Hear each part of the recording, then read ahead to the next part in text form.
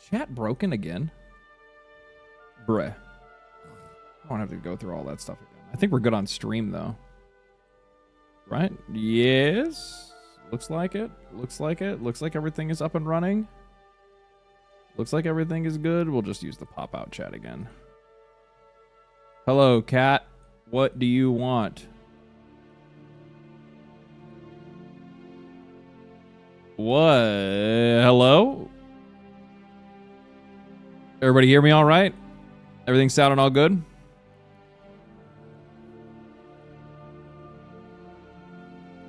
Everything good? Everything good?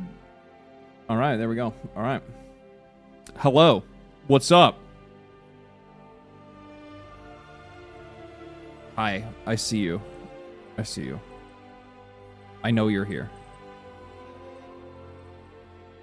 Call of Duty is officially back. You heard it here first. Okay. I'd see that they put out a I saw that they put out a new trailer, but yeah. Have to see what it is. POE 2? Yes, POE 2. What is up, my gamers? True, true, true. Spoiled kitty, for real, dude.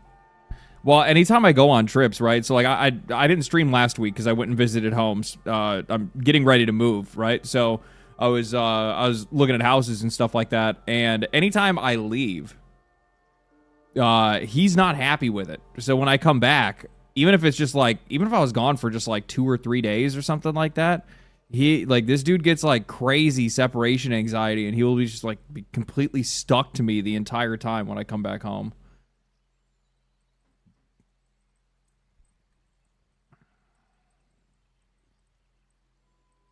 Let's go. I was just watching the Asmon react vid to your gaming is for the rich video.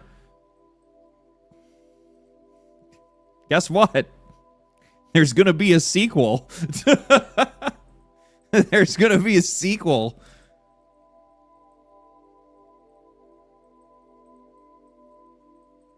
Where are we moving? I don't really like to the Midwest. Like, I'm just being straight with you guys. With the way the internet is, like, I just don't think it's a good like thing to just throw that kind of information out there. You know what I mean? Nowadays, people only really need a couple of pieces of information, and they're right on your ass. Lots of chaos happening in the past couple of weeks, brother. Who are you kidding? I'm out, like, you know, I'm out just for the weekend. It was literally, I left on Thursday, so it was Thursday, Friday, Saturday, and then I came back Sunday. And there's like so many things that happened just in that small span of time that I was just like, what am I even supposed to talk about when I get back? Midwest represent here. It's goated in its own way. I love the Midwest. I've lived across this entire country, and I don't think there's a better place in it. Is it exciting? No, but nowhere really is. I think that like most people, when they move around, or like anywhere they grow up, they kind of romanticize lifestyles in other places, only to realize that like those lifestyles aren't their own, right? I mean, I think things probably would have been different for me if I had moved out to California when, like, you know, I was much younger and reckless and whatnot, you know what I mean? But I, you know, came out here and I was just like, I'm actually less social here than I ever was back home. I don't have anything to do with nobody out here, which it can kind of be a blessing in and of itself because you're not really being, you know, distracted from anything else that you're trying to do. And by the way, during that, you know, probably like the last like 7 or 8 years of my life, it's mostly all just been dedicated to me just trying to get my money right. That's really all it's come down to. It's just the entire time has been dedicated to me, like getting out of debt, paying off, you know, whatever loans that I have that are in the background outside of student debt. They could, just getting my finances in order, becoming a professional in some way. And now that that's done, man, I'm ready to go home. Ready to go home. grass is greener stuff. Yeah, it's kind of a grass is greener situation, but like I think in some cases what you do is you kind of like overestimate your own ability to like transform or evolve and change when you move somewhere else. Like magically you're just going to be this completely different person than you thought that you would probably be, right? That's not to say that I wasted my time. I've definitely not wasted my time by leaving home. If it wasn't for me leaving home, I honestly would probably still be piss poor broke, working a job that barely paid my bills, living paycheck to paycheck, and questioning what my future is going to look like. Also, a really good chance that I would have never even started doing this, because I couldn't even afford to do this or even have the time to do something like this if it wasn't for the work that I took on. It's also good to be closer to family. That's the whole reason I'm going home. It's friends and family. I kind of had an idea that I thought that, like, I wouldn't say, it's not necessarily an expectation. It was more of a belief that I thought that more people would probably want to come and visit me if I lived somewhere cool, right? So when I was doing travel work, one of the things that I tried to do is I tried to really just lock myself down towards an area that would be much more cooler for people to come and visit, but nobody wants to come out here. Nobody wants to come out here. The funny thing is, I think for a lot of like Midwesterners, like they look at California and like they just see a shithole. They see an upside down world. And I always tell people back home, because they're like, man, so how is it out there? And I'm like, you know what? It's exactly what you think it is. It's exactly what you're thinking it. It's exactly what you think it is. Goddamn, Lou Ferrigno, you've been working out? Yes. For like a year and a half. Every single week. Without fail. Outside of maybe like a couple of weeks that I skip for like, you know, if I'm traveling or whatnot, it makes it a little bit more difficult, but yeah.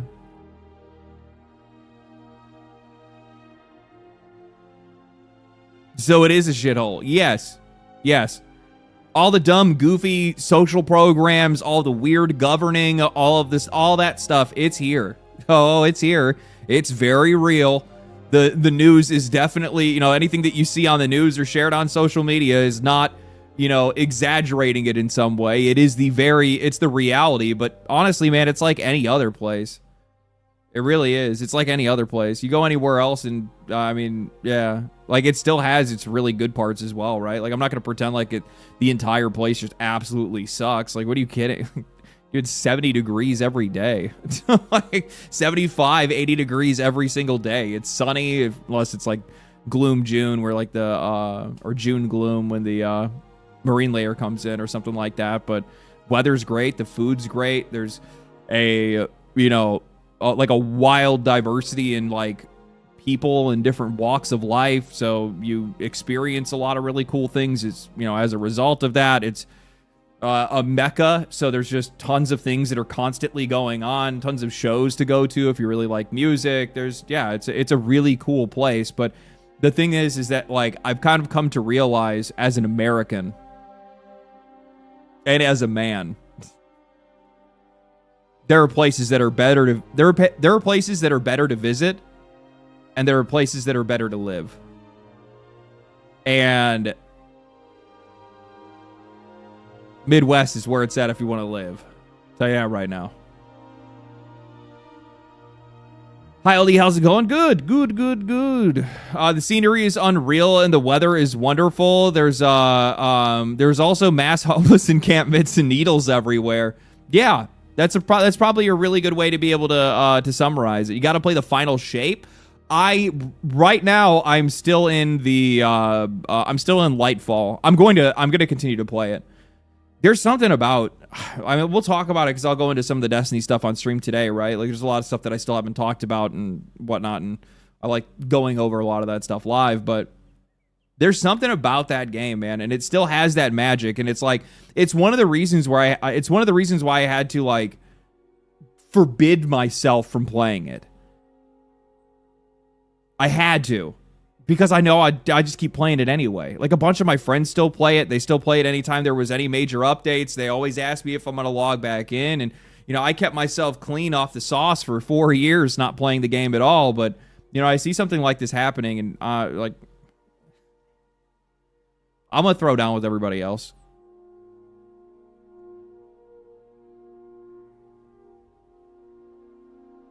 It's so fun if it wasn't a mismanaged ripoff. Yes. Yeah, basically. Lightfall was so bad, though. I have to play the good and the bad. I don't want to just, like, jump into, what is it? Does it go Edge of Fate and then Final Shape, or Final Shape then Edge of Fate? Edge of Fate is the last one, I think, right? I can't really remember.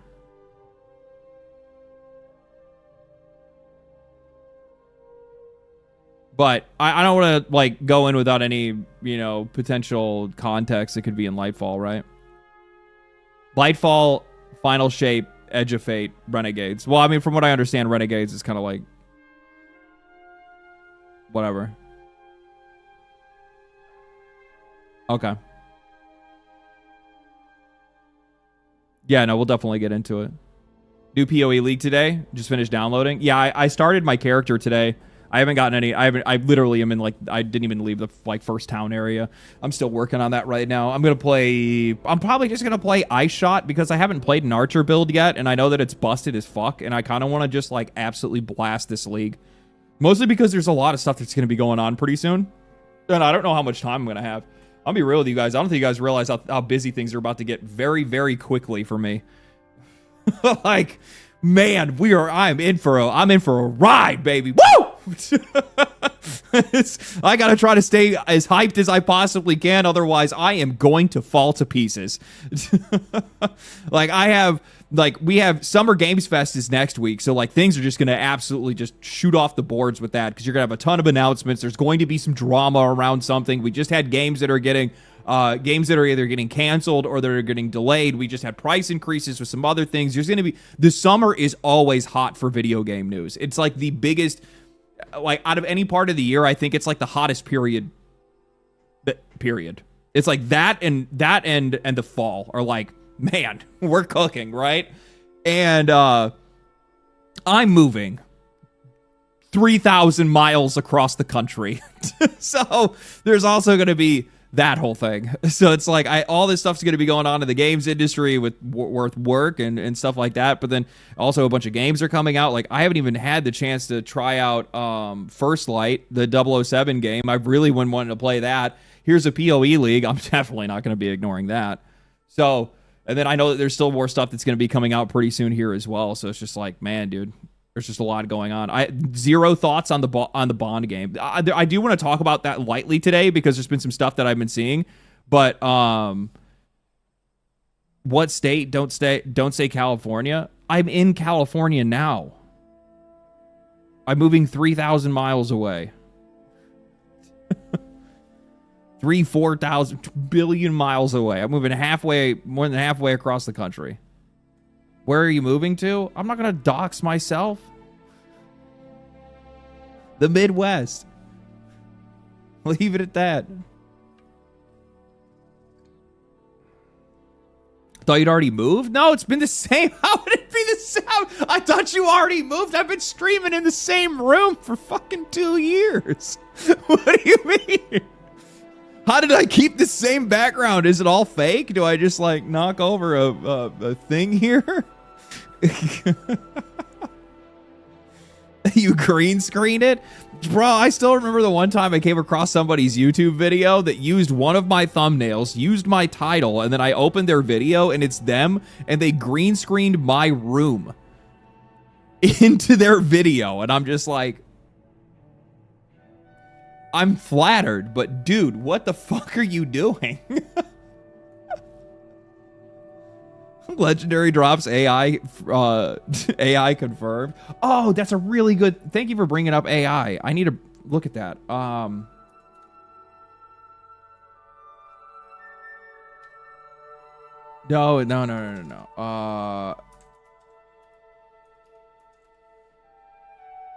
Yeah, I want to react to that later. That looked really good. This is going to be really interesting. Yeah. Okay. Anyway, all right. Let's get into the whole stream thing. Is music all right? Where I'm not like overpowered by the music or anything like that. Music's not too loud or anything. Legendary drops. I know you don't talk much about politics, but any predictions on the mayor stuff that's going on there? I don't give a fuck. Why would I fucking care? I'm getting out of here. Why would I give a shit? I don't even know who the mayor is. I don't even know who the candidates are. I don't even know who the mayor is in the state that I'm moving to. That's why I always find it really funny when people are like, bro, you know, what are your thoughts on this thing that's happening in politics? And I'm like, fuck, I don't know. What the fuck can I know?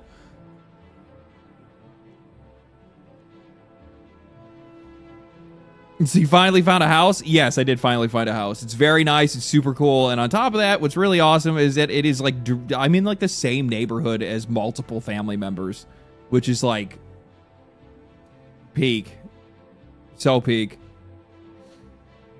Did you see that Jeff Bezos' rocket made a big boom? I did. I saw the clip of that the other night. Oh, man. Local politics are the most important, unfortunately. You're right. But that's why I pay attention to, like, I mean, like, I'll learn about that stuff when I go back home, when I'm in like a much smaller community where, you know, your vote, your voice actually matters. Like, I've had family members that have been on like city council and stuff like that where I'm going. Like, it's a small. I come from a very small town, so.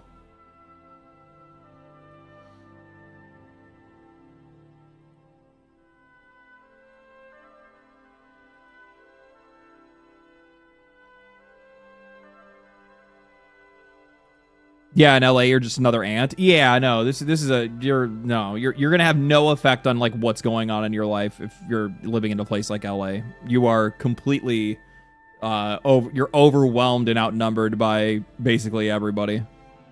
If you're not a part of like whatever the general groupthink of the entire state is, then you're never gonna really see any change. That's one of the things that I actually really like about the Midwest, and it's like it's the purest form of America. It really is. What I mean by that is that you'll have like Democrat or Republican ran states, right? And they're all right next to each other rather than it's just a whole blot out where everybody has the exact same politics. And then all of the cities that are inside of that state all have completely different politics, like all over the place. You see a much more like kind of like a diversity of thought when it comes to things. Though I will say, like out in the Midwest, most places are trying to err on the side of, you know, let's just keep things quiet. Let's just keep things quiet.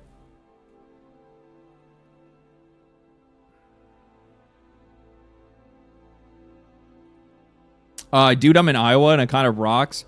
The line between rural and urban is directly blurred where I am. I feel I have the best of both worlds. Iowa's a cool spot. I worked out there for, I don't know, a couple months or something like that, right on the border between, what the hell is the name of that city? Council Bluffs.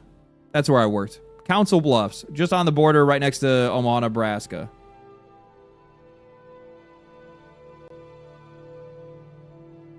I worked at a fucking, I think it was like a Google facility or something like that out there. That's where I'm at. Oh, there you go. That's a cool spot. It's a nice town.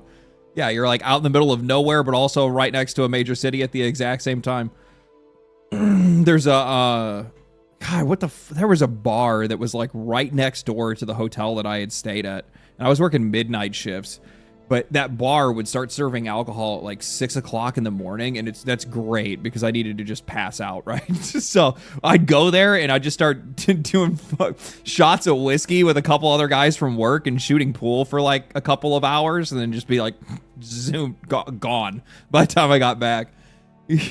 Just absolutely knocked the fuck out. It was perfect. Absolutely perfect. Let me catch up on a couple of these super chats. You guys have been sending them in here. Austin, thank you for the $4.99. Do you think the new Witcher DLC will make other AAA studios rethink their approach to supporting older single-player titles? That is such a very interesting question. That's a very interesting question. I like that. Look at somebody bringing up some very interesting topics. I'm going to show you guys this, okay? So let's Witcher 3 DLC. So it was recently announced that does anybody else do? Okay, I guess we'll do this one right here. The Witcher 3 DLC confirms 3 returning characters after 15 years of waiting. 15 years. And these guys, it's not been that long since when did the Witcher 3 come out?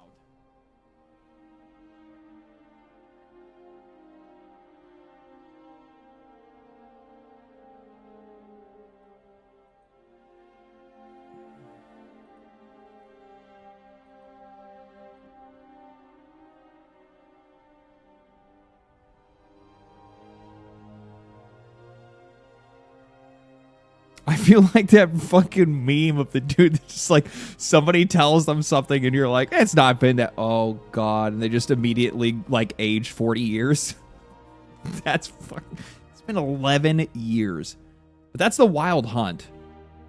I guess that is the name of the yeah, I thought that was that's not the DLC. That's just the name of the fucking game. Man, it's been a long time. It's been a long time. So they're coming out with DLC for The Witcher 3 after all of these years, and it's coming out next year, so it'll have been I guess 12 years since they did since the original game had came out. I think that this is really cool. I understand it. I know exactly what they're doing with this, because what they're trying to do is they're trying to bridge the new story that they're going to be telling with Ciri from The Witcher, right? The original Witcher series with Geralt. They have to do that. You cannot do this like one-off thing at the beginning of the game where you're just like, oh, it's Ciri now because Geralt something, right? Like, nobody wants that. People want proper closure. So making these people go back and play The Witcher 3 and play this DLC, they get to say goodbye to the character in the game that they most remember them from, right? I think that is wholly a much better way to be able to handle this. And The Witcher's a great game. Like, even still today, The Witcher is a great game. And I hope that this maybe convinces some of these companies, because you have to think, the funny thing is that like sometimes these companies will make a decision like this where it's just like, this is going to make a lot of money. This is going to make a lot of money. Like, a ton of people are going to play this. A ton of people are going to fire it up. Everybody's going to be talking about it. It's easy money. It feels like such a no-brainer when they go in and they announce something like this. And I hope that other people in the industry learn from that example. Because that makes me feel like... Man. Frog in the throat. This makes me feel like I'm getting more out of an investment that I made years ago. Right? This gives more value past just, I bought this game and I enjoyed this, 10 years ago or whatever. No, I'm still continuing to benefit from this game in some way. You're not forgetting the, purchases that I made. And the funny thing is, imagine how easy it was for these guys to be able to develop any content for this game. Like, it's on much simpler hardware, much cheaper hardware. All the assets and everything's already pre-built for it, right? Like, I understand that you still need to make sure that you're trying to do your best to like move your people over to your newer projects and you're making newer games for newer hardware, because players have that expectation because they do want to make use of the hardware that they buy. But there's still plenty of stuff that you can do with these old games. And maybe this is a hot take. There might be more people that play this Witcher DLC than there are people that buy The Witcher 4. And it's literally just hardware compatibility. Like the people that just flat out will not be able to play The Witcher 4 because they can't afford the hardware to be able to even play it. But they still absolutely can go and play DLC for The Witcher 3 because there it is, right?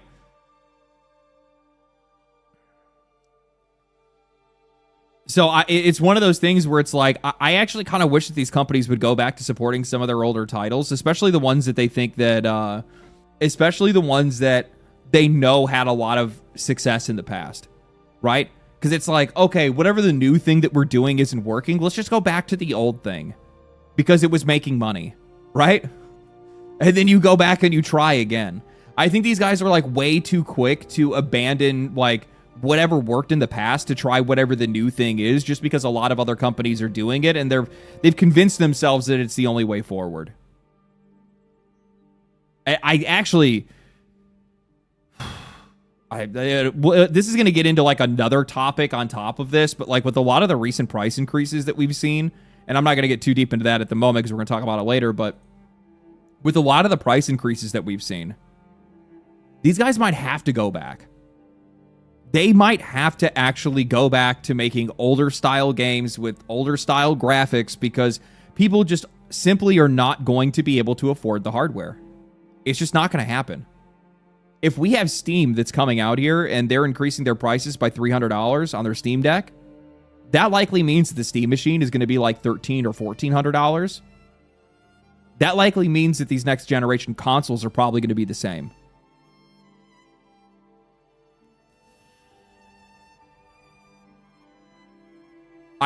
Nobody's going to be able to afford that. Like, I do really well for myself. Even I would look at that and be like, no. and like, how do you even justify it at all? Because it's not like we're actually getting better games from using higher end hardware. In most cases, the only reason why you're upgrading stuff anymore is because we're just trying to overpower their own flawed design. Like, that's the other frustrating part as well, where it's just like, I have a 50 series card. Are games any better because I'm using it? No. Not any better than when I had a 40 or a 30. And the games that like require that kind of hardware to be able to run aren't even good to begin with. And I'm just talking about performance. Right? I'm just talking about performance. We start getting into the quality of these games, like how they play and whether they're interesting or whatever. They have to go. I think they actually have to go back. Some of these guys are going to have to go back to be able to make their money. I think that we're going to end up seeing... Oh, I need to write this down. There's a good idea. There's a good idea.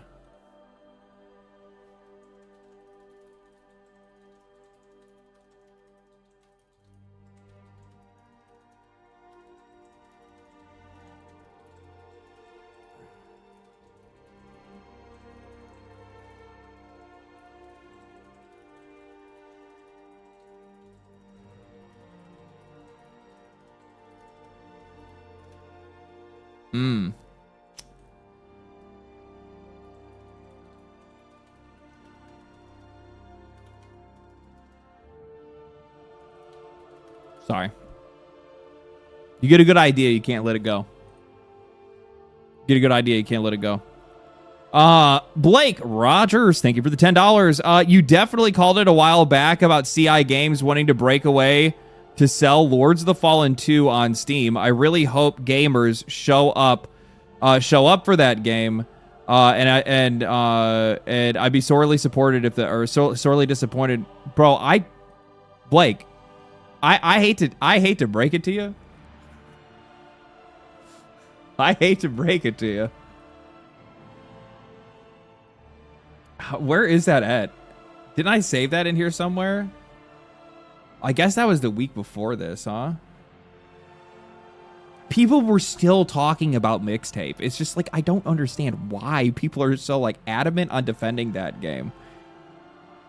Oh, these are my posts. That's why I was like, man, I haven't been on Twitter at all. Those are my own posts that I was looking at. Good Lord.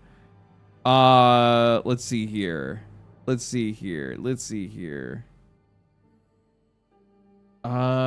is this stuff. No, that is the stuff that I was looking at. Where is the stuff on?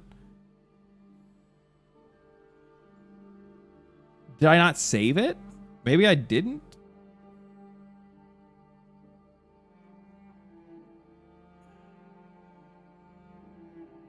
Oh, I'm just way behind. Oh my God, I haven't been. Well, man, 2 weeks of not, or a week of not streaming really put you a long ways behind. Really long way behind. Let's see here. So when did I stream last? The 15th. Good Lord. Where's the announcement at?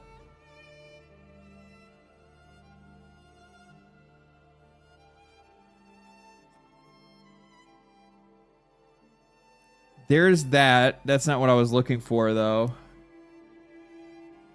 Dude, how's Forza still doing? That game was, like, absolutely shredding the... Jesus Christ! Jesus! What? Like, it is really fun. Like, to be fair, it's really fun. Yes, it is. The story and the characters and the voice acting is, like... rubbing a cheese grater on my face. It is the most painful thing I've ever had to like suffer through. It is the most like,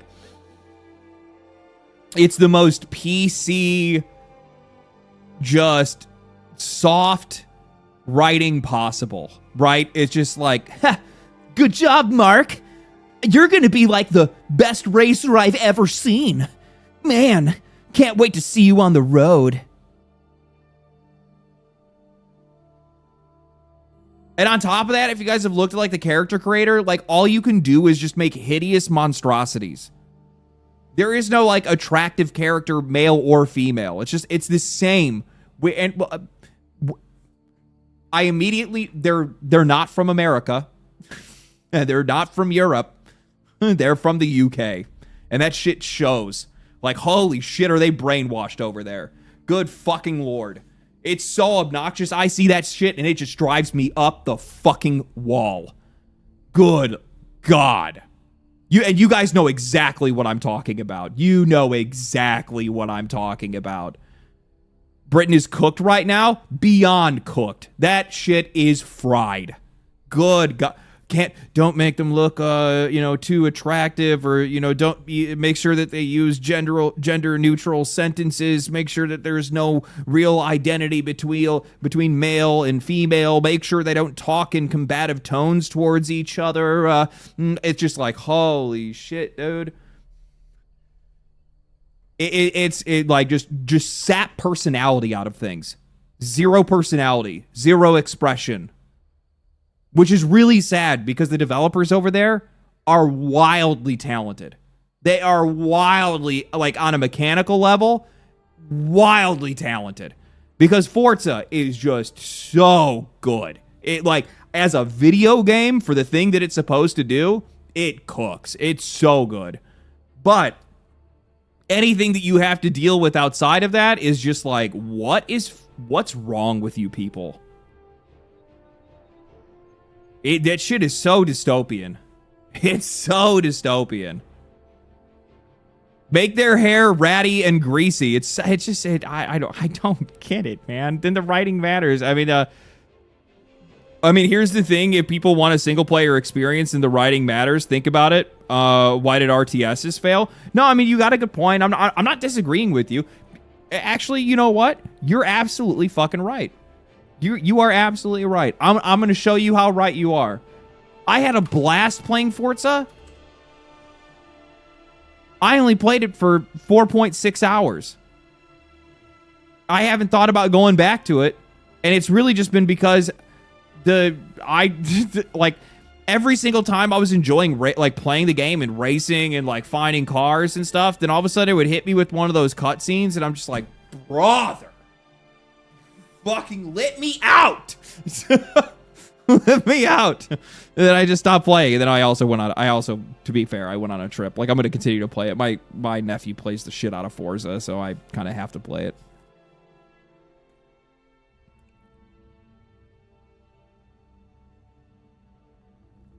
The story mode sucks, then that's a big problem. If the story mode's like, yes, it is. I'm not saying it does.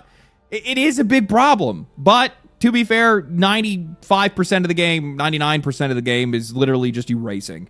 So, like, you don't even do, like, but the whole progression system is revolving around those, like, weird narrative sequences that they do. And to be fair, like, every single reviewer had something to say about it. They were all like, this is garbage. It's so bad. Where all the chud racing games, bro, why can't it just be like why can't it just be like Fast and the Furious? Right? Just, why can't it be like Fast and the Furious? That shit's obviously popular. It's been popular for years. It's not even like, there's no even crazy like sexual overtones or anything like that. Like, there's nothing suggestive about those movies, right? There might be a hot chick here or there. Oh my God. Everybody, throw bleach in your eyes. Come on, man. Like, also, who do you think's playing racing games? It's a bunch of teenage boys and fucking dudes that wish they could own half of these cars. What do you think they want to see? What do you think they want to hear? They want to hear a bunch of dudes that are like, bro, I'm going to go faster than you, bruh. No, you're not, bruh. I drive faster than you. No, you don't. No, you don't. And then 5 seconds later, some chick with just like a massive rat comes out wearing like something that's like barely even covering anything and shorts that are like, you know, that small. And she's like, I'm going to wave this flag. And then the guys are like, oh. That's all you need to do. Cash the check. Billions of dollars. You just made a successful racing game. It's not like, I don't know why people want to turn this shit into rocket science. I don't get it, man. I don't get it.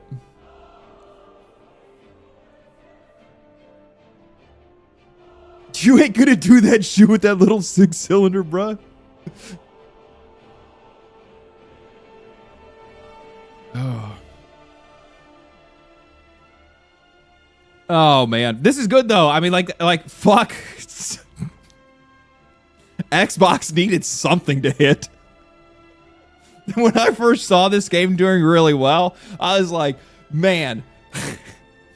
Asha Sharma had to been like, thank God. These guys, they needed something. And they finally at least got something.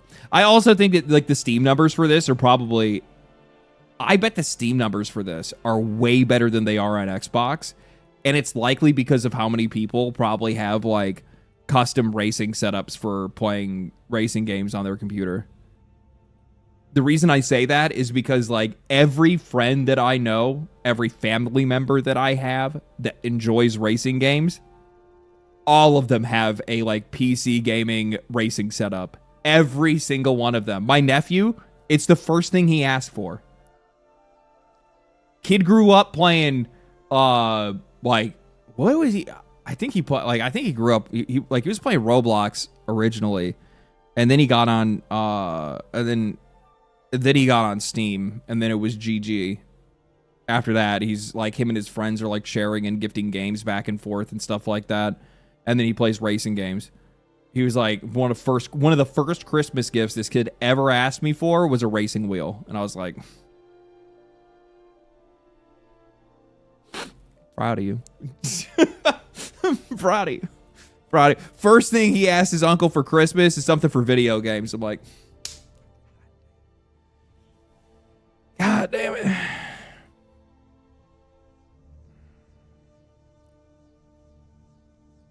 Let me see here. Funny. Oh, we still didn't even do... oh my God. I need to go... We are skipping conversations. The Lords of the Fallen thing. That's the whole reason I got on here. At Lords of Fallen Steam.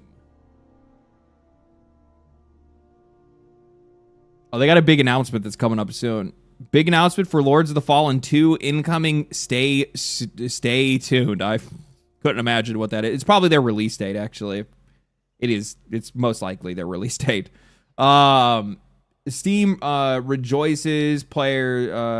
Yes. Okay. So Steam players rejoice as Lords of the Fallen 2 studio ditches their controversial Epic deal. These guys went out of their way to raise money and buy out and dissolve their entire exclusivity deal that they had with Epic Games. And Blake, you bring it up. You're like, you called it a while back. Brother, I didn't call it. I've been talking to their CEO in the background for like the last year and a half or 2 years. And I have brought this up to him every single chance I've gotten. And I remember like one of the first times him and I were talking about it, these guys know what they're doing. It's not like these guys are completely oblivious to everything that's going on. But they didn't really seem like they were all that concerned with it at first. And then I showed him a couple of things, and he was like, "We're gonna look into this. we're gonna look into this." I was like, thank you. Buying it day one? Yeah. You may have helped save their game. I'm only somebody that can tell people things. I can't do anything myself, right? So like I'm merely the messenger when it comes to stuff, right? So like all I could do is just share with them some, findings that I've picked up and some relevant market data and some trends that I've seen, and was like, look at how this game performed. Look at how this game performed. Look at how this game performed. Now, I want you to compare this to every single game that you've seen released off of an Epic Game exclusivity in the past 5 years. There is a drastic difference between the sales of both of these games.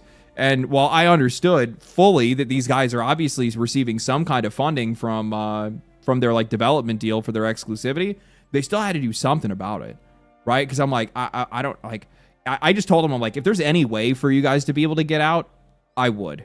And I'm like, because I'm going to be straight with you, brother, you're going to have a really hard time finding success. And this is just going to turn into an endless cycle where you guys are constantly going to be a step behind and constantly have to keep up this relationship, sucking off the teat of Epic just to be able to continue to make games. Do you consult on the side? I should start a consultant business. Not even kidding. I actually probably should. At one point, maybe I will. But I to be honest with you, major AAA developers that are out there, I'm an open book. If somebody wants to talk to me or they have a question, you just ask. Like I'm going to tell you anything that I know. I like talking. I don't really give a fuck. I'm not going to try to charge people money. I just want good video games, man. That's it, right? So I'm really happy to see that these guys went down this path. It's going to have an immediate impact on the success of their game in a very noticeable way. Like, I would guarantee that these guys just now not only take off the plate the idea that these guys went out of their way to do this for the players, because take it off the plate that these guys went out of their way to go and do this for the players. Just talking about it as if this game was just going to release on Steam regardless, they've already put themselves in a position where they're going to make more money. They're going to sell more games by if I had to take a wild guess, probably 75% more games on PC at the very least. Like, it's going to be huge. And I would actually I'd suffice to guess that most of their audience is on PC. A lot of games have been that way lately. But you add on top of that these guys went and did this just because the players asked. That this is something the players had wanted to see. Like, every single time. If we go and we scroll down to some of these, I don't know, let me look at their official page. Watch this. It probably wouldn't take that much time. I'm not going to try to do it all day, but it probably wouldn't take that much time to scroll through their promotional posts that they've made, right? And find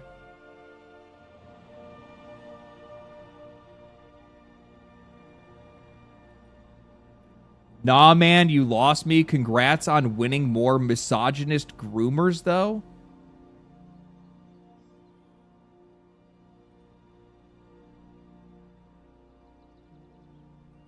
Bro, who are these weak, pussy, just absolutely fucking flaccid men on the internet?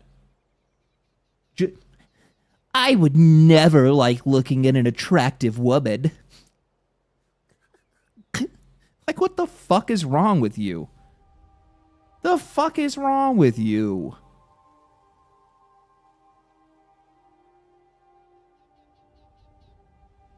And here's a woman right here. This is such a fantastic mix of alluring and functionality.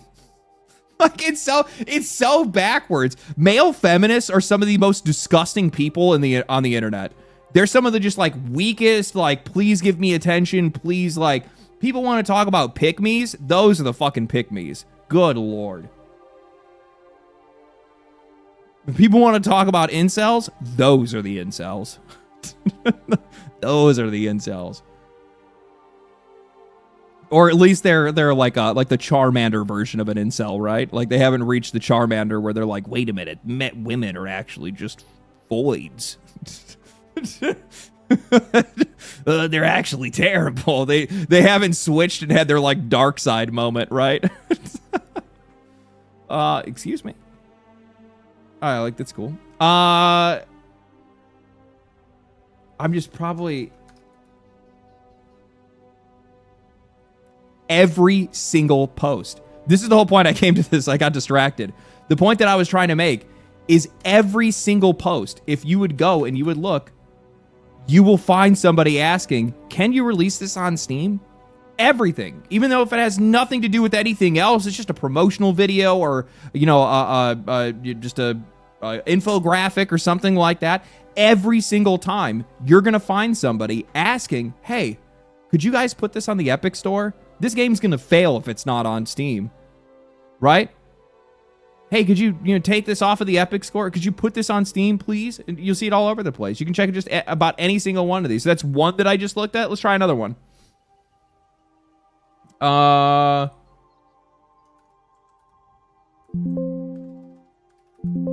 Okay, this one doesn't look like it has. Well, I guess you gotta have to kind of like.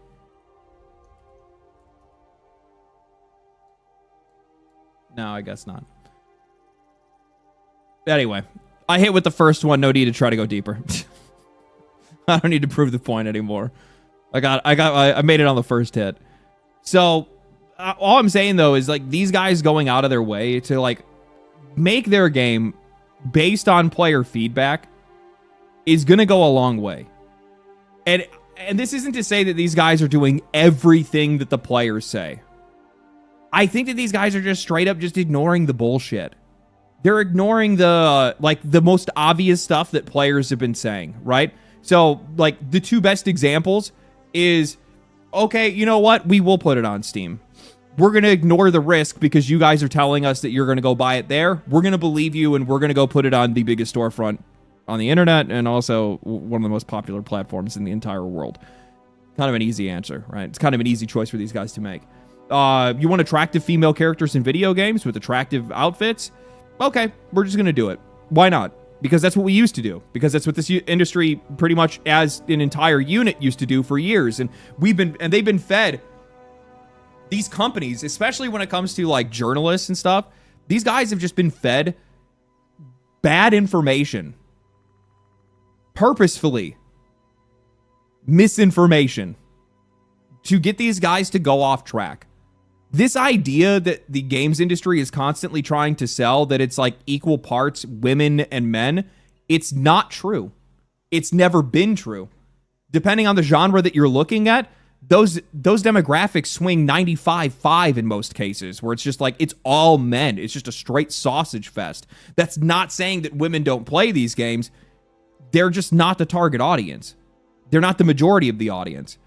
If you have a game and you have a series that has you know, a 95-5 split where 95% of the players are men, and you're like, we need to make this a more safe space for women, what do you think is going to happen to that game? You have now stopped making it for the singular main audience that has been consuming it, right? Like, if there's a favorite YouTube channel that I like, and it's geared towards me and things that I like and humor that I like and things that I like, and then all of a sudden one day I turn it on and they're like, well, this channel is about makeup tutorials now, I'm not gonna watch it. It doesn't serve any purpose for me. It's not for me, right? So, like, that's what these guys have just gotten to the point of, where they're like, okay, yeah, no, actually, that makes sense. Most of the people that are playing these games are men. Those men are probably going to enjoy, you know, more attractive or, you know, conventionally attractive characters, both male and female in a lot of cases, right? They're not going to just do these, like, weak-looking, you know, skinny, flabby-armed guys or anything like that. They're going to make they're going to fill the game with chads and chadettes, right? And it's simple. It's a simple idea for these guys to be able to follow. And that doesn't necessarily mean that they're going to do everything that people are asking for. Otherwise, they wouldn't be making their own game. They'd just be making, you know, they'd be making a crowd-funded idea, essentially, which is not what people want. People want something with its own distinct taste. They want something with its own distinct identity. They want the develop, you're not going to get a good game specifically out of crowdsourcing every single opinion you need, right? But these guys are going to do really well, man. They're going to do really well. 8 million lamp bearers. So I think that they reached well over 1 million sales. I can't remember. I think it was like over 2 million in sales or something like that. It took them a while to get there because the game was really rough when it first launched. But I think that they also put it on Xbox Game Pass for a while. That probably saved these guys quite a lot too, actually. Some of their concept art and stuff that they've done is just so rad, dude. So rad. Yeah. I'm looking forward to it, man. It's like I've told them, like I've talked to their CEO a couple of times, and I'm like, brother, if you guys just, this sounds like, I make it sound so easy. If you guys just deliver, you're gonna find success. Like, they have set themselves up for an absolute they've set themselves up for a home run. Oh my God. They've set themselves up for a home run. All they got to do is just swing the bat. I gotta rip through a bunch of these, man. Nordum, the person was probably talking about the characters returning to The Witcher 2. Lorvath, you're right. Came out 15 years ago. You are correct. Thank you for the super chat, brother. Appreciate that one. They want the price. They want to price this into cloud gaming. Oh, we'll be talking about that later. Thank you for the 2. CDPR. CDPR seeing value in supporting an 11-year-old game is even further awesome. Meanwhile, Sony viewing Destiny as too big of a risk. Let's get all the Destiny stuff out of the way now, because there's so much stuff that I need to catch back up on, and I'd rather just kind of get the Destiny stuff in and done and out of the way, because there's a lot to go over with it. Not really, because I've already made 2 videos on it, so I'm not going to really want to get stuck on it. But there's plenty of stuff that I at least want to like discuss around it, right? So, Sony decided that Marathon is the play, and that they should shut down Destiny 2 so that they can work on Marathon and lay off the staff over at Destiny, while also not having a Destiny 3 in active development. This has to be one of the worst business decisions I think I've ever seen in the games industry. I've never seen anything so retarded, because that's the best word for it. It's retarded. Like, I can't. I've desperately tried to figure out where these guys were coming from with this. Like, okay, there has to be a game plan here. Like, nah, there's none. There's none. I think that, from their perspective, it's like, oh, we have too much technical debt, and Destiny has too many reputational issues, and Destiny's 11 years old, and blah, blah, blah. And they also probably even looked over at the mobile game, and they're like, well, the mobile game has lost engagement too, so, Maybe it's just that the Destiny franchise doesn't really have as much heat as it used to, and it's just like, no. You guys ruined it. The only reason people aren't playing it right now is because it's not very good. It's because you guys, Bungie and Sony together, just drained and just squeezed every last drop of trust that they had with the community and turned it into as much cash as they possibly could while delivering absolutely nothing. Nothing at all. And while I realize that that sounds like figurative language, it's literal in this case when it comes to Destiny, because it's just like the updates got shorter, the content got lighter, the quality of the updates was worse, the quality of the story and the writing was worse, but the monetization kept climbing higher and higher. The prices continued to go up. The different things that were monetized in the game continued to go up. It's really funny how often you will end up seeing these companies talk about how they're having all these issues with development, and sometimes they have to delay updates to a game or whatever it might be. Oh, I'm sorry, we weren't able to get that extra dungeon, or we weren't able to get that raid into the game, but they have no problem making sure that those new cosmetics come out on time every single month. Never miss a beat. Sorry we couldn't get your fixes done. Sorry we couldn't get the content that you wanted. Sorry that what we sold you didn't come out complete. Sorry that we're having all these issues, but we still got these microtransactions. It's funny how they can never miss that schedule, but they can miss every single other one. That's been a problem for Destiny for a very, very long time. And that's something that goes beyond just content vaulting, getting rid of content that people paid for. They have a long history of just destroying their relationship with their players, while also just making the game flat out worse. When I went to go and play the game recently because of the announcement that they're making and some other stuff that I kind of want to talk about as well, their menus are fucking god-awful. It is so difficult to understand, contextually what's going on in the game. The first time that I logged in, I saw that... where is this at? I have to have, 2 versions of my tab because I'm, so many, posts behind. Otherwise, I'm not going to be able to find any of this stuff. I saw this clip of XQC.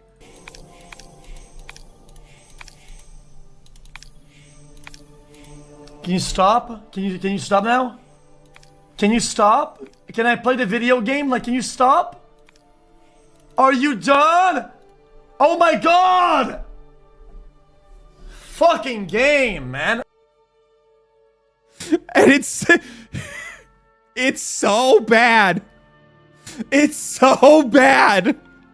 The minute I got into the game, it was just hey, add. And some of that stuff is actually contextually new content or something like that. It's oh, that's cool. But a lot of the stuff is new cosmetic, new expansion, new cosmetic, new expansion, new cosmetic, new this, new this. The minute I started playing the game and I was just walking around, I was walking around the tower, just checking with vendors and trying to slowly but surely remember some of the game systems. It's been 4 years since I played, right? So I'm trying to figure out a couple of things. The first thing that it does is it pops up a thing about, hey, you should try Renegades. I don't own Renegades. You should try it. And I thought eventually the pop-up at the bottom of the screen would just go away after a while. It didn't. It wouldn't. Not until you engage with it and do the things it's telling you to do. Until you get to the point where you go to the menu and you finally click on the expansion and then you can escape. I'm I'm trying to play your game. And you guys are oh, you want to play? No. Come with us. Come with us. No, I want to play. Bungie, no, please, I'm just trying to play your game. They're no, come here, play our expansion. It's shut the fuck up, leave me alone, dude. Leave me alone. Let me just play the fucking game, dude. It's so crazy. I've never seen anything like this before. They are so overtly aggressive with getting you to pay for the new content, the new expansions, the new microtransactions. There's I feel like I'm playing a goddamn mobile game. There's so many pop-ups. Yeah, you're going to the store. No, no, stop, no. I don't want it. I don't want to have anything to do with it. Just like, let me play your game, dude. That's what I'm here to do. You have to be like, it also goes to show like, it's both a leadership and a design issue when you guys can't figure out how to be able to naturally get people to move into those spaces. If you can't naturally get those people to just stumble upon the store and not doing it, not doing it in like an overt way, right? Destiny also has that issue as well, where they do the whole thing where there's like certain in-game rewards that you have to go to the shop to get, just so they can be like, look at this new cosmetic. That's not what I'm talking about. That's not what I'm talking about. You know what the best way to be able to naturally get players to go to the store?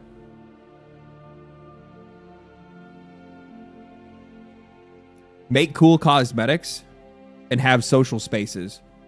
The more social spaces and more like social events that you have in a game where players can show off their skins to everybody else, the more likely those players are going to go, oh, that looks really cool. I might want to go check that out. And then they go and look for it.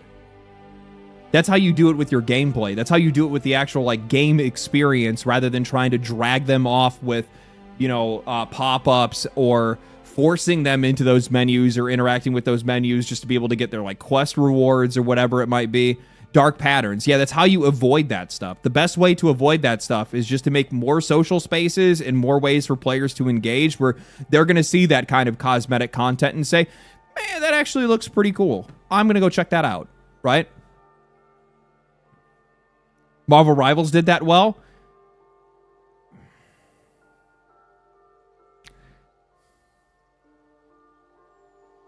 Marvel Rivals doesn't need any help selling their skins. Like,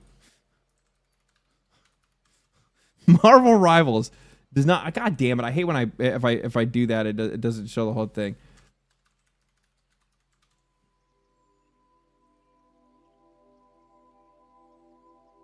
Oh, that was actually, yeah, I saw that recently. Marvel Rivals.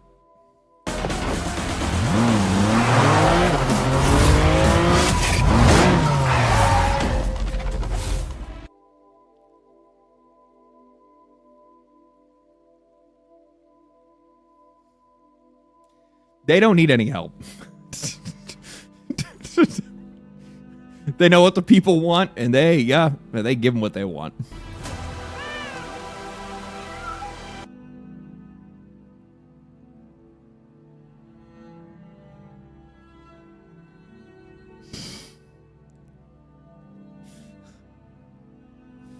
I love it, man. Zero shame in the game. And notice how like, when you just don't give a fuck what the media has to say, notice how little they actually say about you, right? Like, you never see these guys talking about Marvel Rivals anymore. They're just like, they tried it at first. They're like, oh man, these skins, oh my God, these Marvel Rivals skins. And then they were like, they just never answered. They just didn't care. These guys are like, okay, well, I guess we're not getting anywhere here. And she color shift is just like different shades of the skin, I think. Let's see here. Rewind the clock. Project Rabbit. What is this?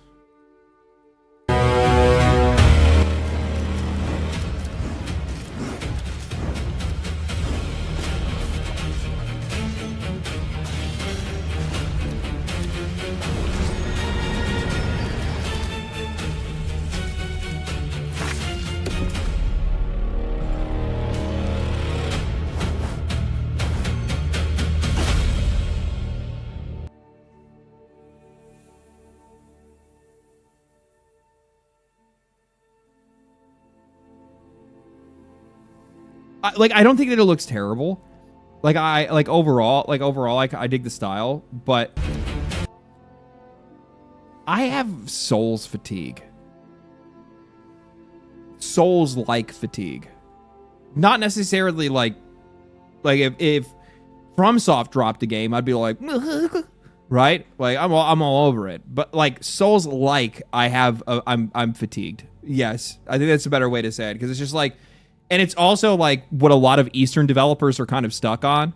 Like Chinese developers and Korean developers are like, they're like, oh, this is the thing, this is what we're gonna make. And by the way, like more power to you. If you can make a good one, it's gonna work. You're gonna make some good money, right? But like there's only like one genre of game that I'm okay with playing like a shitload of, and that's roguelikes, because they're short and they're easy to consume. Souls-likes are not.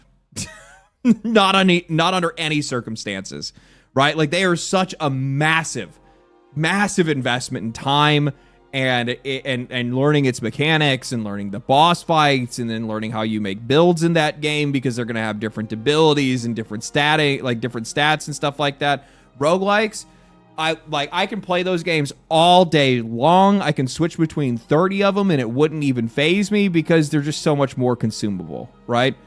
When you have such a like deluge of like these single player games that are a Souls game is going to be like an 80+ hour experience in most cases, right? Like in some cases, yeah, you're going to have a couple that are going to come out that are going to be a little bit on the shorter side, but for the most part, these are like 80-hour games, man. And I love games that bring out that much content. I love games that give you that much value. But playing too many of them in quick succession, when you see like multiple of these games coming out in a year sometimes, it's just like, brother, man, spread this shit out. Spread this shit out. I still play Binding of Isaac. I would guarantee that I probably have like 5 roguelikes downloaded at any time. Let's look. Balatro. 1, Hades. 2, Eugenics. 3, Risk of Rain. 4, Darkest Dungeon. 5, actually I've only played it for like an hour. I can't actually remember. Dead Cells. 6,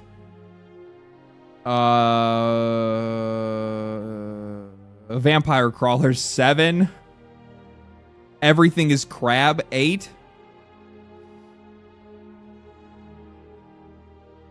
okay, so I have 8 currently on here. Why is Mixtape still... sorry, actually, I have a confession to make, guys. I've been playing more Mixtape. I can't get enough.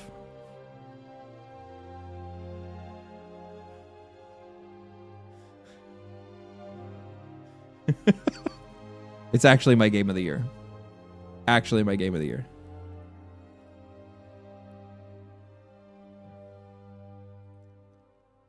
A whole extra half hour? No, like, actually the funny thing is, the only reason I didn't beat this game in like, I guess like, what is it, like a 3-hour runtime or something like that? The only reason why I didn't beat the game in less than that is because I think I played it for like 25, like for an hour, and then I was like, I need to take a nap. Mixed gays? Honestly, if the game was gay, it would probably be a lot more interesting. It probably would have given the characters a little bit more fucking depth.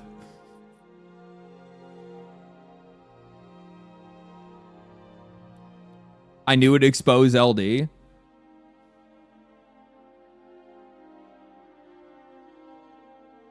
Unbelievable. Unbelievable. I actually saw... What did I see that from recently? I'm trying to... I don't even know what it was. There was something that I commented on recently. Either in one of my videos or in something like that. And I had seen a bunch of people in the comment section that were talking about, they're like, fuck, the woke has come for LD. And it's just like,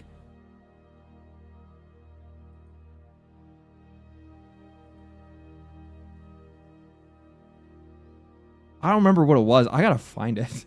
I gotta find it because I was like looking at it. I was just like, what the fuck are these? Like, it's actually, there's like so many varying degrees of like political and ideological extremism. And I'm going to tell you what, I don't really see any difference at all between the most extremes on either end. Like, they're both woke to me. Like one is like, you know, left woke, and then there's right woke. Or I don't even know if it's even right. I think they're just stupid. I actually just think that they're fucking I'll give you a really good example of this, right? Because they can't, like, everything has to fit within, like, their predetermined idea of what, like, whatever their current narrative is, right? And, like, some people talk about, like, man, how do you, like, how do I want to say this? Like, they come up with a narrative for something, or they see something that's, like, slightly off, and they immediately call something woke, and then they can't back off it. Like, they have to full throw. Like, I almost respect the commitment, but at the same time, it's like blatantly suicidal. It is kamikaze. It is the craziest shit that I have ever seen. So, like, where is okay, so we're way back here. I think I just saw this recently, didn't I? Yes. So this dude right here, I've never seen this. I've seen this dude like once or twice on Twitter. He's kind of infamous for, like, posting this shit and just taking, like, massive L's all the time. But he's like, according to IO Interactive, 007 First Light sold 1.5 million bajillion copies, but it's the modern audience woke fest. It's modern audience woke fest can't beat Geometry Dash's concurrent player count on Steam. The joke writes itself.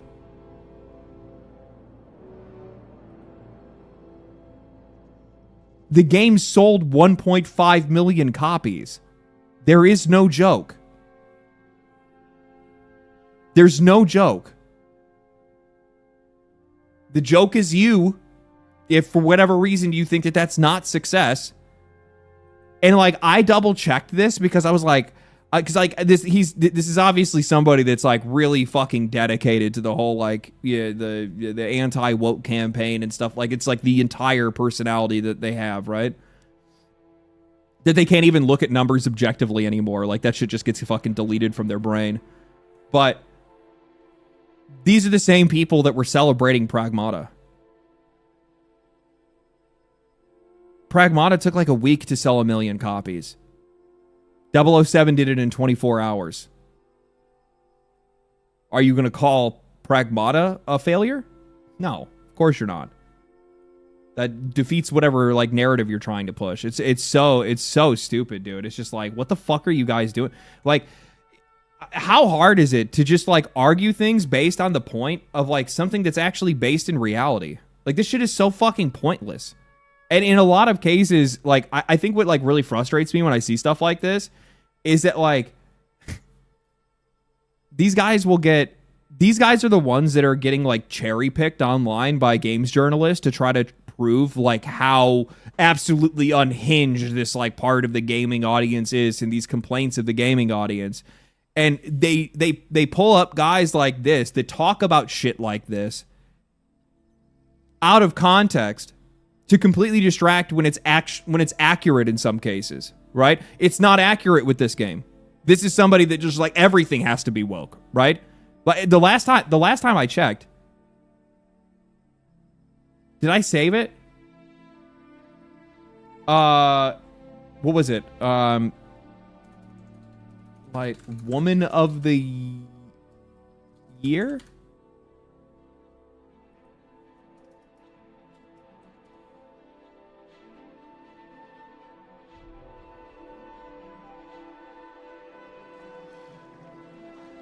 She certainly is.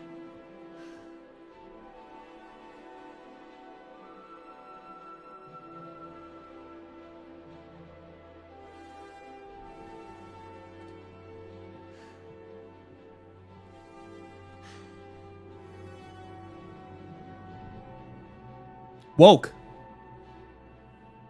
Woke. Whoa, look, man, look at how woke those hips are. Wow. Insane. I've never seen anything like it. Drinking alone was never my forte. Well, I didn't realize you were this thirsty. Like, C cups instead of D? Woke. Like, it's like, have some fucking consistency, man. Have some consistency. Like, you're gonna get yourself, like, it's so bad, dude. It's so bad. Summer Games Fest, brother. So Summer Games Fest is next week. It's next Friday. So we're gonna do it live. I gotta start stream early. I gotta start.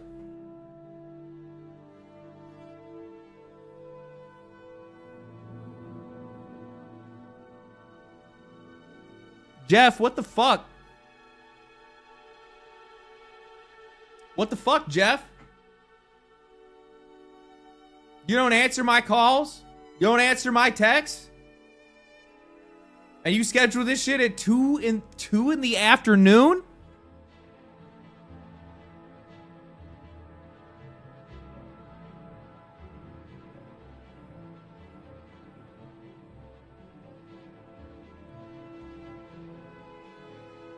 Seething? Actually. I gotta start my stream 2.5 hours early? Oh, no. Oh, no. They also want the European viewers? Is that when I need to start streaming?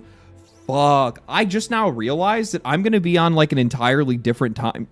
Sorry, an entirely different time zone when I move.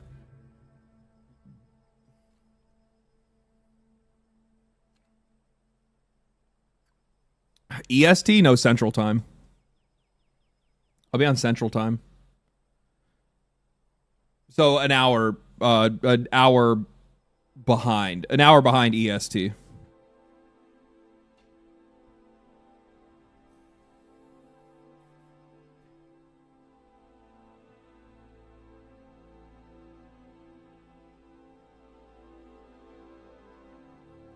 You just now realize that? Yeah. I did.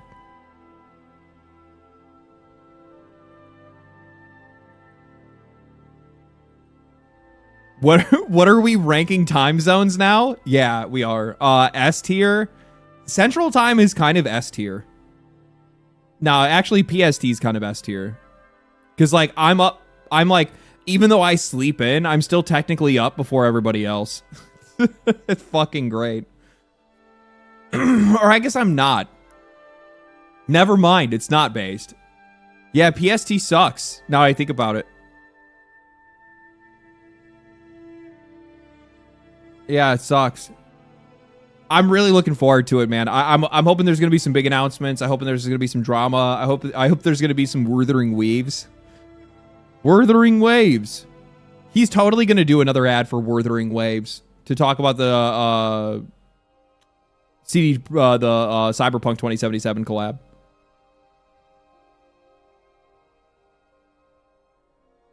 Werther's Waves. It's so funny, dude. Every single time this guy tries to say it, and you know that these dudes are paying him like probably 30 million. They're probably paying him like $30,000 or $40,000 just to like do the like ad spot or something like that.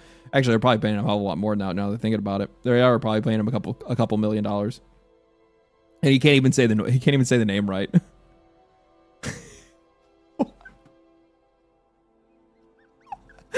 I wonder if somebody, brother, oh god damn it. I really wish that I could be at some of these events, and I need to go to some of them. I need to get like invites and stuff like that, because I would love to just walk up to Jeff and be like, welcome to High Guard.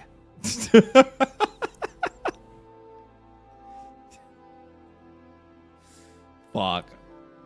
God. Immortalized.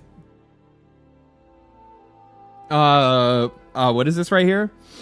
I've been playing video games since I was like 5, so I'm able to rely on my experiences, but playing with people who just don't play games really makes you think about how something like that comes naturally to me. Like the ability to read a level is a skill you need to work at.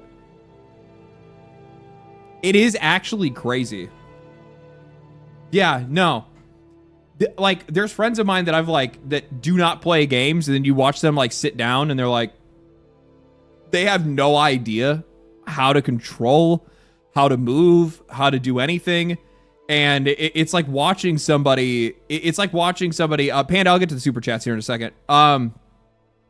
It's like watching somebody learn to walk for the first time, right? Like they have no idea what's going on, and it's like, I sometimes it's not even. I don't even wonder. I know exactly. There are so many life skills that you pick up from being good at video games, or just years of being like involved with gaming as a hobby that you don't even realize. It helps with your critical thinking. It absolutely does. Hand-eye coordination is obviously a thing, but for the most part, that's not going to have any real impact on your life, right? It's not like it's going to make you more coordinated or anything. I think like some people are like, you know, when you're like younger, like 15-year-olds with their fucking hair swooped down, are like, oh, it means that when I pull my samurai sword out that I bought at the last antique show, I can, you know, the more I play video games, like nobody can touch me. I'm fucking Neo, right? That's obviously not the case. But the things that I do think that video games really help, like really, really help with, is problem solving. Trying to take yourself out of a situation to be able to solve it in some cases. Like, you know, investigating in some cases, I think is another really good skill that you'll get from it. Critical thinking. Yeah, critical thinking is definitely a skill that you pick up from video games. There's you know, in a lot of the work that I've done in the past, you know, there's a lot of things where like they do like these root cause analysis where you're like trying to trace something all the way back to like what had caused it, the first domino that you know, the first domino that tips and causes whatever calamity that had happened, right? And that's also something that you kind of pick up from these games because you can usually see where things start, right? Emotional control, unironically, no. In some cases, you do actually learn how to be able to handle pressure. One thing that I don't think a lot of people realize, and this is super common in video games, this is super common in video games. A lot of people have problems with like fight or flight, where their fight or flight gets triggered very easily. Video games are really good at triggering that. Very, very good. And it takes a really long time, but after enough conditioning, you can get over it. I know that because I used to have it. I still have it sometimes. Like haunted houses? No. Like, there's no way that nobody else has experienced this. Have you guys ever been playing a competitive game? You start to disassociate, right? You're just like, you're so focused, you're completely locked in. And then all of a sudden you get in one of those situations where it's like you versus like 3 or 4 other people at the exact same time. And you have to manage every single movement that you make, everything that you do. You have to lock in even further in your heart. Boom, boom, boom. And you're like, fuck. And like you're sitting there, you're like, I need to calm down because you can feel yourself starting to lock in or lock up, right? All of a sudden now your movement's getting slower. Your reaction time is getting slower. You're like, fuck, I got to breathe. You have to like remember to breathe. You're like, shit, right? Ultra instinct. It is not ultra instinct. It's the exact opposite. It's almost always going to get you killed. It's almost always going to get you killed. The clutch moment pressure. Yes. But the more that you're in those moments, the more you become, the more you eventually become either able to manage them or able to keep yourself out of them and like manage situations better, right? You find ways to be able to like manage that stress in some ways or realize that like maybe that's me trying to take on too much. So then I need to strategize in a different way. Like I'll use Deadlock as an example, right? Like when I first got into Deadlock, I was a very overly aggressive player. So I'd constantly find myself in these positions where I would be like, oh, fuck. So I don't want to die because dying in that game is not something that you want to do. It is not something that you want to do, right?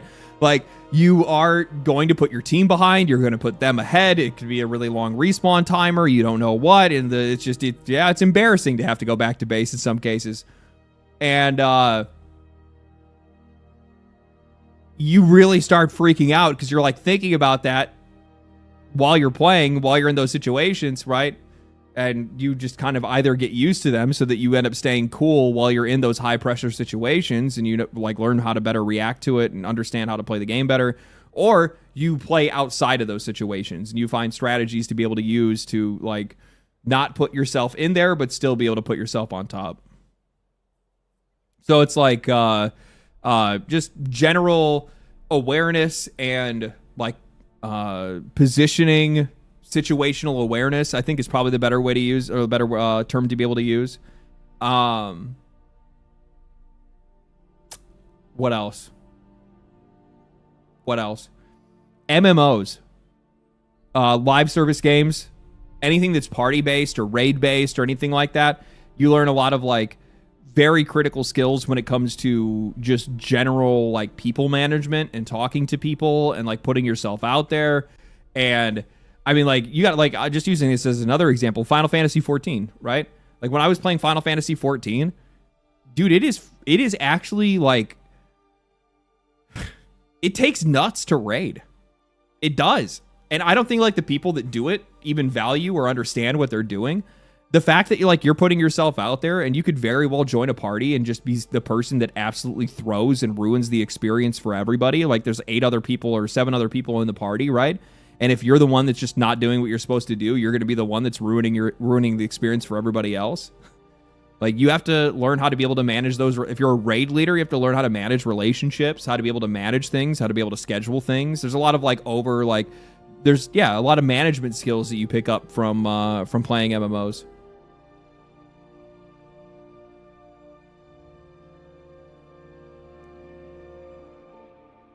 Have had great and bad experiences with MMOs. Yeah, a lot of people have.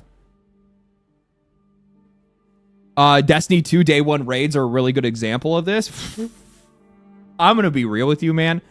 It took, because you have to keep in mind that when Destiny 1 first came out, Vault of Glass, this was back when like not a lot of people were using guides. Like, if you were looking at guides back then, weren't most guides not even on YouTube? Most guides were on fucking game FAQs. Am I misremembering? I think it was still, I still think most of that stuff was locked to game FAQs. For Destiny 1, when Vault, like in the year that like Vault of Glass first dropped.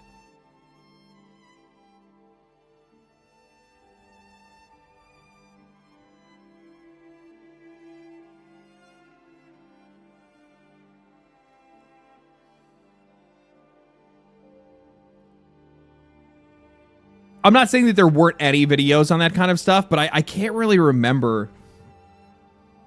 Like,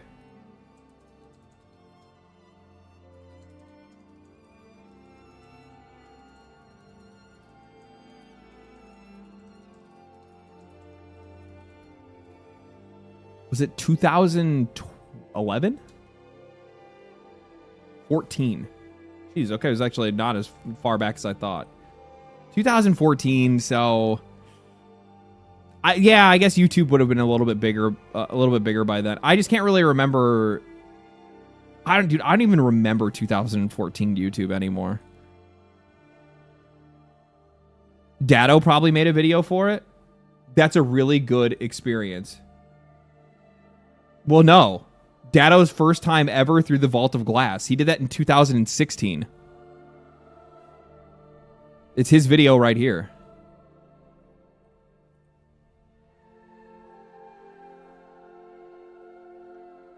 I don't think that YouTube guides were a big thing back then. The 2010s were definitely fully into the YouTube guide era, bro. Okay, well then never mind. I just didn't really use it.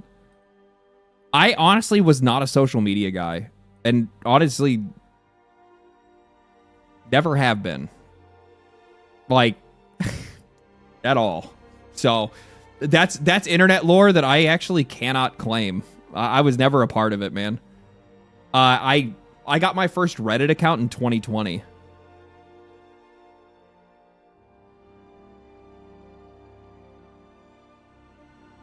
I had a YouTube account, but the only reason I had a YouTube like premium account for like watching YouTube videos and stuff like that, but that was because I had YouTube Music. When did YouTube Music come out? No, it wasn't called. It was called Google Music. That was 2011. So I had Google Music, and then they ended up combining it with YouTube. When did it combine with YouTube?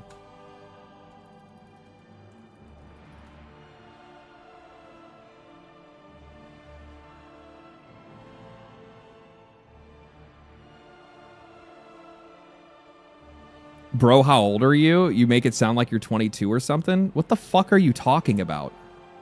I'm obviously...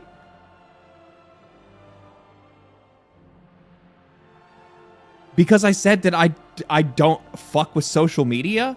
I quite literally didn't fuck with social media until 2020. That's it. That's all I'm saying. You're making it sound like you're 22. How am I making it sound like I'm 22?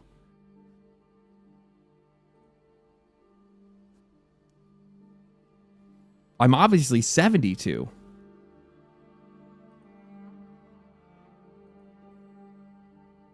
Legit, this does make it sound like you're 22. Why does it make it sound like I'm 22?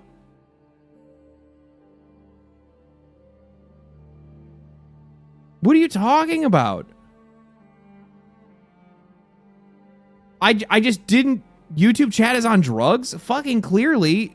Now LD is clearly a millennial. I've said that. I have a video that's literally titled I've never been more embarrassed to be a millennial. What? Guys, maybe you're missing what I'm actually trying to say here. I didn't use social media. I was never interested in it. I still don't, like, I use it today, but I use it as for my business. Like, I got on social media during COVID. I didn't really use Facebook. I used Facebook back in the day to be able to, like, promote the bands that I was in when I was in, like, high school and college, but I never used it for anything outside of that. I didn't have a fucking Twitter account until... I didn't make a Twitter account until, like, probably 2018.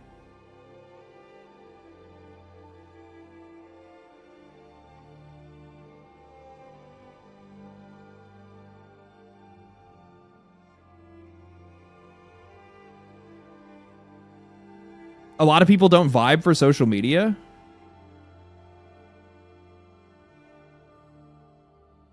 Yeah, no, I just never really saw the point in it. I'm not vain. I don't have a vein in my body.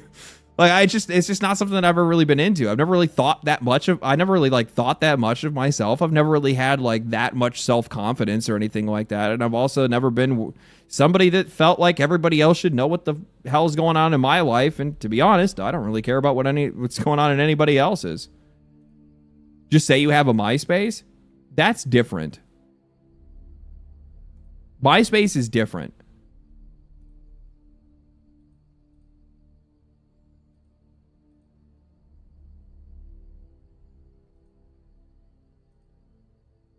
And you know it. Don't try to bring Tom into this shit. MySpace was for messaging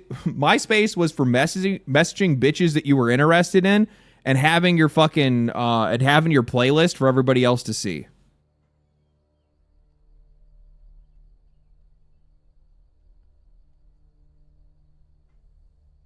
Tell me I'm wrong.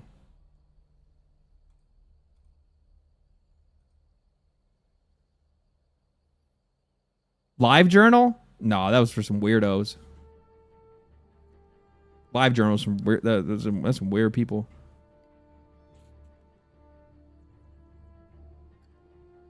Okay, I take it back. You are Unc? Yeah, of course I am. I'm a fucking elder, boy. Son? LD remembers live journal? I actually have no idea what that is. I have no idea what the fuck that is. I've never heard of it before in my entire life. I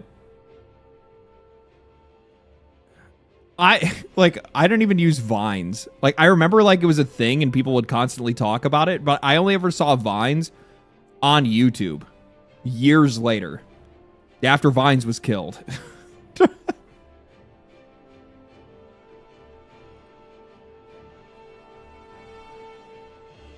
I didn't grow up on the internet. Forums? I'd never fucked with forums. Nope,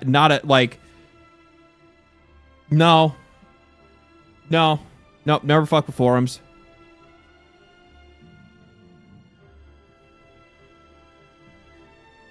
I grew up on video games. I just didn't really care about like talking to people about shit like that. It was just never really anything that interested me. I think it was because like back then I was just busy doing stuff. Like actually going out or actually trying to stay away from people. Pretty much about it.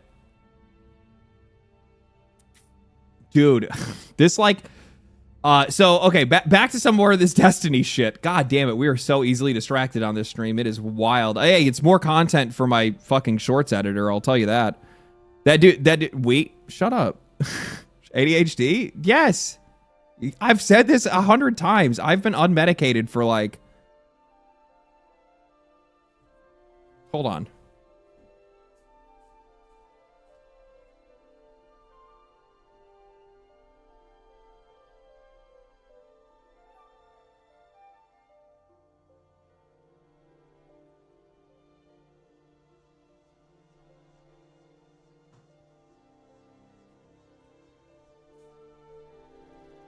Six years.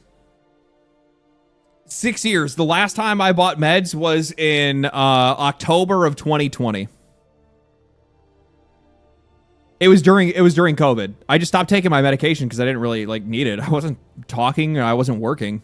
I was playing video games all the time.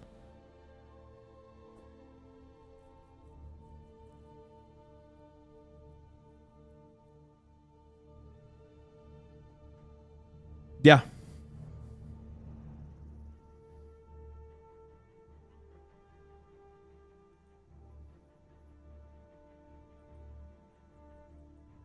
We love you, LD. You're the best. Thank you. Appreciate it.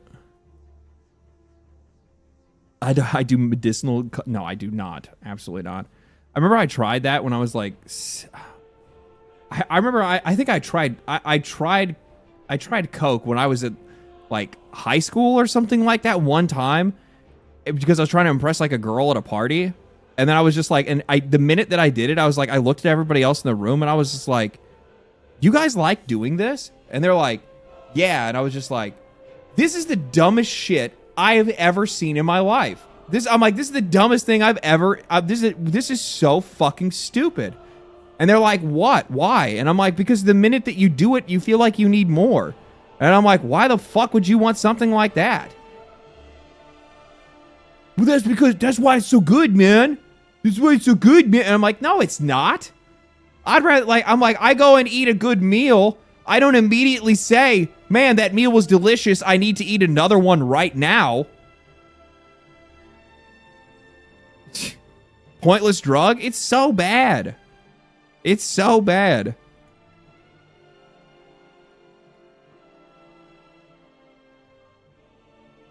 What kind of person wants to forget reality? Well, I mean, let's not get ahead of ourselves. I didn't say drugs are bad.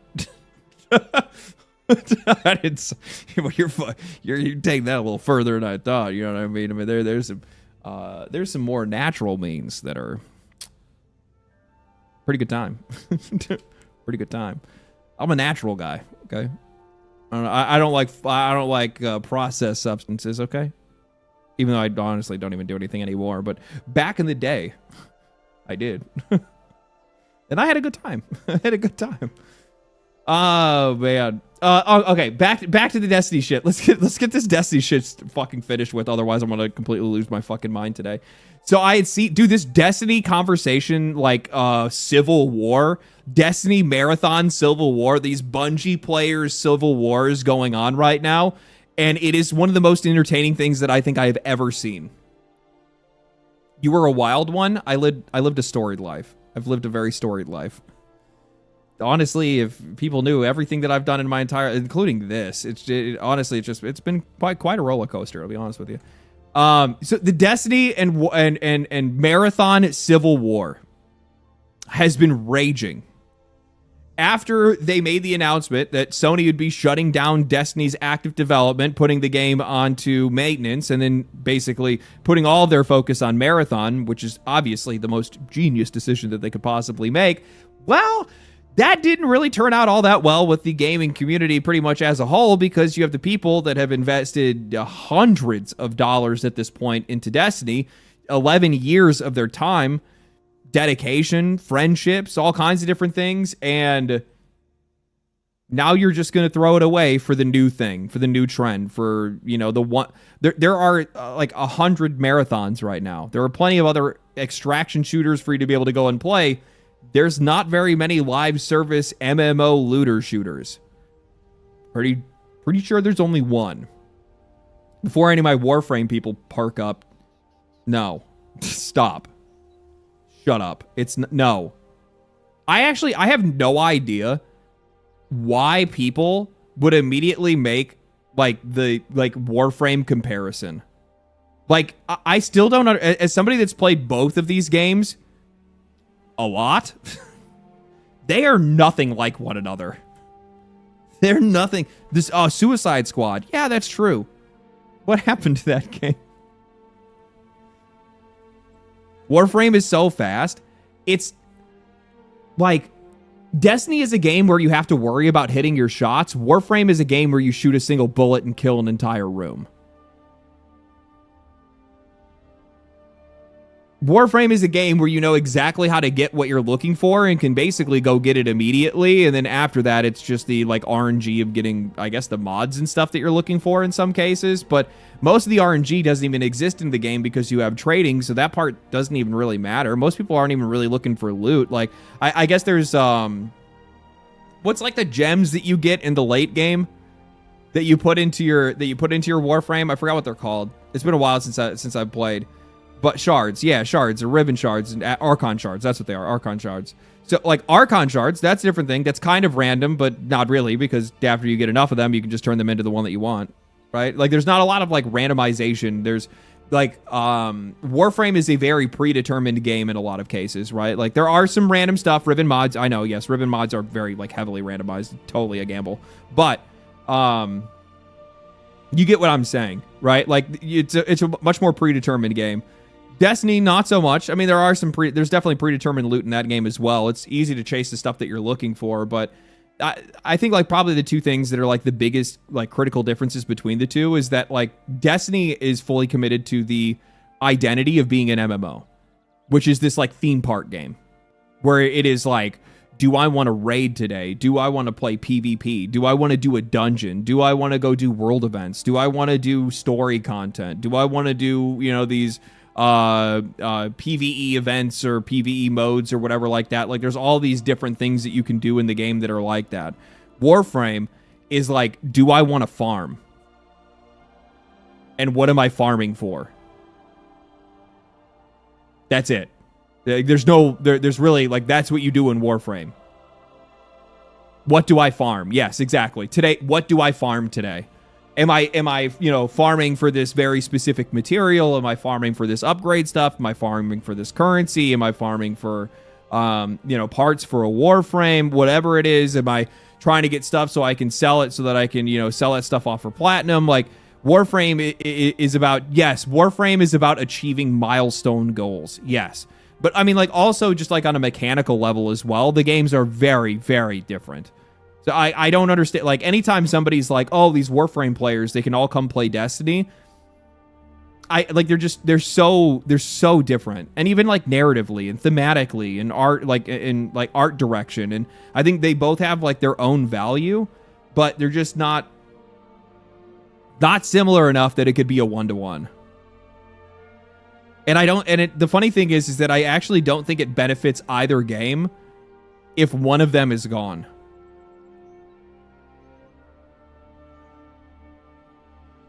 Warframe has stood the test of time. Warframe has stood the test of time not because it's necessarily a better game, but because it was better managed. I actually think that, like, I think both Warframe and, sorry, not Warframe. Yeah, I think that both Warframe and Destiny are actually equal in their playability.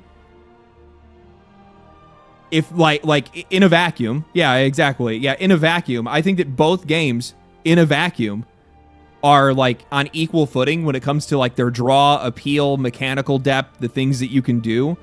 If these games were managed identically,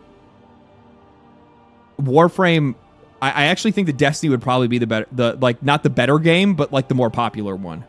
Just because I think it appeals to a much like wider audience. Like, if Destiny was properly managed, I would be playing it. But I'm not even, like, dead ass. I'd be playing it all the time. I love the raids. I love doing the dungeons. Like, that shit is so fucking good. But I don't want to have anything to do with regular MMOs anymore, like tab target MMOs, because it's not as fun. It's not as interesting.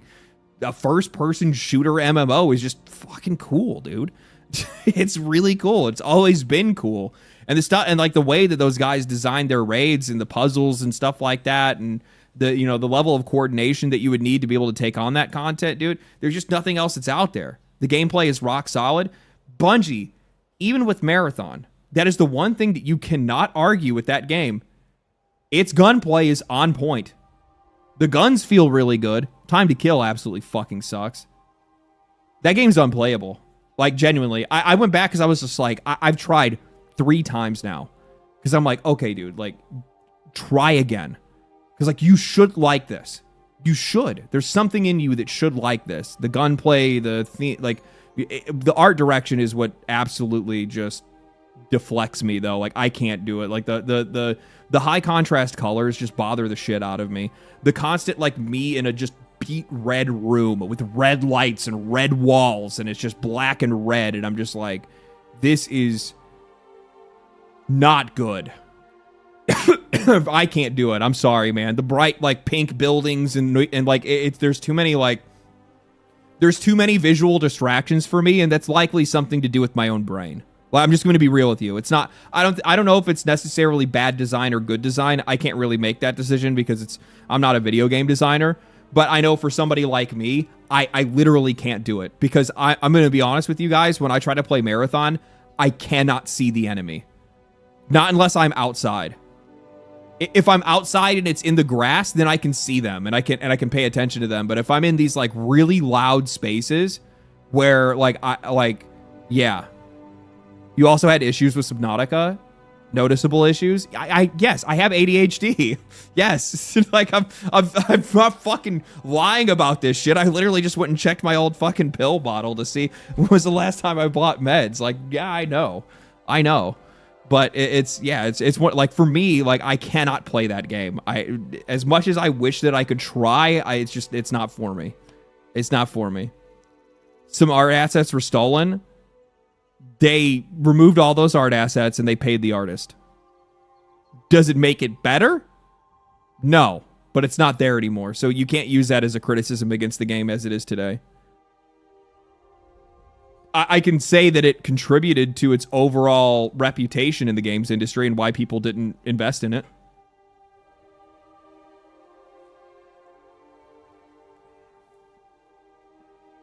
Marathon was the wrong game at the wrong time. I think that that's a really accurate description. I do think, like, it is very much a time and place kind of thing. If Marathon had came out, like, around the time that, like, fuck, man, if Marathon came out, like, 5 years ago, that shit would have ripped. I bet it would have ripped. Like, for like, people, for, like, players. Yeah, no, if that shit came out during, like, COVID or just right after COVID, it would have ripped. They would have done just fine. But there's oversaturation, exhaustion, and you've also spent another, and in that time they spent another 5 years of Destiny's reputation, their own reputation, doing some, like, absolutely garbage things in the games industry. Yeah, no, chances are you guys have burned through so much you haven't been able to, like, pull back from it. It would have been riding on the high of Fortnite. Yeah. But anyway, so there's been a war with the Destiny people going back and forth all over the place. These guys have been arguing. Mr. Asdacross,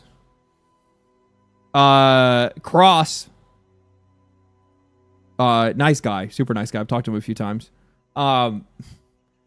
He's had a couple clips that have been floating around where he's like, essentially, once the news came out, and, like, this is his game. Like, Cross loves Destiny. It's how he's built basically his whole life at this point, right? It's not necessarily like he needs it to be able to continue to survive, but it's the game that has defined his entire career that he has as a content creator, and it's also just his favorite game, period. The dude loves that game. The dude loves the game.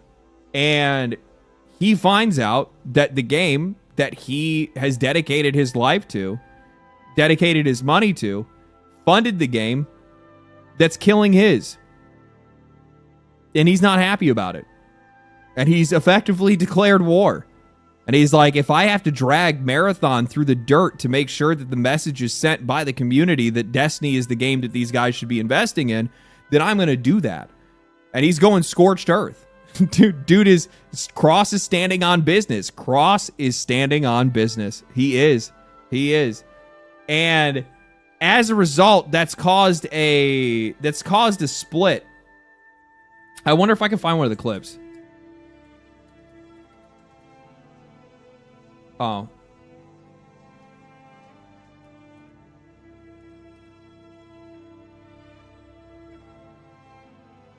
I think is it right? Oh, I had it saved. I just didn't bring it up.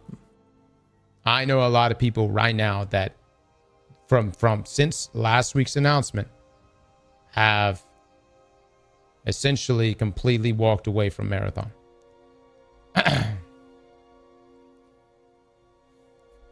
Fucking crybabies. Well, objectively, Destiny is a better game. And it's our game. And, you know, we don't want to play Marathon. There is... I fucking love the, like, lack of patience.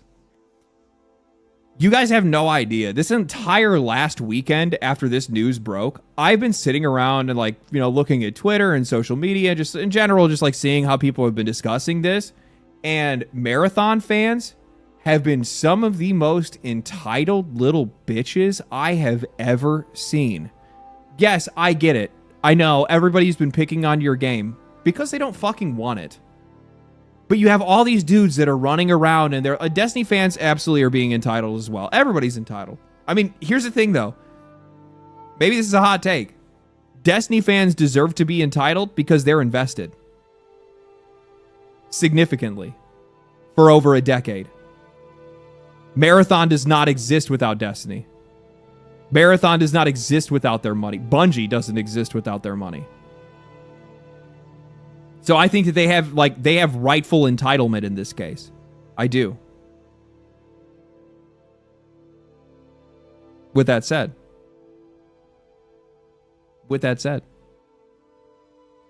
the Marathon fans have been like running around on social media and being like, Marathon is the future. Marathon is the future.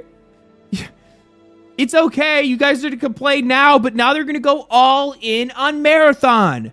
And you guys are going to love it. And now they're putting in PvE. They're going to turn Marathon into like the next Destiny. And it's just like, shut the fuck up. Nobody likes your game. Nobody wants your game. That is indicated by the 1.5 million copies that game has been able to sell in the few months that it's been out. Your game is sitting at around, like how long has Marathon been out at this point?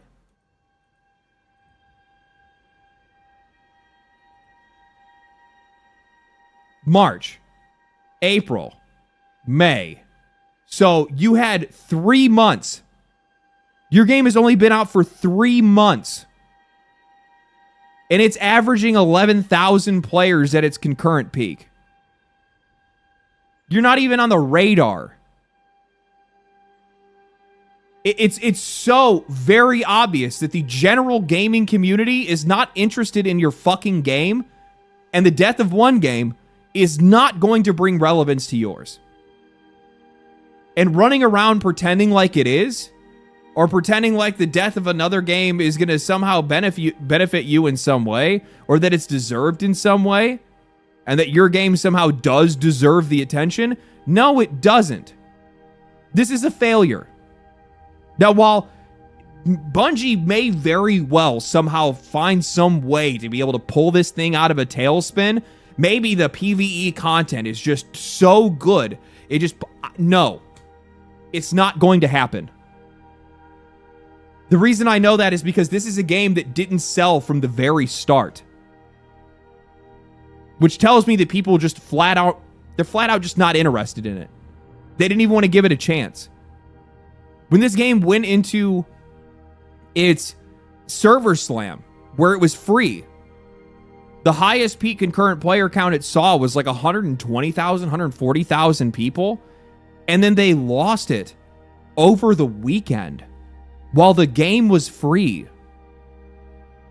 The only reason that people stop playing your game when it's free to play like that and it's just about to come out and they're not going to be able to get to have access to it, like, you have to keep in mind, most of these people are making the decision whether or not they were going to buy the game or not.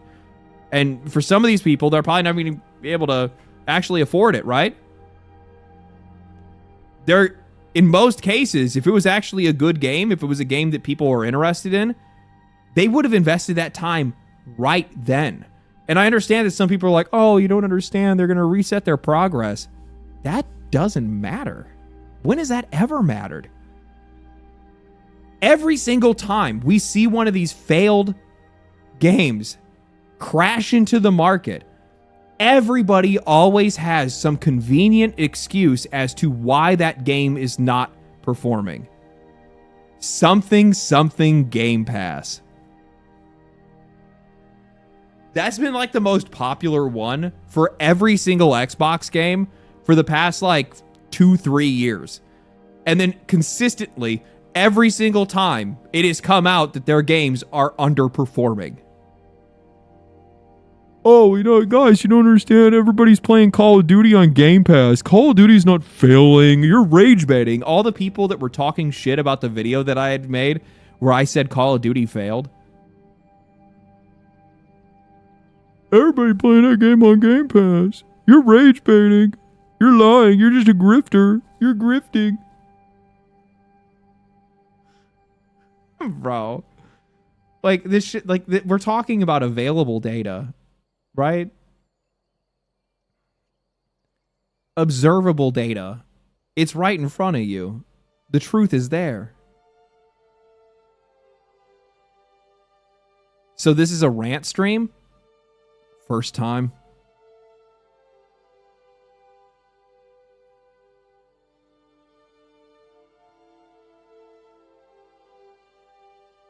First time.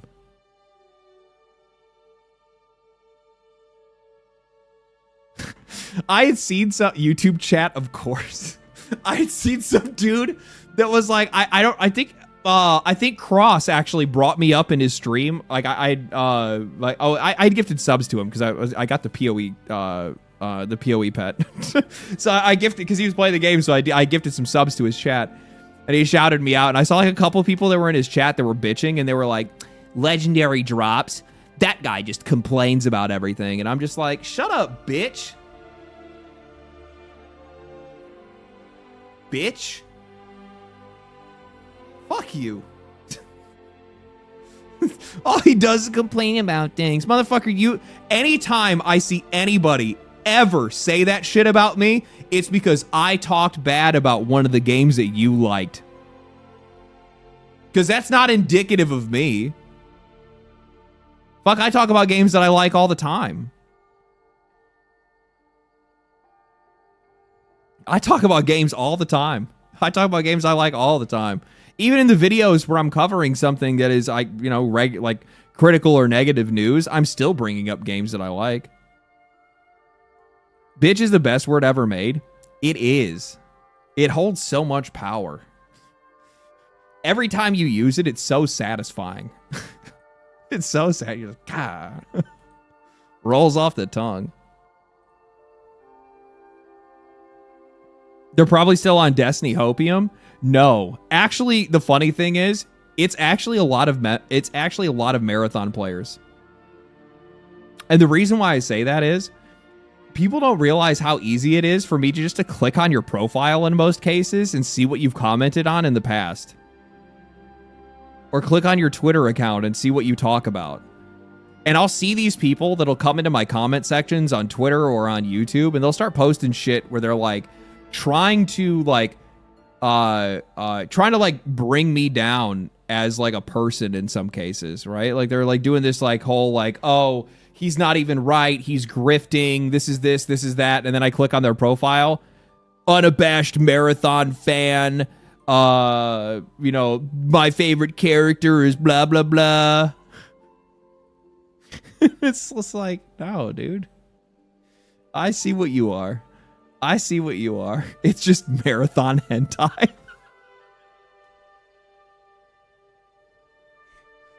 What would that even look like? I don't know. I don't want to know. I don't know. I don't know.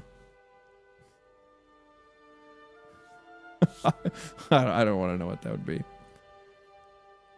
Oh, man. So anyway, okay, let's finish this. Not to the extent that we play Destiny. I don't want to play Marathon. I'll play it maybe seasonally. I may jump in a few weeks. But I want Destiny. I want Destiny 3. I want this universe expanded. And Marathon, if I have to fucking bury you myself to send that message, I shall. You know what the funny thing is that I'm going to be straight with you. If it probably wasn't for this dude, I don't think that Marathon would have that much.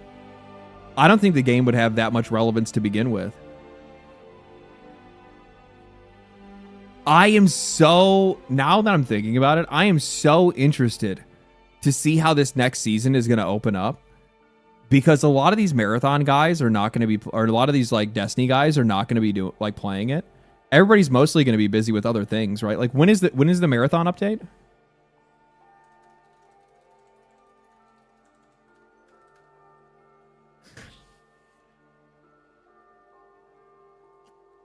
So that is what, 3 days? 4 days. It's in 4 days.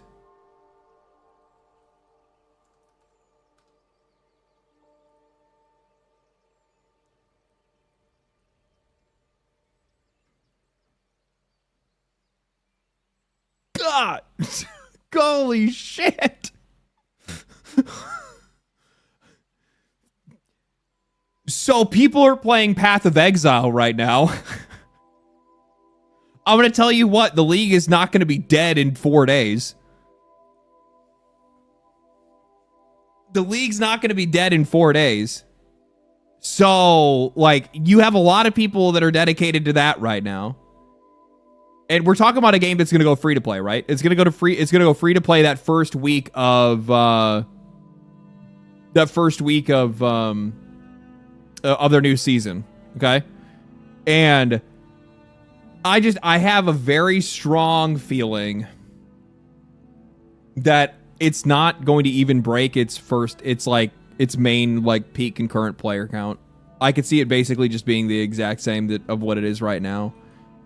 The game just kind of like, one of the other things that I kind of noticed with it that I really didn't like from the very beginning, is that like, because I was kind of delayed in getting to play it. So I played it at different intervals. I played it like a week after it launched. I played it a couple months after it launched. I just played it like recently. I think it was like last week or week before last week, trying to play it again. And like everybody is so outgeared that even when you're trying to do like the very beginning levels, like if I'm doing like the first or second level, these dudes are all running around with purple shields and I have a white shield and they just rip me to shreds in like 3 bullets. It's like so fucking you get ran through like it's like you don't even exist. Like I feel I'm weaker than the NPCs.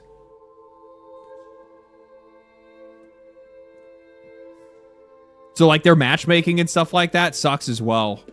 Like it's not a fun experience at all. I will do everything I can to destroy you, piss on your corpse, and light you on fire afterwards. To send even the smallest of messages to Bungie leadership and Sony. I know what I'm saying right now won't bode well for me in the future. Believe me, we have Sony partnerships, sponsorships, and I appreciate playing those keep in games mind, and having those. Cross was sponsored by Bungie to play Marathon for like a week. Cross has been sponsored to play. This is bullshit, by the way. Cross has been sponsored to play like single player games from Sony. I don't get that shit. None of these companies want to sponsor me.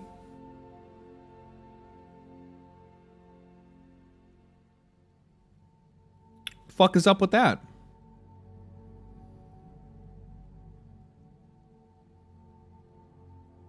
I ain't got that clout. Damn. You humbled me real quick. Believe me, we have Sony partnerships, sponsorships, and I appreciate playing those games and having those relationships. And from this point on, well, probably not going to be good in that aspect. I've even had discussions already with my agency and everything else. So, but I want Destiny. So this is a personal decision. Probably not a good overall decision, but it's a personal decision, and I only got into this thing because of Destiny. I know, bro, standing on business. What else is there to say? What else is there to say? You know what the funny thing is? What he's doing, and he's gotten a lot of heat for this, by the way. He's got a lot of heat for this. There's been a lot of people that have been talking shit about him on social media. They've been very angry with the way that he's talking about Bungie, how they're saying that he's entitled or whatever it is. What he's doing is the same thing that I do on a daily basis. Like, he wants Destiny. That's what this guy wants. I want better games. That's it. Like, that's just the whole point that I make my videos. I want better games. So I don't care that I have effectively, from the very beginning, just completely destroyed and, like, raised hell and just have absolutely no chance that anybody on the AAA side is ever even going to look in my direction. Not with any money in their hands, that's for damn sure. None of these guys are going to be coming around and asking to, you know, throw me money. Like, none of these guys are going to be coming around and trying to sponsor me. I've given up on that. I could have played nice. I could have been like a lot of other YouTubers that made sure to curb their language, that make sure to, you know, not cross the lines, not be too critical, not be too mean or blunt or whatever it is. I could have done all those things, and I could have played the game, and I could have got the money and got the bag from those guys, but I don't really give a fuck about that. I don't care. Because these companies are not my concern. My audience is my concern, and the video games themselves are my concern. That's why a decision like this is really easy for somebody like Cross, because the only thing that matters to him is Destiny, and now Sony has gotten in the way of that. And he has absolutely no problem burning that bridge to try to get back what he's losing. Do you really think Destiny 2 players would go to Destiny 3? Bungie has a history of screwing them.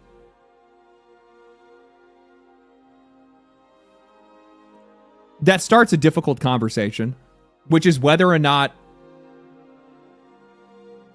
It starts a difficult conversation of like whether or not Bungie could even make the Destiny 3 that these people are looking for, that Destiny players are actually wanting. I mean, look at the Destiny that they've made, right? But it's actually kind of weird because at the exact same time, if you go and you look, right? Like, I'll show this. I think I'd saved it somewhere. I think I have it in my folder here. So if you go and look, so they announced their final update for, they announced their final update for Destiny 2. And with their final update, this whole thing is just wall to wall what people have been asking for in this game for years now. And it's not even if this update lands. No, it's like this entire update is just solid gold. The entire thing is just solid gold. Like insane weapons, really good changes to like the raids and the dungeons, and like throwing things on a cycle, and big updates and improvements for their PvP and for a bunch of other things. Like, this effectively fixes nearly all of the issues that most people have with modern Destiny. So this actually goes to prove that they could make that game.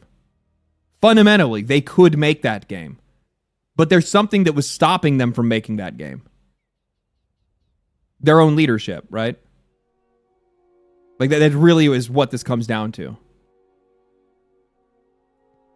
And like I've already proven that is something that is, it's quite literally the mentality. It is the cornerstone of their business model, to not improve the game, to not introduce too much content, to not give the players everything that they ask for, because if they do, well, then those players might expect more from them in the future. And his justification is that by trying to stay away from doing that, we're doing our best to keep ourselves on schedule, right? And we're also not, blowing up the expectations of the audience. But it obviously doesn't work.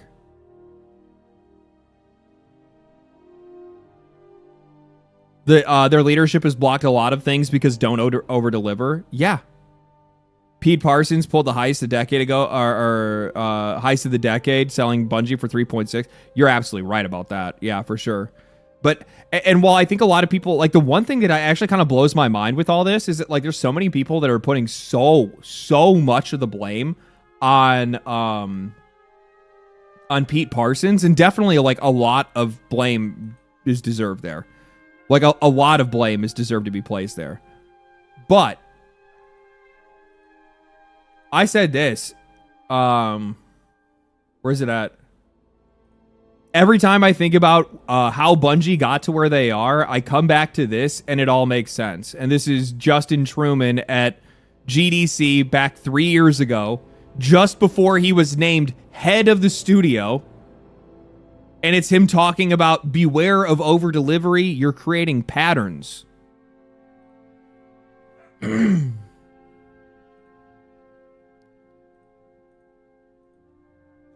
by the way, this guy's takes were so legendarily bad that like every games journalist had written about this presentation. People were making videos pointing it out and talking about it. And then Sony goes, "You're the next CEO. You're the next lead of the studio. You're going to take over for Pete Parsons." And the funny thing is that like this guy's actually OG Bungie. People don't even like, the funny thing is you think this is like a Ship of Theseus moment, right? Like, oh, who's this guy that they injected into this? No. He worked on Reach. He worked on Reach as a programmer. And then he slowly but surely made his way up through the company. But the problem is that like, I think that there's another side of like the games industry when it comes to some of these developers a lot of us probably don't really see, which is that some of these guys just kind of get corrupted by the system itself. Nobody is immune to like, what am I looking for? Nobody is immune to wanting to progress their career. Nobody is immune to wanting to climb the ladder. Nobody is immune to wanting to make more money. It's not just greed. That'd be like saying that I'm greedy because I wanted to get a better job. Right? I don't think it's necessarily that. I think it's just it's over the years after climbing the ranks and also being exposed to like more and more of this industry becoming an industry, the business side of like the video games industry becoming more prevalent than the games themselves. Like that, like the core motivations to make video games and like the core understanding of the audience and the game itself just slowly unravels over time. Well, I guarantee this guy started out with some of the best possible intentions, but then over time, through being exposed to these different elements like, I don't know, Activision, Pete Parsons. People forget Pete Parsons came from Microsoft. Like these guys originally got away from him because he stayed at Microsoft when Bungie first left, and then he left to go and then join them again. Like Pete Parsons was Microsoft. Then they go and they leave their They leave their slave master and they go and they join another. They get caught by another one. The next thing you know, now these guys are working for, now they're working for Activision. And it's just like, yeah.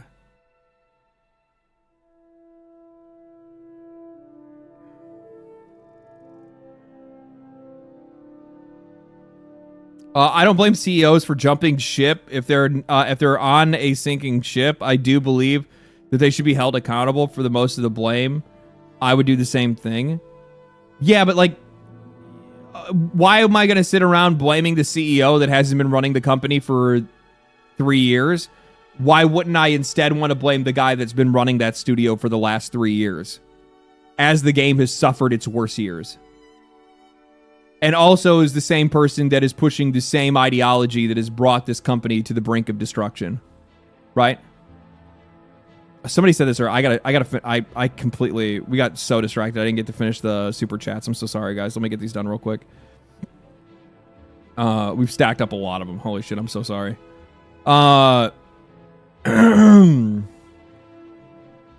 Bender, thank you for the 9-month membership. Appreciate that, brother. I do not have the confidence with a Witcher game. They might censor the game, retcon, or off somebody in the story. We should be cautious. I mean, I never said that it's going to be good. I just said that it exists, and I like the idea of these guys, going and trying to support some of these games that have been out for a long time. Like, why not? Why wouldn't you? If you have the money to, and it's probably not going to cost you a lot of resources to do so, go ahead and do it. Thank you for the 5. Appreciate that. Blake Rogers, thank you for the 5. I don't think the motive is as important as the result remains regardless. Did it for the players or not for the decision that helps the player anyway? Oh, that's like contextual. You have to just message me in chat about whatever that was. I'm not really too sure what you were referencing there. King of, I can't read it because it's like blocking it off. King, I'm just gonna say that. Thank you for the super chat, brother. Appreciate that. Hey, just wanted to say I love your content. Love watching your sermons in the morning while I eat breakfast. You're an amazing voice in a sea of poo-poo in the modern gaming. Don't ever stop. Thank you, man. Appreciate it. Tyler Hill, thank you for the $5. Here's an idea. Play something else like the new Path of Exile update. That's essentially a new game. It is going to be huge. Like the amount of content for it is. I'm going in. That's all I can say. Thank you for the 5, man. Appreciate that. Panda Deej, thank you for the 5. You should try Shape of Dreams. It's a MOBA style roguelike. It's really good. Shape of Dreams? MOBA style. I don't know how I feel about MOBA.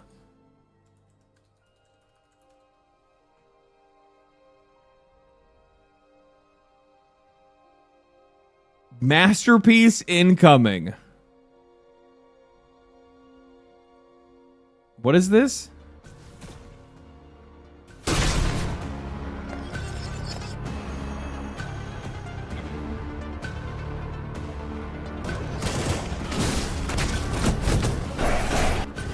Oh, it's just a roguelike.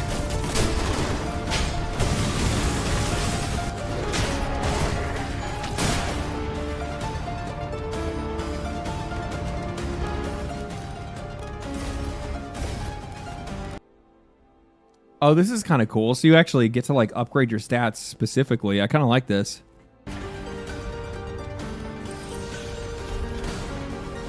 Oh, it also has gear.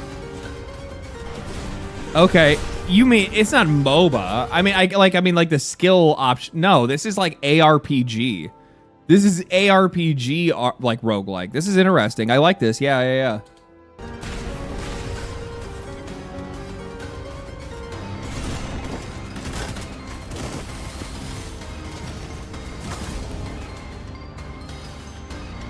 Co-op, that's really cool, like that.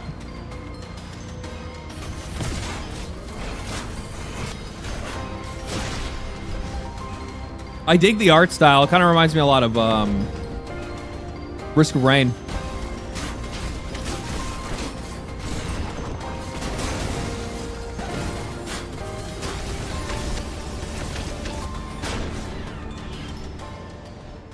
Yeah, okay, yeah, this looks pretty cool. I might check this out. It's the only thing I will say is this. This is very furry coded.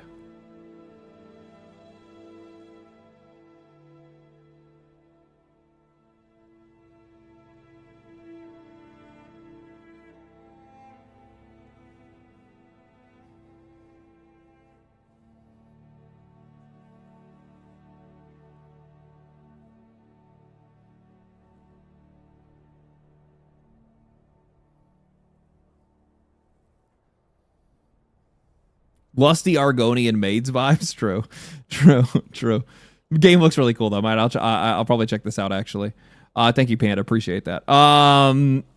Hey, what about the D2 situation? Destiny 2 cross stream today.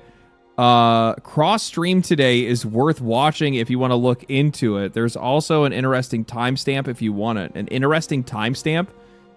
What's the interesting timestamp? Lord and Cross. Lords and Cross, thank you. What's the interesting timestamp from his stream today? Thank you for the 5. Appreciate that. EST. Okay, man, we're way back here. Bender, thank you for the 2. EST is the best because it has Ohio in it. Ohio is the worst place in the entire world. I mean that honestly. It is a horrible place. There's nothing good can be found there. Ohio is only famous for ways to get out of Ohio. Tank Dempsey, thank you for the 2. Appreciate that. Ninja Gaiden Sigma 1 especially, any difficulty? Yeah, Ninja Gaiden's really fucking fire.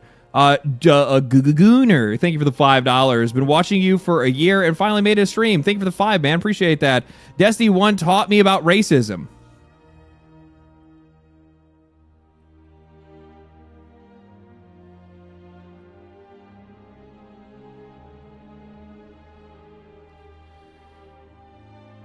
Okay, Destiny 1 taught me about racism. Lamau, everyone hated hunters and only one per raid.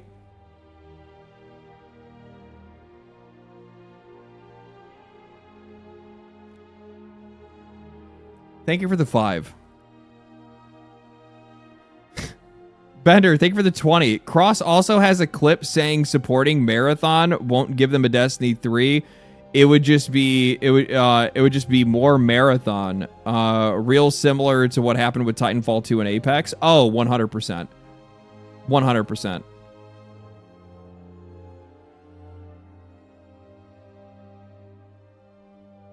You guys are just fucking stupid sometimes.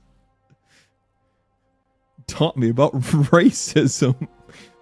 I couldn't play my class. People kept kicking me out of parties. Also fucking based. Warlocks. Where are my warlocks at? I never played Titan. In all my years of playing Destiny, I never played a Titan. I played Warlock immediately and forever. And then I played Hunter after.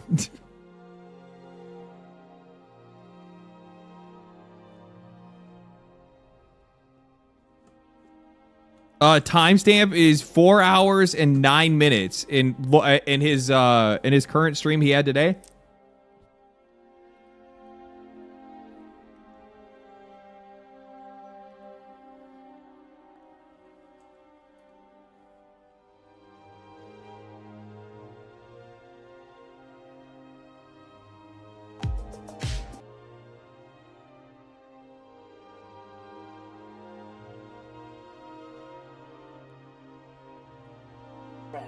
Your husband or wife, or your fierce rival who you came up with insults for that you didn't even know would come out of your mouth, but involved Vex milk somehow.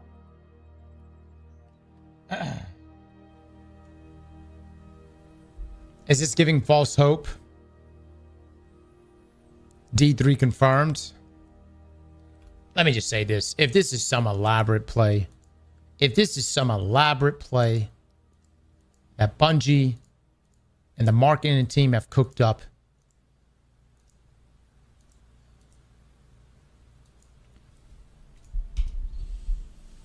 I wish, guys,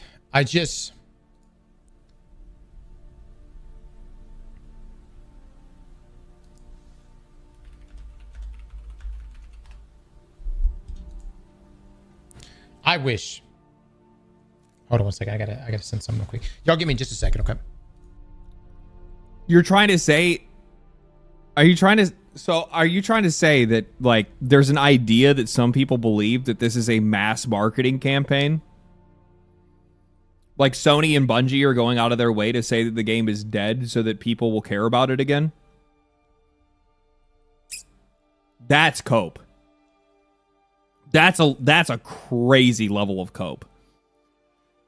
That is a wild level. Like that is like there's some cheese on the moon cope, man. That's nuclear levels. Yeah, no, that's paranormal. No, that's interdimensional copium. That is reality fracturing copium. That is some crazy shit. Like, you have to keep in mind the person that had leaked the whole thing about no Destiny 3 in development and Destiny 3 being shut down was Jason Schreier, right? Like the dude that is like one of the most known like guys that like don't tell anybody about this, and that dude's just like everybody. Everybody!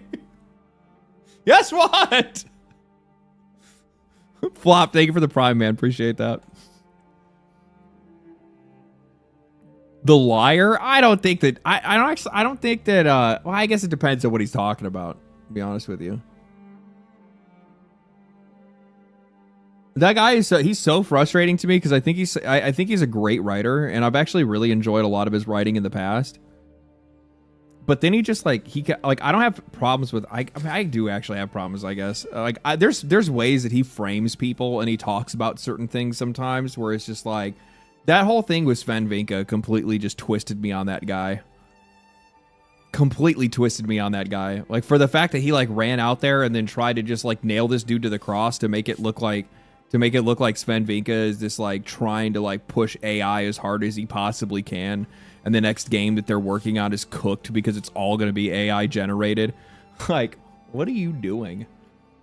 What are you doing, dude? You're literally just farming AI hate. You're farming AI hate on one of the very few studios in this industry that still actually gives a fuck.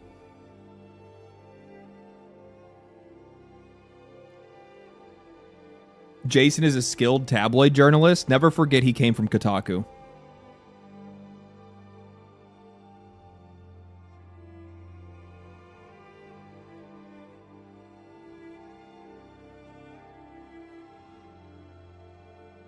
What do you think of Paul Tossi? I like Paul. I like Paul a lot, actually.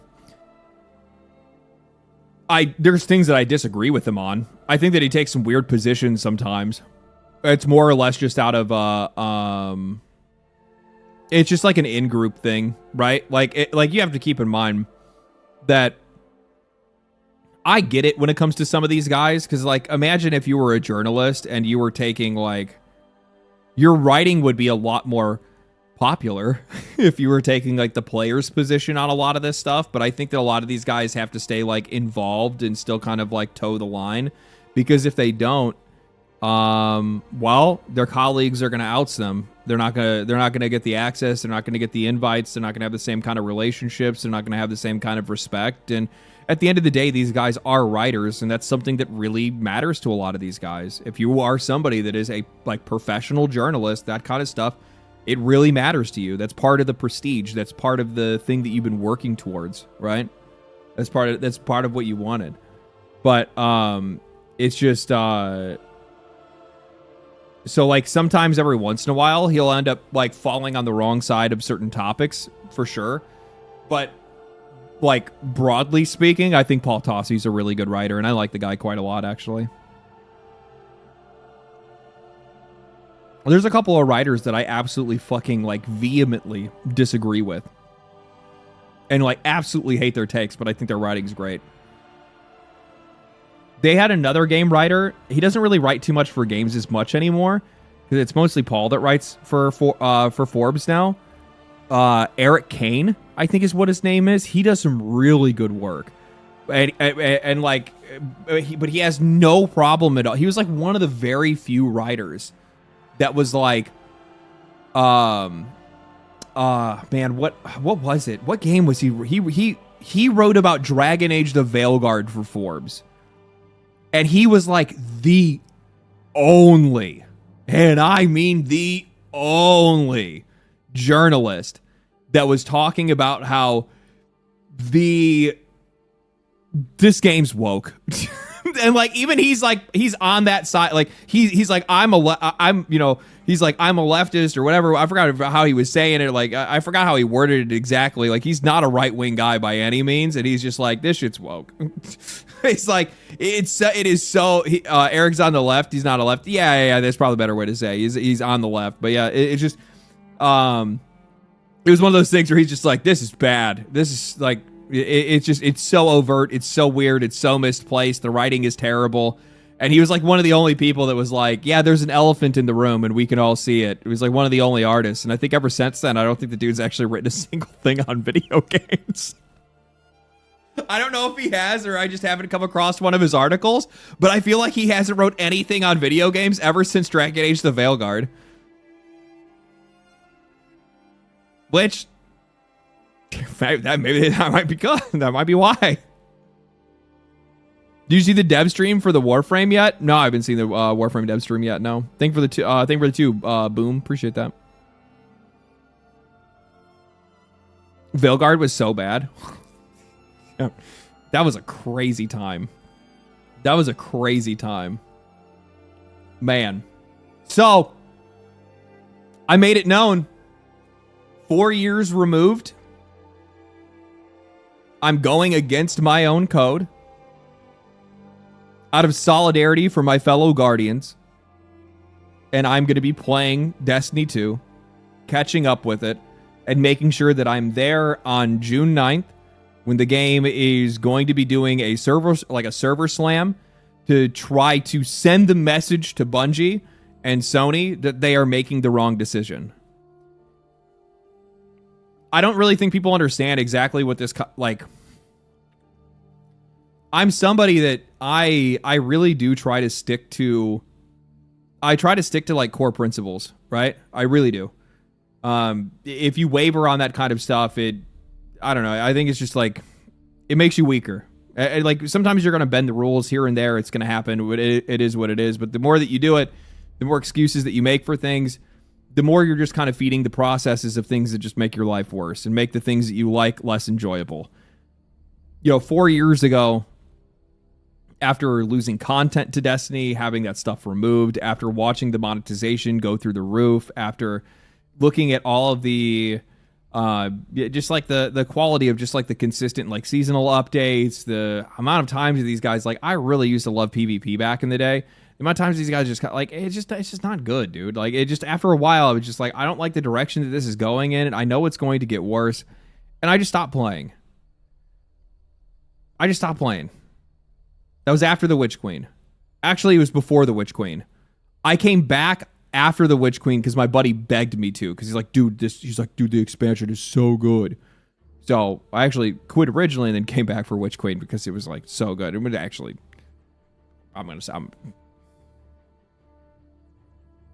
Witch Queen was fire, okay? Like, it was fire. But anyway, 4 years removed, I am coming back to the game, breaking my own code, and I'll be there. So basically what this is that Destiny 2 players are planning a server slam party on June 9th to show Sony that they should keep investing in the franchise. One popular quote on Reddit declared, we need to at least smash Marathon's all-time high to get to show them that they made the wrong decision.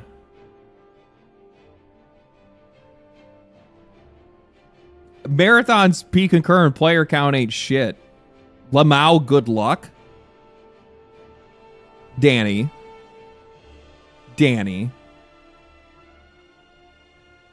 Buddy. Friend. This game has hit 314,000 people.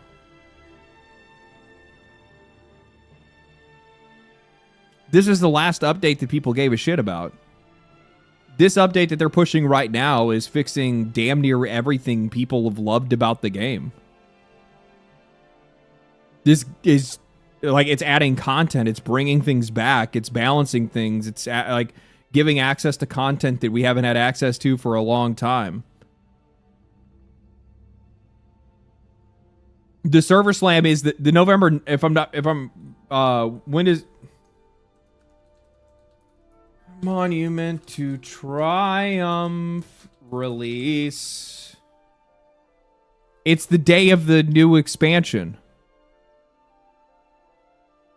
It's not a server slam. It's the day of the new expansion. Like it's these fucking retard journalists over at Dextero that call it a server slam. It's a new update. People are gonna play it.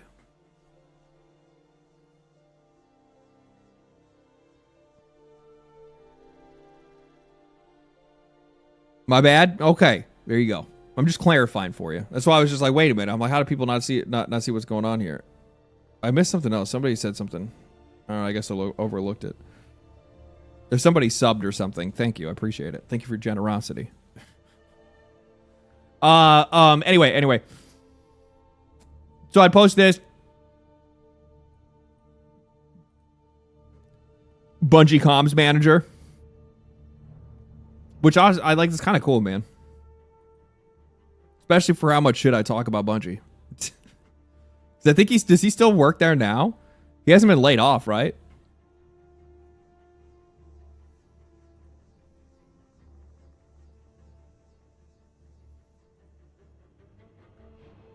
DMG still works there? That's cool.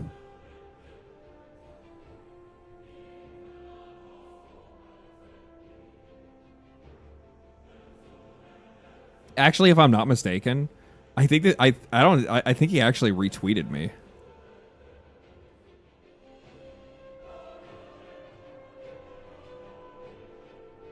Maybe it was somebody else that did it.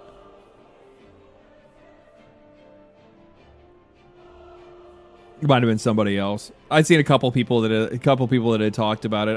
I mean, like, look, man, I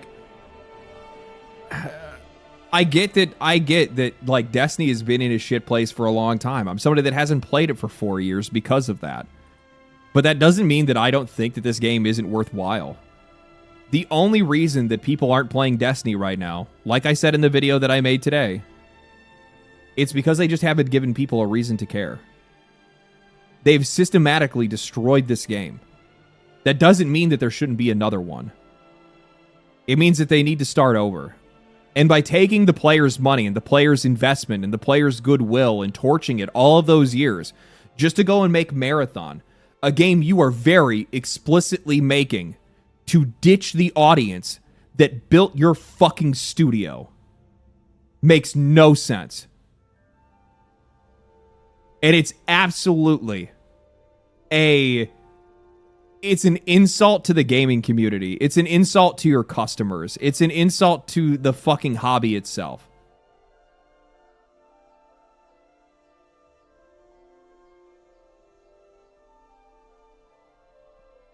It's an insult to the entire market.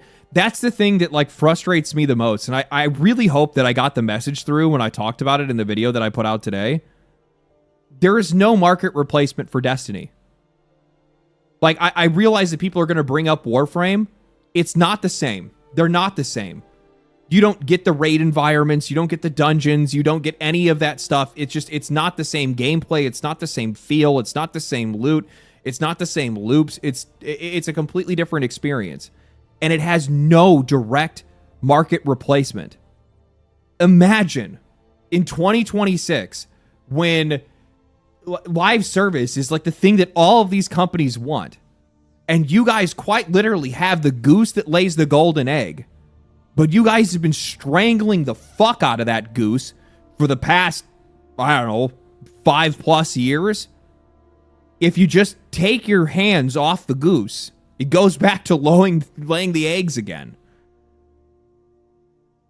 Like, just fit. Like there are like the crazy thing is that like the Monument to Triumph update is fixing everything, which goes to prove that these guys have been holding this stuff back, and it also goes to prove that they can still make the game good. There's no reason to kill it. And even if there is just an end of life thing where it's just like we're kind of spinning our wheels with adding content to it, for these guys not to have a pivot that includes Destiny in some way, it's just, it's malpractice. I don't think that's the word. It's just mismanagement at a level that is just absurd to me. It's crazy. I actually don't like, how do you people have jobs? Genuinely, how do you have a job? How do the people that are running Sony right now have a job? How do the people working at Bungie or running Bungie have a job?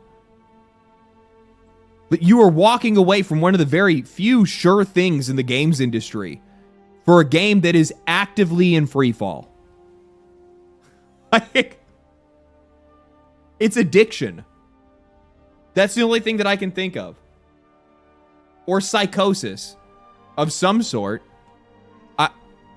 I don't understand why this industry is so attached to the idea of extraction shooters. I do know. I do know.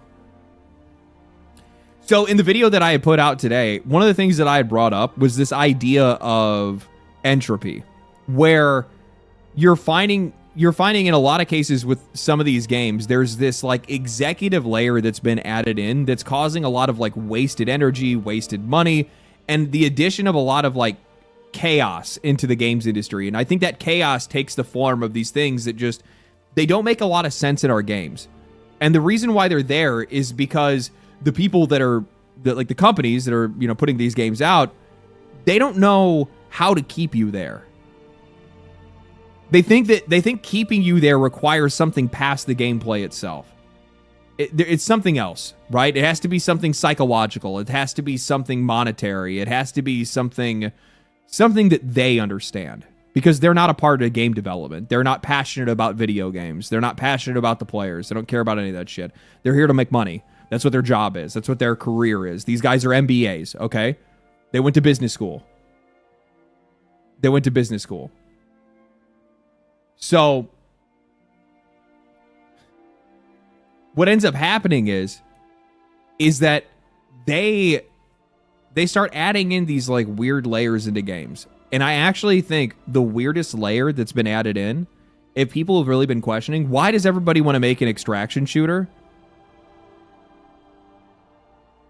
On paper, okay? On paper, that is a system, that is a gameplay model that is optimized for the highest level of engagement. Why is that? Because it's constantly resetting your gameplay. It's constantly putting you back at step one, right? If I die and lose all my stuff, I'm back at step one. At the end of a season, we reset and we wipe the servers, you're back at step one.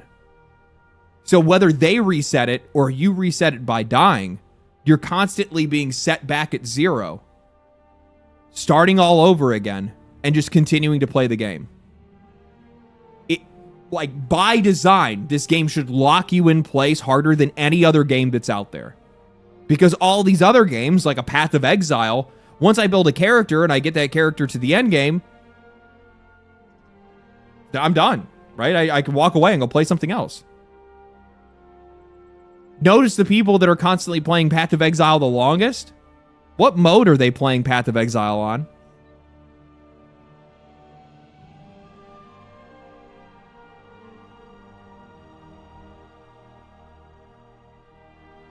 Solo self-found. What else?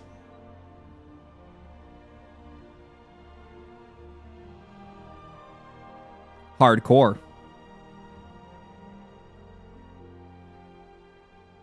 Any game that has a built-in system that resets your progress in some way is going to just by its nature keep you there the longest.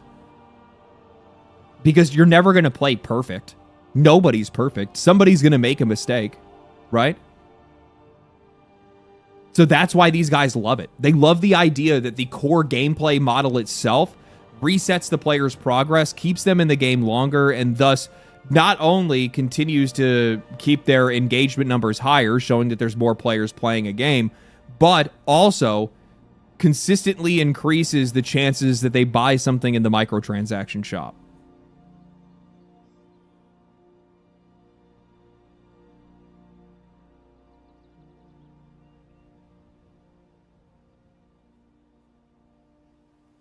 The reason why these companies are so in love with the idea of extraction shooters is because monetarily, as a business model, it is the most effective design for a game that you could ever make. The problem is, it's not very fun. It can be in doses, but the larger gaming community and just players in general, especially casual players, just don't have the time for a game like that. It doesn't feel good to play. Like, if you're a dad of 2 that's working 40 hours, 50 hours a week, you don't have the fucking time for this shit. And by the way, the dads of 2 that are working 40 to 50 hours playing these games, that's the majority of your audience nowadays. The kids, younger audiences, they're not going to be interested in a game like this. And honestly, they're probably not even going to have access to games like this because the hardware's too expensive.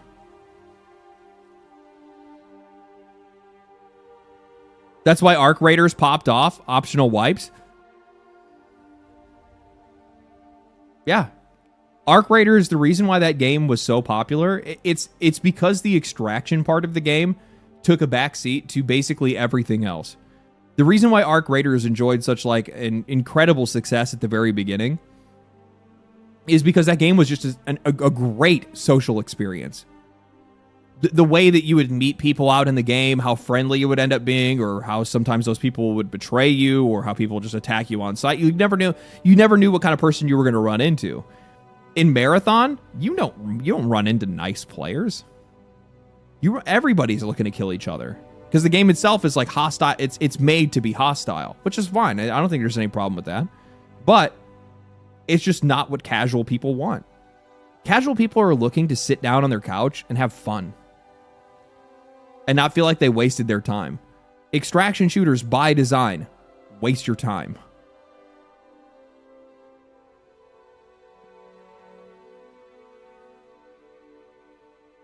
No one even uses a mic in Marathon? Yeah, I never turned mine on.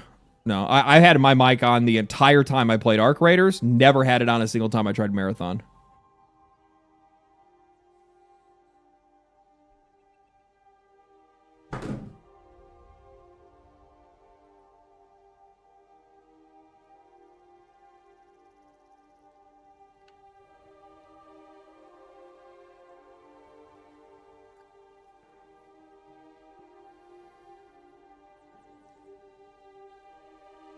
I've never ran into so many funny people playing Ark. Ark is so like in the first couple months of it being out was quite literally the funniest fucking game at times. The amount of times that like I just ran into some dudes that were probably trying to make content and like I'd play along with it, right? Because it was just like the funniest shit that these guys would be doing sometimes. Where they were just like, I remember I walked in on a room and like there's these dudes like trying to have a game show. Like they were trying to play in like in the lobby of Damn. They were trying to like do the fuck is it? Jeopardy? For like loot that they found in the level. It's so fucking dumb. It's just like, what are you guys doing?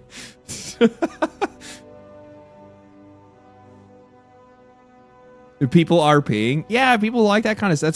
That's why I've said this multiple times. I think that Grand Theft Auto 5 or Grand Theft Auto 6, sorry, GTA 6. If GTA 6 is a good game, and if they do the whole RP thing and they do that like fully integrated into the core experience, that is going to pop off.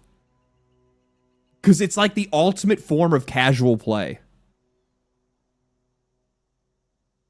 It involves imagination, so it's bringing that like level of engagement into things. It's just fun, dude. It's just fun. It's goofy fun.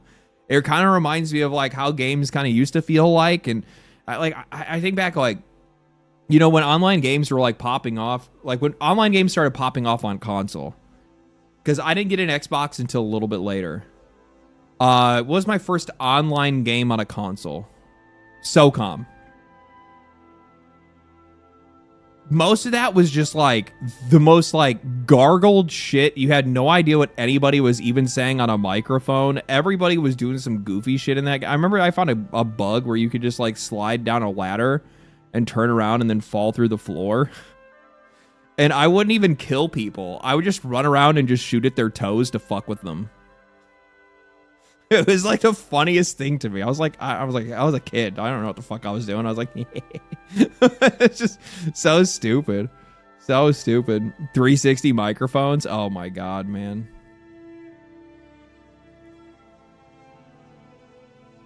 I saw this clip.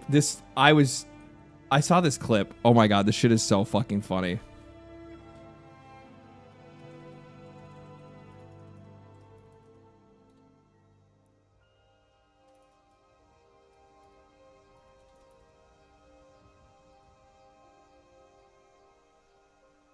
Hey Wubby, I found this website where you can recreate Xbox 360 voice messages. It's called xboxchatting.com. Is this real? Whoa, it is real. Okay, Xbox chatting, add voice. You're just mad because these fingers will be able to play something that you'll never be able to play.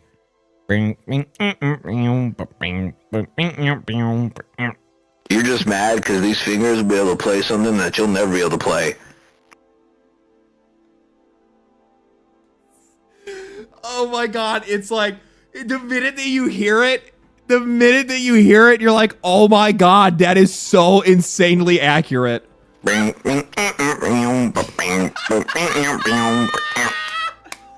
the fuck? It's so accurate. Kids these days do not know, bro. You would be playing a game and just like dominating somebody in Halo, and then you get a little whoop notification and you'd play it and it would just be, let me show you what it would be actually, hold on. I'm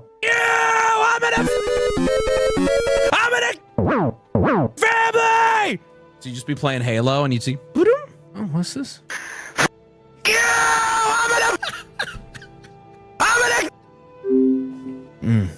Okay, yeah, GG, all right.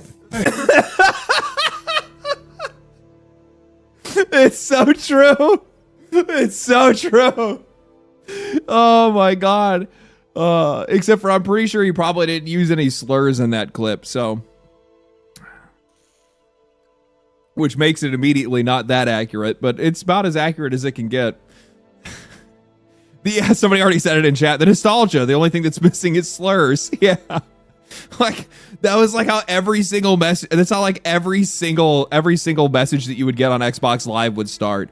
It'd always start with some like 9-year-old white kid dropping the N-bomb in the first set, like as the first word in his sentence, and then saying it like 3 or 4 more times in it.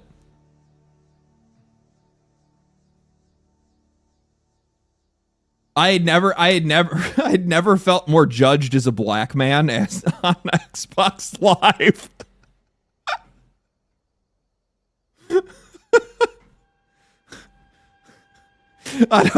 I'm not black. Yeah, you are. What?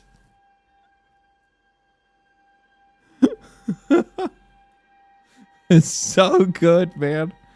I remember my mom yelling at me from upstairs to stop saying so many bad words. My mom would come downstairs and she would be like, "What's going on?"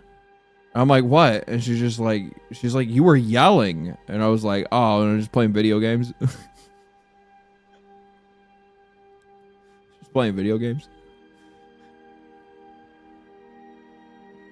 You hear a fire alarm chirp and everybody in the lobby would go crazy. Yeah. And also remember that like none of those mics back then had any noise gate, right? 0 noise cancellation, no noise gate. So anytime anybody had any headset on, you'd hear fucking dude's air conditioner in the background, somebody's baby brother crying or asking them for something. Some dude, you like the amount of times that you'd die laughing in a lobby because you'd hear somebody's mom like yelling in the background for them to get off the video game, otherwise they're grounded or like they're gonna take the Xbox away. And this is like the same dude that was in the lobby already acting hard as fuck, right? Acting hard as fuck, and all of a sudden, no, mom, no, stop, mom, no. So good, dude. So good. Classic days. Now everybody's stuck in fucking Discords talking to the same people they already know.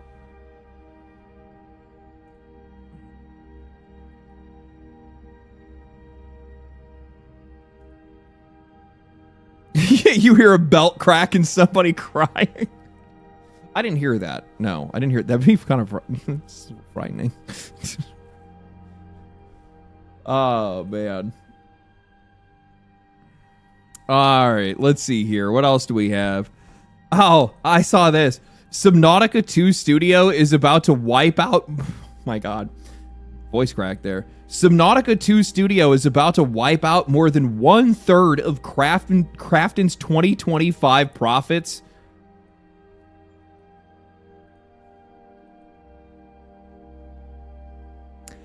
Subnautica 2's botched bonus deal is about to wipe out more than 1/3 of Krafton's $736 million annual profits for 2025. I've never read a more satisfying headline. It's artwork. I love seeing just desserts being served. Sony, first time. The funny thing is that they weren't overvalued. Like, the studio itself wasn't overvalued. What? How? Why?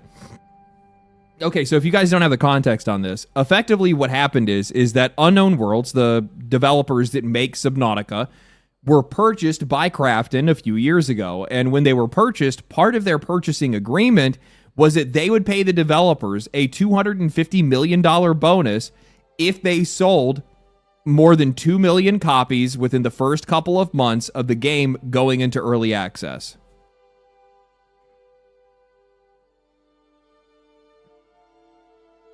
The dildo of consequences rarely arrives lubed. These guys fucked around and found out. That's effectively what happened here.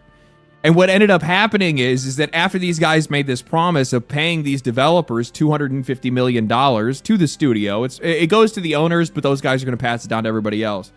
But the CEO of Krafton, in hindsight, was like, wait a minute, we're going to lose a ton of money if we pay these guys. We're going to lose most of our profits for an entire year if we pay out this bonus. So he gets the bright idea to head over to ChatGPT and ask ChatGPT, yes, ChatGPT, how can I get out of this deal? And ChatGPT, funniest thing ever, if you go and read the story, it actually told him not to do anything, and there's nothing that you can do. You are contractually obligated to fulfill this. So then he says, but I want to do it anyway. And then AI does what AI does, and it says, oh, okay, sure. And it immediately cooks up the most like psychotic AI fucking dark web plan it could come up with. So the first thing that you need to do is you need to isolate the developers from the gaming community. You need to create a story in which you believe that once that $250 million bonus is paid, well, the owners, they're just going to keep that money to themselves. They're not going to give it to any of the other indie developers. That'll get the players upset. That'll get them off their side. That's the first thing they did. All of a sudden, this story started spreading about how the CEO said that he was worried that the CEOs were the guys that ran Unknown Worlds wouldn't be paying the rest of the developers. Then right after that, it gave him the next step of the plan. You need to fire them. You need to find excuses for these guys. You need to find legitimate reasons to remove them from the company and remove them from their positions. So he found out that these guys have like hobbies where these guys are like, one guy's working on a movie in the background, you know, some other guy's doing something else. And then he concocted this story that none of these guys actually even show up to the offices, and they haven't actually contributed to the development of the game whatsoever. Actually, it's just the lower, the just basic development staff that has been the ones that have been working on it. So he fired him.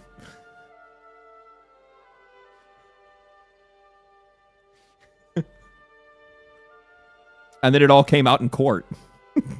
Like, they actually searched up this dude's, like the funny thing is, it wasn't even ChatGPT that did this. It was his own legal team that was like, don't do this. Like, their own board of directors is like, don't do this. You're going to put us into, like, you're gonna do reputational harm to the company by doing this. And he went and did it anyway. Everybody told him not to, and he still went and tried to do it. And then the courts found them guilty, and they're like, no, you guys absolutely tried to sabotage this game. Crafton's also the one that tried to spread the rumor that Subnautica 2, it was not going to be able to make its early access date. It was in terrible, terrible, terrible condition. There was no way. It wasn't even playable. They didn't even start, honestly. They released on time. I played it. It's very much a ready for early access game. It's in pretty good working condition. I mean, there's a couple bugs or something like that you'll run into, but nothing crazy. Nothing you wouldn't expect from playing an early access game. He had to explain that to grown adults, and they said no. Yeah. They were like, you're actually stupid. Did the team that told him no, stupid, get in trouble? No, like, why would they get in trouble? Isn't that defamation as well? You would think, but I don't think that they probably took it that far. The only thing that these guys are worried about is they just wanted to make sure that their game got to early access and that they got paid the bonus that they were promised. That's real. That's really all it came down to. Did you see the end user license agreement for Subnautica 2? There is no way it was written to be that over the top, disgusting, specifically to try to cause any backlash or hurt sales. Yeah. Who do you think that end user license agreement is created by? I'm going to tell you right now, it is definitely not the person that's designing the characters, world, narrative, physics. That is Crafton's legal team. While they're not necessarily, I don't think they're even listed as the publisher. They did that as a marketing decision to try to make sure that they just wanted to keep the Crafton name off of it because of the lawsuit. But all of the legal side of that game is all Crafton, which, spoiler, Crafton sucks. Crafton sucks. ChatGPT wrote it. Honestly, you're probably not wrong. You're probably not wrong. Think you'll get a dog once you move? Happy Friday. Thank you for the 279. That's an odd number to pick. It's really J. Cole. Thank you for the super chat. A dog? I might get another cat. That's just more just so my cat has a buddy, has a cat friend, right? You know what I mean? Like, he likes to play and stuff all the time, so I feel like if he has somebody to play with, they'll probably go pretty well. I like dogs. I've had a lot of dogs, but dogs are a lot. Dogs are a lot, man. And if I wanted to get one, it'd be a big motherfucker too. And the problem is that, like, I like big dogs, but big dogs take big shits. What's wrong with dogs? I have to clean up their shit.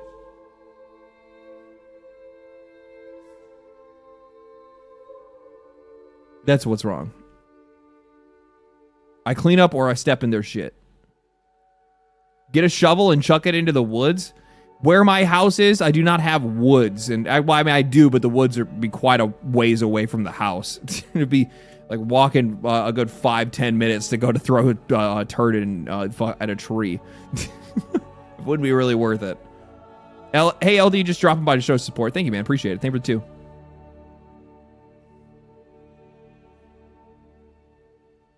Big shits are made by eating a lot of food.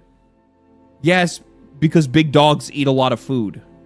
Because they're big dogs. Their bodies take more to run.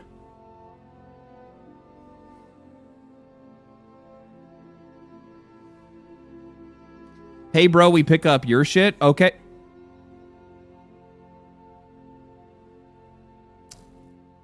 The fuck?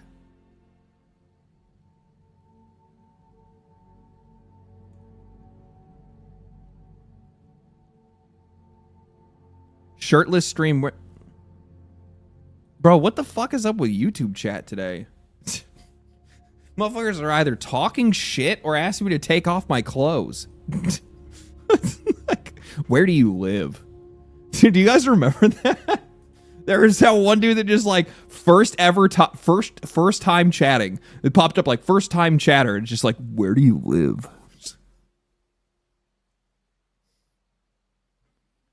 Are you alone? That's what it was. His first time chatter. Are you alone? That's what it was. I thought it was, where do you live? No, he said, are you alone? No, Jigsaw. I don't know. No, I'm in a house full of like 100 people and they all have guns.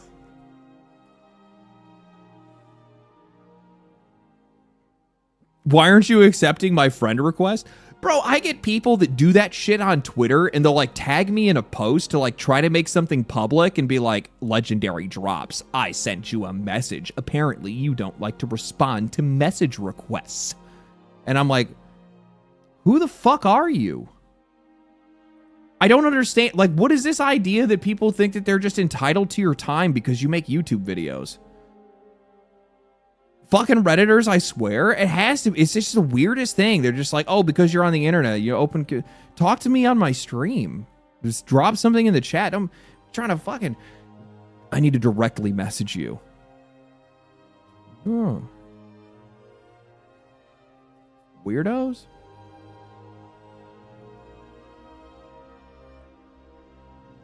Let's see here. Oh.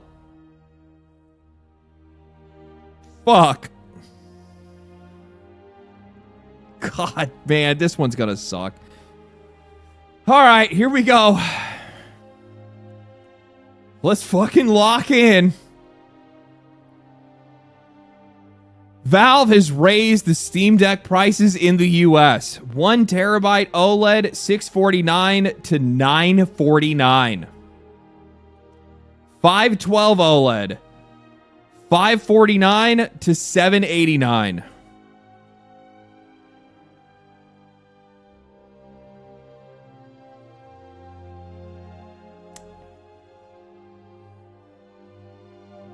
$1,200 Canadian, by the way. Well, you guys, Canada's not even real, so.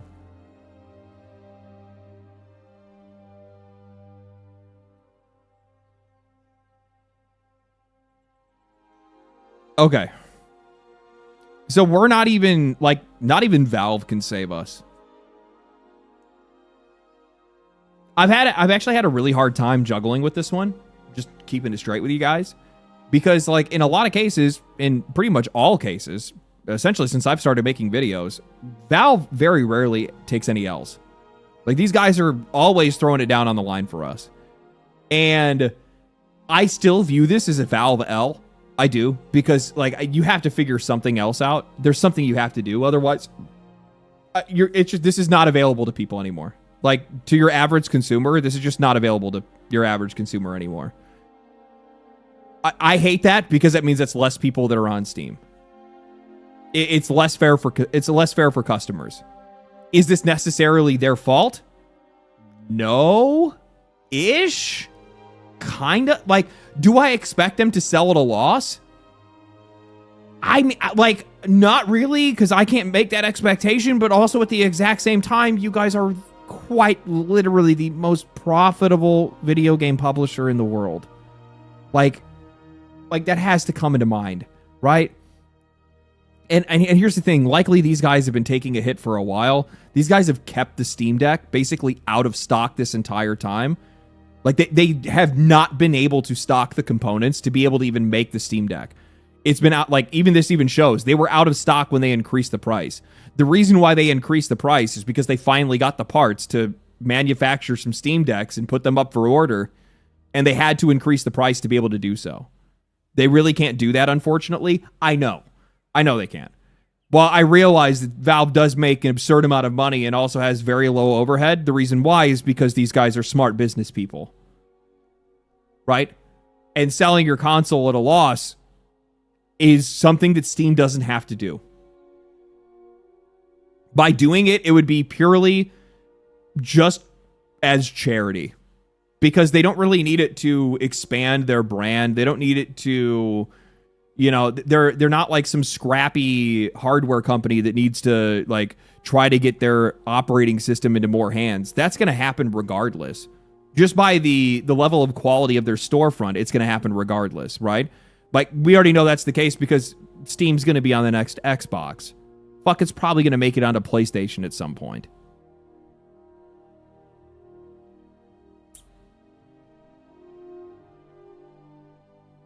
What was the OLED before? It was fucking $300 cheaper for the 1 terabyte. A little more than $200 cheaper on the $250 cheaper or $240 cheaper on the 512. Honestly, I don't understand.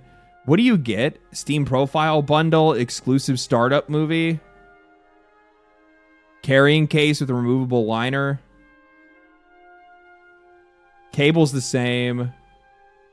Battery's the same. Refresh rate's the same. Display's the same. I would just get the 512 and then just buy an SD card. But even still, I think that the 512 is way overpriced. You'd be spending the exact same money if you would just go get like the Xbox ROG Ally or just the ROG Ally in general. You don't even need the Xbox version, right? Like there's actually like right now there are just better versions of the Steam Deck that you can go buy that still run Steam and run all the exact same games the same way. They do have non-OLEDs. No, they discontinued the non-OLED. They used to have the cheaper LCD screens, but they got rid of those a while ago.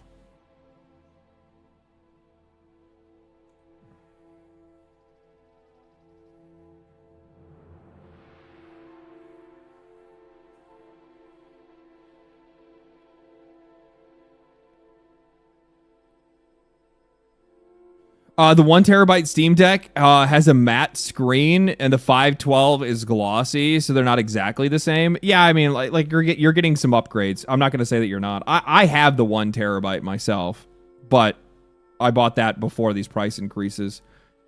Still though, like so I had just said exceedingly uncommon Val L. While I understand the cost reality that these companies are living in due to AI plus $300 or a $300 increase is absurd. All of these companies are going to need to find another way. Otherwise, nobody will be able to afford this hobby. It's not the fact that I don't recognize that Valve shouldn't be taking a loss. Obviously, no fucking shit, okay? Like some people are like, oh, what? Do you expect them to subsidize your hobby? No, I don't. I already own it. I'm not arguing for myself. I'm arguing for everybody else. Like... I'm arguing for the people that are not going to be able to afford to play video games in the next year. Like at the rate that these prices are increasing, it's worse than I thought. Like, and I am somebody that I really do try to do my best to like drag this stuff to the highest, like what is the worst this could possibly be? And then that's what I typically will run the story as, because that's usually the direction that these guys go in. And my nightmare scenario isn't even close to how bad things have gotten. If Valve of all companies has to sell their hardware for an extra $300 just to be able to break even, we're fucked. Like, genuinely. What you have now is what you're gonna keep. So I hope you guys are content with the hardware that you're using today, because you're probably gonna be using it for the next 5+ years. And then when you go to upgrade, you're going to be renting computer power from Nvidia and Amazon and Microsoft, because most of the consumer hardware industry won't even exist anymore. It'll be gone. Completely. Deleted. It's something that's already like happening rapidly, And I don't see it coming back. I watched the Gamers Nexus documentary they did on YouTube. It's like it's almost 4 hours long or something like that. And it's just those guys going around and talking to all of these different PC component distributors, PC component makers, basically anybody under the sun that is on the consumer side, right? And Crucial already stopped selling to consumers. Yeah, Crucial got rid of their entire consumer side of their business. They just now make chips for the AI industry. That's what their whole business model is around now. They're gone completely. What's the other company? What's the company that makes all the RGB shit? Corsair. Corsair showed Gamers Nexus their numbers. These guys are down like 70% in sales. And it's not because people don't want to buy it. It's because people can't afford it. And they can't even get access to a lot of the stuff. There's two sides of it. You have people that have like their store shelves that are just full of the stuff, but they can't sell it because it's too expensive to sell.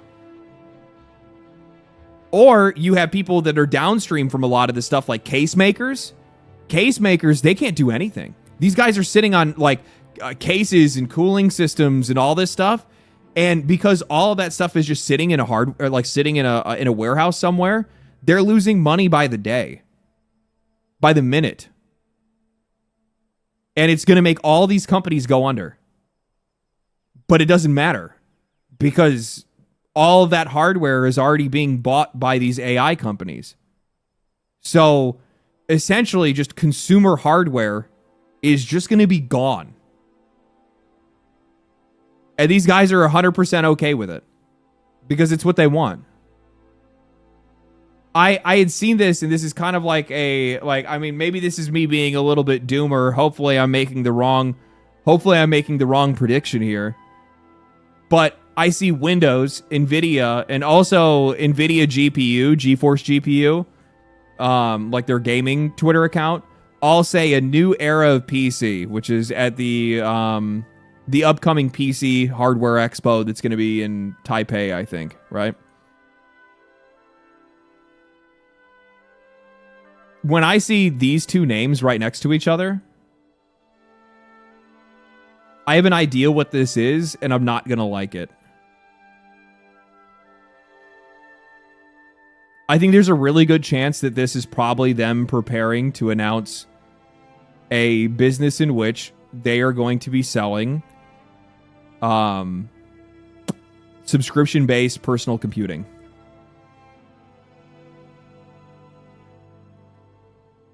Microsoft has the servers. Microsoft has the cloud. Nvidia has the hardware. Now, it could not be that. It could instead be the ARM chip that Nvidia is working on that's going to work in their new laptop. I could be wrong. I don't think I'm going to be wrong over time. I think that announcement is still going to happen at some point. But it could be for ARM computers. It could. I could be. Dude, I hope I'm wrong. I hope I'm wrong. Chips with RTX integrated graphics. I hope that's what it is. I really do. I hope that I'm wrong. I don't want to be right. But yeah. Imagine a PC without all that clunky ownership, a computer. And the funny thing is that this is all I said. And this tweet already got 6.4K likes, and most of the people are commenting exactly what I'm thinking as well. Imagine Imagine a PC without all that clunky ownership, a computer that you can pay a monthly PC fee for, instead of just dropping all those big bucks. All your hardware, all your files, all your ownership is remotely handled by us. I responded saying, 1,200 page EU, end user license agreement and terms of service. We hold the right to sell your data to our partners. Prices may vary. Services can be cut for any reason at any time. And we assume no responsibility for your security. Freedom.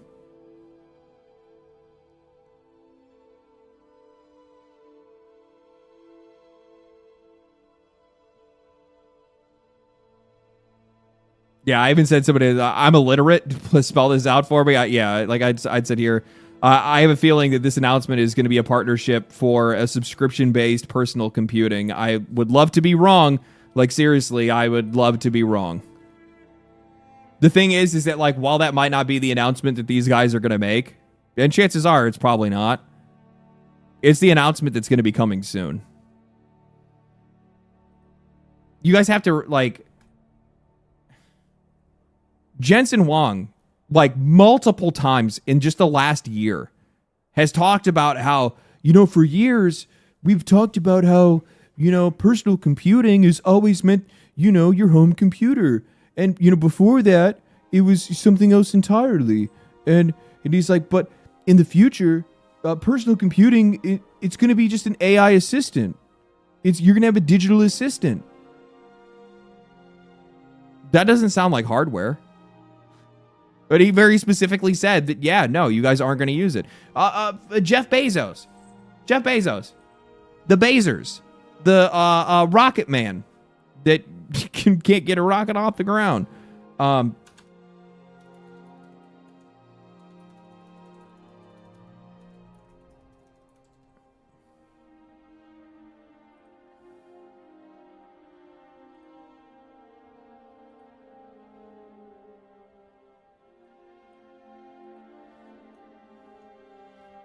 Jeff Bezos wants you to rent cloud space instead of buying PCs. For gamers, that's truly terrible. In the future, you'll have 14 different subscription packages and own nothing, and you'll like it. Like, these guys have been talking about this for the last, 2 years straight. I really hope you're wrong about subscription-based personal computing. Just saying it gives me chills up my spine. Thank you for the 5. I also hate to tell you that it's going to happen. When you have, guys, I'm sorry. I'm just going to, reality check really quickly. When you have the richest people in the world saying that they want something to happen, it's going to fucking happen.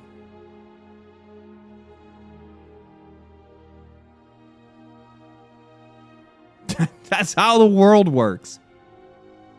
That's how the world works.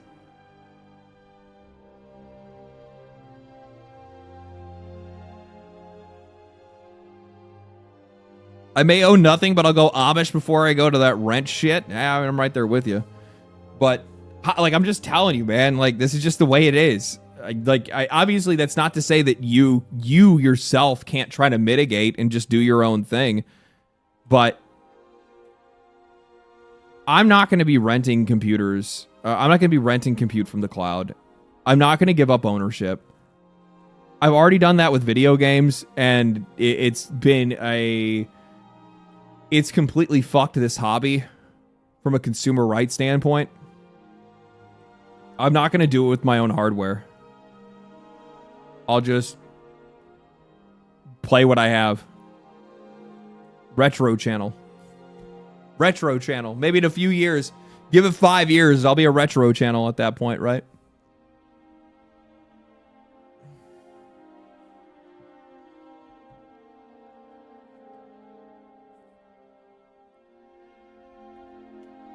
Burst the AI bubble? I don't know if you can. So, let's watch this video really quick. I've been wanting to see this. So something that's happened that I've noticed recently, and a lot of you guys have seen this already, is that AI has been forced into a lot of shit, right? And the more shit that it's been forced into, in a lot of cases, it's just kind of, there's no purpose. It doesn't help. It doesn't make the service better. It doesn't do anything for you. Oh, did you see ARM tweeted the same thing? No, I didn't see that. But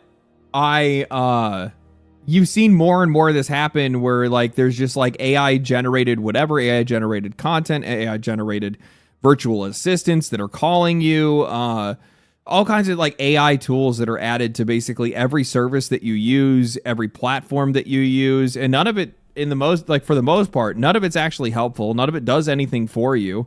Like I had that drama before over, I had posted it on Twitter where basically I got copyrighted. Some dude or some company had came out and they were posting, saying that I stole their, I don't know. It was a clip of Mugenics.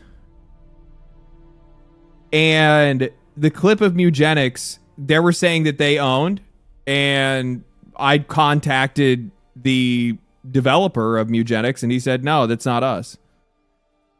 I said, okay. Well, there you go then. Right? So then I go back to YouTube and I'm like, hey, YouTube, I talked to the owner of this game, the guy that made this game. He said that they're not pushing this kind of stuff. I also talked to the YouTube channel that I got the copyright claim from. They said it wasn't them either. So like, get rid of this. And it was an AI assistant that literally could not do anything until it handed me over to a human. It's just It's just there to be there. It's just there to justify itself in some cases. So I saw this. This is Jack's Films. YouTube's AI feature is ruining shorts. Let's watch this real quick. Beep, beep. You might notice a cool new feature while you're scrolling through your YouTube. Beep, beep. You might notice a cool new feature while you're scrolling through your YouTube shorts. There I was, scrolling through my YouTube shorts, probably by accident, right? But while I was scrolling, I noticed there were these weird little dots at the bottom. Here, let me... Bro, I see this mic all the time, and it always sounds so good, and I feel like I want to get one myself, because it will probably, like, do better at, like, cutting out my peaks and stuff like that. I don't know if I want to anyway. Show you. It always sound, anybody that like literally everybody that has one sounds like incredible on their microphone. But yeah. Here, these look like Instagram dots. I had never seen this before. This was new to me. Reactbot, have you ever seen these before? Oh, he died. So the video itself is from a YouTube channel called Jake Pours Paint, and it's one of those very visually interesting, stimulating YouTube shorts.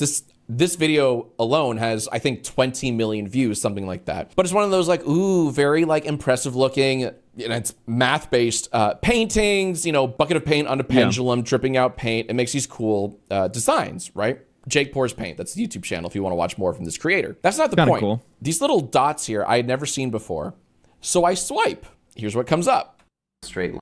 No way! What is happening? This is incredible!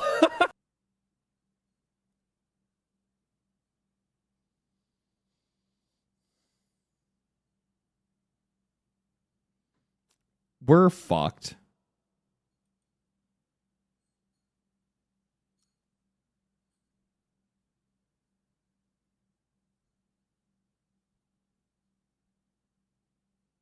$20 million views. What the fuck? Well, 20 million views is on the YouTube short, the original one. I can't believe it. No way. Pretty cool, right? YouTube is pushing this. What is this? Guess it's time to double down on my hardware maintenance. 15 years from my PC. I'll be able to make Castle run in less than 12 parsecs. Thank you for the 20, man. Melda, appreciate that. Or Meldax, thank you. Holy shit, man. YouTube is like, hey, if you liked that cool organic human-made video, how about a clanker version? Your ears are assaulted with the most AI-sounding robot voice ever. I'm over no him. way! Incredible! And if you read here, it says, remixed from Jake Pours Paint. Remixed. So, it appears that YouTube is... They're going to destroy this platform. These companies are so desperate to find excuses and try to find uses for their AI because they have to justify it to their investors, because the consumers, like on a consumer level, this technology is just not being used, right? Like if I had to poll my audience here, I would probably say, if I asked the question on a daily basis, how frequently do you use AI? Outside of probably Google searches, I mean, I guess you could include that. I'm sure people like to use, I don't know, Gemini or something like that to ask a more detailed question or whatever, right? Oh, wait, don't you have shorts too? Yeah, I do have shorts. I'd have a pretty big, like, here's the thing, for a commentary channel, if my content got remixed, right? People that were like repurposing my content using AI, which has happened, by the way. I had found, I don't know what the name of it is, but I found a YouTube channel that cloned my voice.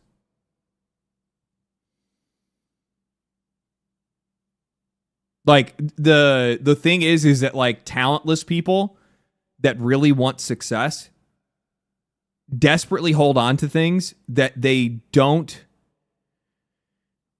can't figure out why somebody is successful, right? So like they hold on to things that they're like, oh, it must be his voice. That's what it is. So if I use his voice over my AI scripts, then people will believe it's him, or maybe they'll just like him or like the voice. And maybe that's what it is. I don't know. Like, so you have people that'll do that kind of stuff, right? Yeah, fuck talent. It's not even talent. Like, I mean, like when it comes to content creation, I guess there is probably some talent, but most of it's literally just personality and a ridiculous amount of dedication. Like, you just literally cannot fucking stop. And the minute that you do, the minute you start fucking some shit up, you have to keep pushing. You cannot stop, like, at all. It's literally just dedicating yourself to it and just pumping out content every single chance that you get to. You know, one of the things that led to me finding success on YouTube was that for an entire year, I just kept pushing videos two videos a week, every single week, without fail. I was always looking at topics. I was always writing. I was always researching. I was always thinking. I was like cooking constantly, right? And I just stayed in that habit of 2 videos a week, maybe even 3 in some cases. It's consistency. Yeah, it's consistency. Talent requires... I think talent is something that it probably more or less has to go, like, depends on like the kind of content that you're making. Like, I don't think what I do requires talent. I guess imagination in some cases, but you know, what do? I do creative writing and then I talk into a camera, right? So like it's mostly personality, and then it's, you know, whether or not my opinions align with the wide, like the larger side of the audience. Am I falling on the right side of topics, right? And some people believe that you can pre-generate and grift off of that. I actually don't think that you can. I really don't think that you can. Like, to be able to be consistent enough that you fall on the right side of takes every single time, that has to be something that's just natural. That you have to have the same motivations and desires as the people that are watching you, right? But that's like what social media, that's what resonance is on social media. Soft launching or slowly rolling out. Love the last video. Thank you, man. The ability to AI remix other people's content, other creators' shorts, so you can put your cool little spin on it. What if the mega viral video sucked ass? What is happening? And what I love is that nobody likes this. All the comments are calling this out. They're actively going, nobody likes this shit. Like, there's like, the only thing that people really like about AI is quite literally just the dumb brain rot, stupid shit, like the Harry Potter memes that you had seen with like drip warts and stuff like that, or if you've seen, I don't know, man. It's just like the goofy AI images and memes that people will make off of this stuff. But like, for the most part, like the vast majority of people aren't even touching this stuff. And the problem is that like AI has just been, it's like the most intrusive technology I've ever seen. It's, again, you know, one of the things that I talk about in a lot of my videos is like this idea of like giving the customer what they ask for. That's how you make money, right? What about forcing the customer to take things that they don't want? You're not asking their money for it, but you're forcing them to take it anyway. It feels a lot like It's like that friend that comes over with I don't know, egg salad to a party or something like that, right? Where you're like, oh, but there's that other friend that came with cookies, and you're like, egg salad? No. Is anybody gonna eat this? I'm sure there's people that like egg salad. I don't know. I'm just making something up at this point. It's the fruit cake, right? The fruit cake at the party or whatever. You know what I mean? It's one of those kind of things. So it's just, it's one of it's nobody's asking for it. Nobody wants it. And the thing is like, it's just actively making almost every single one of these experiences worse. That's really that's like the part that I think that probably drives people crazy the most, is that we're constantly forced to use this AI in a lot of cases. And it's just a lower quality experience every single time. Like I watch this, like there's a video Asmongold was reacting to, and it's just like, it's like, it was an AI voiceover or whatever. And I'm like sitting there and I'm just like, well, I'm sure this guy's bringing up good points. Like, I don't know if they used AI to write the script or whatever like that. I'm like, well, the guys bring up like some interesting points or interesting discussions. The problem is that like, because there's just no like real human voice behind it, it's just immediately less engaging. It's less interesting. It's emotionless. It's just lame. And you're just like, I'm good. Like I eventually just kind of like mentally check out from it. Right. But it's just, I don't know, man. It's any experience I've had with AI so far has not been very good. Hey, it's good for detailed searches. Very good for detailed searches. Right.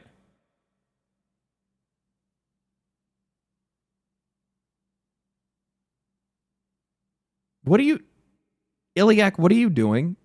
Why are you spamming in chat? Stop spamming.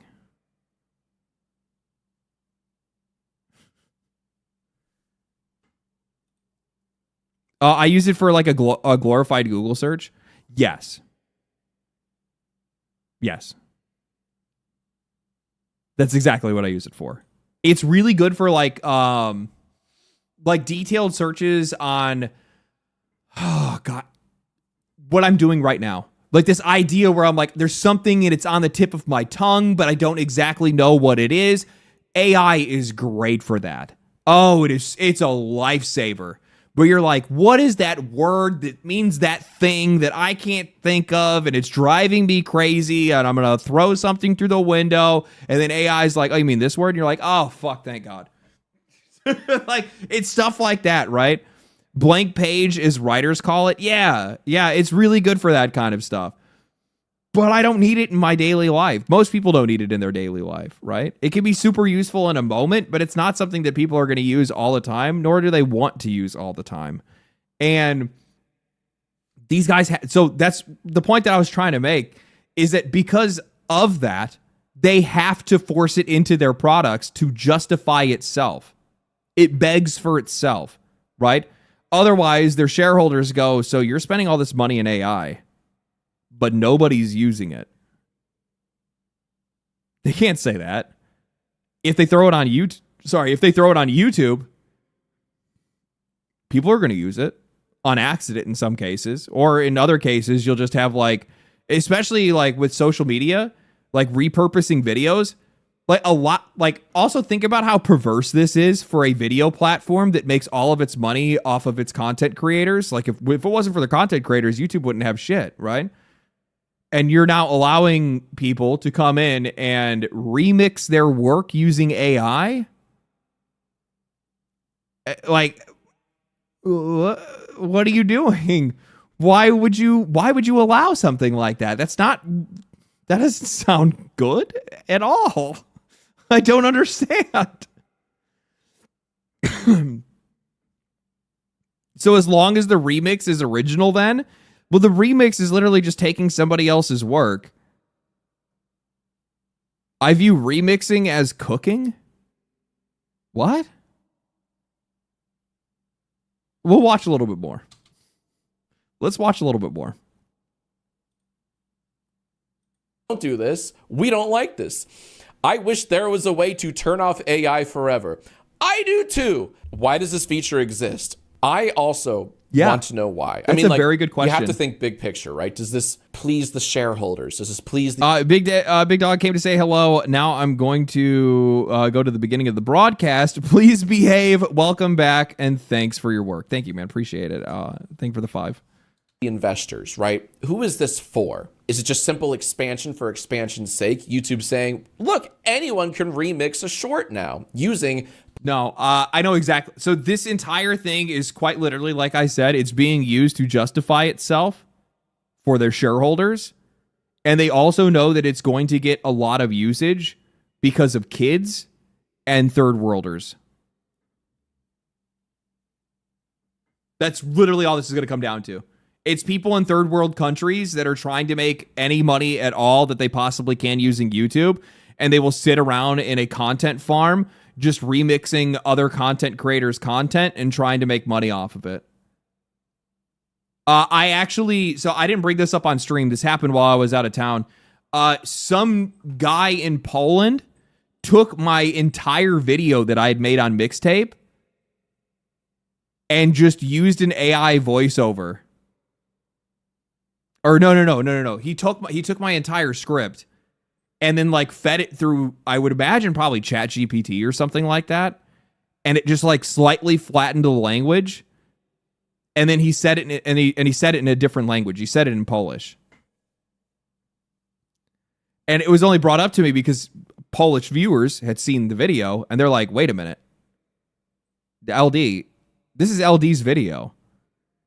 It was because the examples that they used, they kept my same examples. And sometimes you guys know, like, I make some like weird off the wall examples in some cases. And it's just like, why would you say that very specific thing in that very specific order? And like the whole first 5 minutes of his video was literally just my video. Like it was 1-to-1.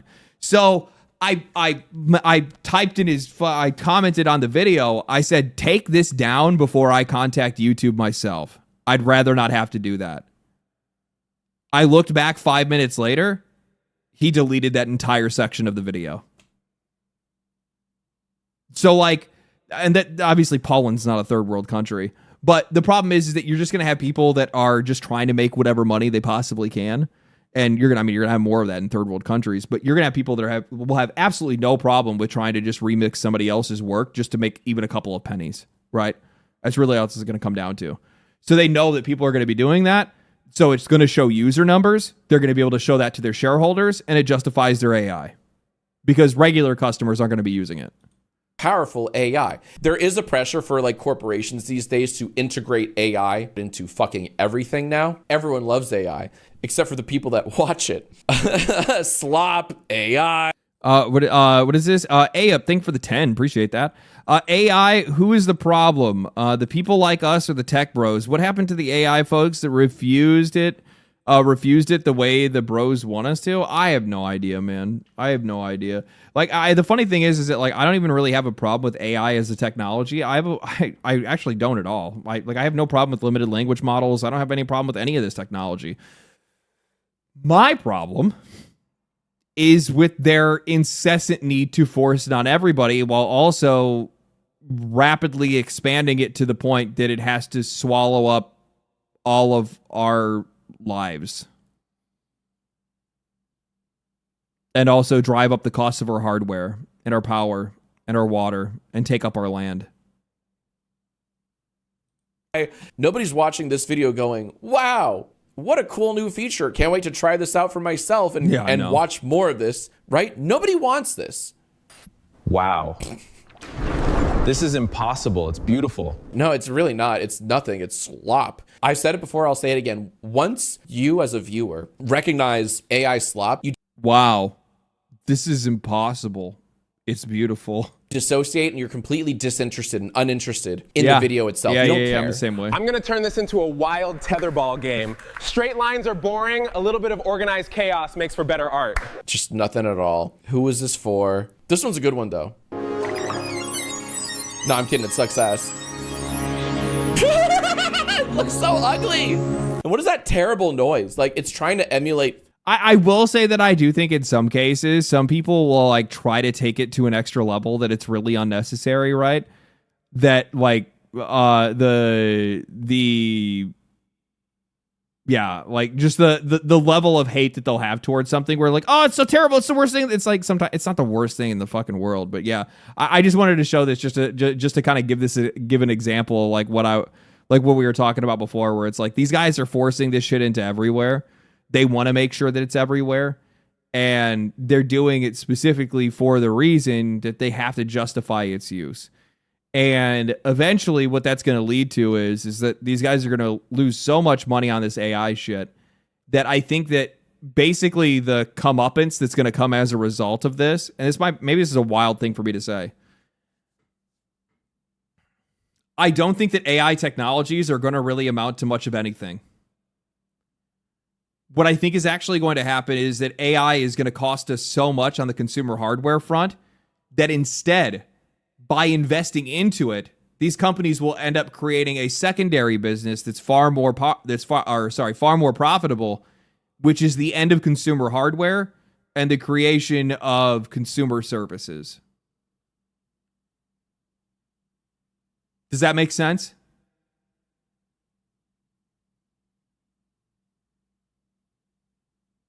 So while AI is not going to be this future hardware that they all think it's going to be, it's not going to make the money that they think, right?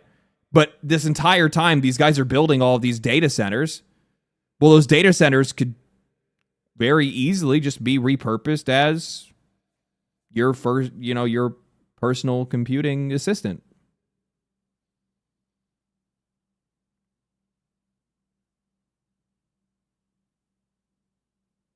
Right? You're going to have to make use of these places. If the AI is not the thing that's going to work, if the AI is not going to be making them any money, you're already going to have the foundation, right? You're already going to have the infrastructure. So, you've already driven hardware prices through the roof, and nobody can afford video games or afford PCs or anything like that. Cell phones are going to get too expensive. So now we'll just start selling people screens and then renting them service. If the AI bubble pops, that's what I'm saying, though. I think that's the direction that they will go in.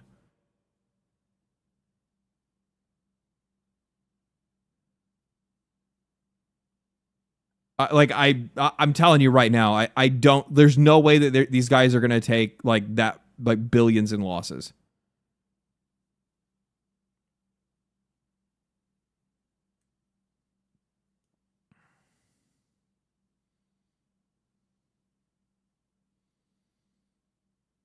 That's terrifying, man. I just think it's that's what most of the ideas that I come up with. Like, I mean, keep in mind, I try to make sure that people understand like where my perspective is coming from on this stuff. I went to school for business. I worked in fucking sales and was an absolute scam artist. Everything I think of is what I would do. And that's actually why I think I end up being right in a lot of cases.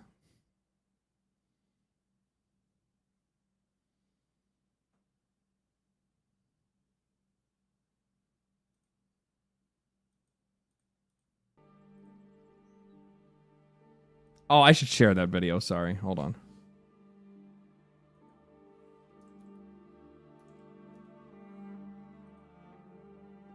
If you guys want to watch the whole video yourself, you're welcome to. I like some of Jack's film stuff. He's been on YouTube for a really long time. If you guys want to watch the video, make sure to check him out. Give him a like or give him a sub.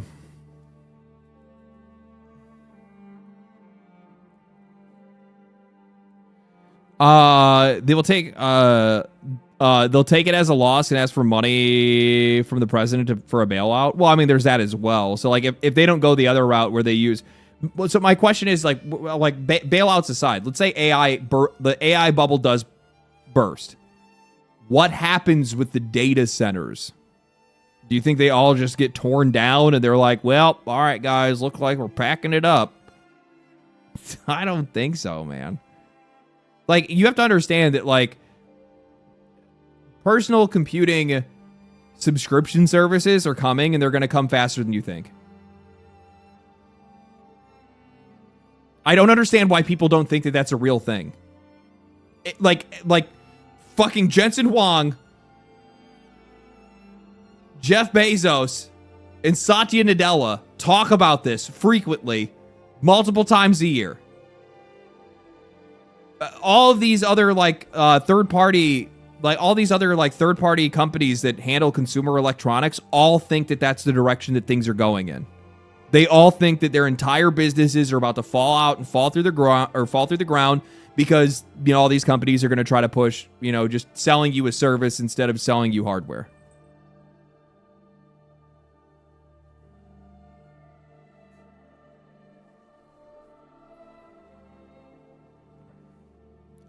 Someone did the math on Reddit and the cost of just one data center, and it was in the trillions. Like double all the world's GDP and graphics cards. That's just one data center. These places are gonna fold hard. Someone did the math on Reddit.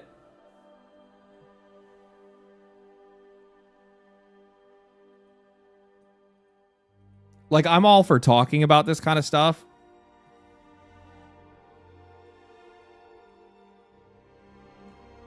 But I mean, let's use some good sources.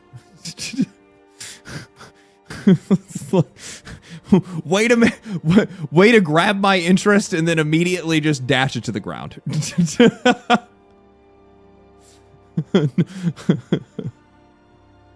They did the square footage of the place and then multiplied it by the actual racket space.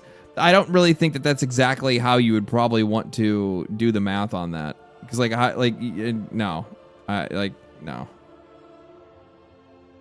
You don't know if they're going to use like switch offs or something like that, where like some of them are going to be like that's the idea that they have to run all of these things at the exact same time, right? And that's likely not how a lot of these places even run. I mean, I know it for a fact that's not how a lot of these places run.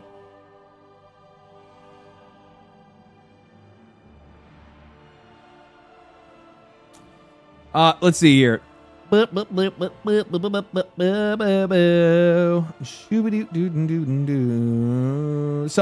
the way, so in the conversation of the hardware prices continuing to increase because of AI pushing the price of memory higher and higher, I had also put out another tweet, and I said the games industry is going to crash and crash hard.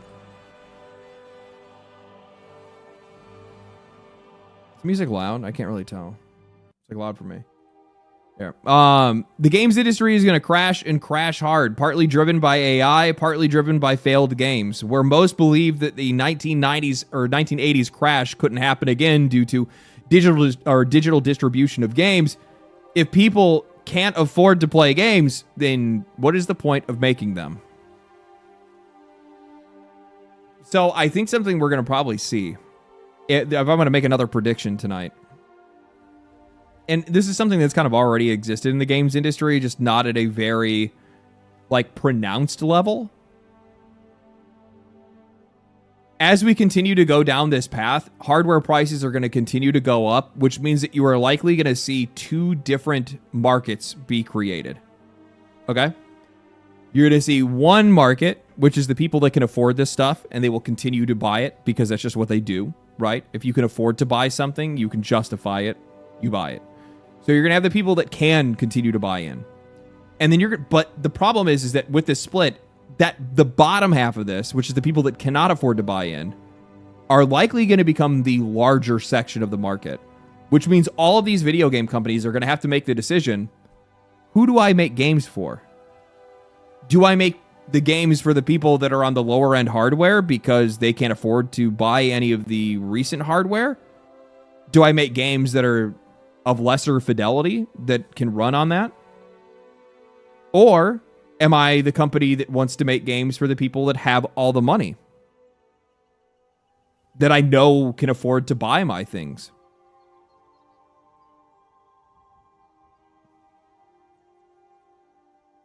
Did you see the We Want Destiny 3 Avengers video? I love to see it.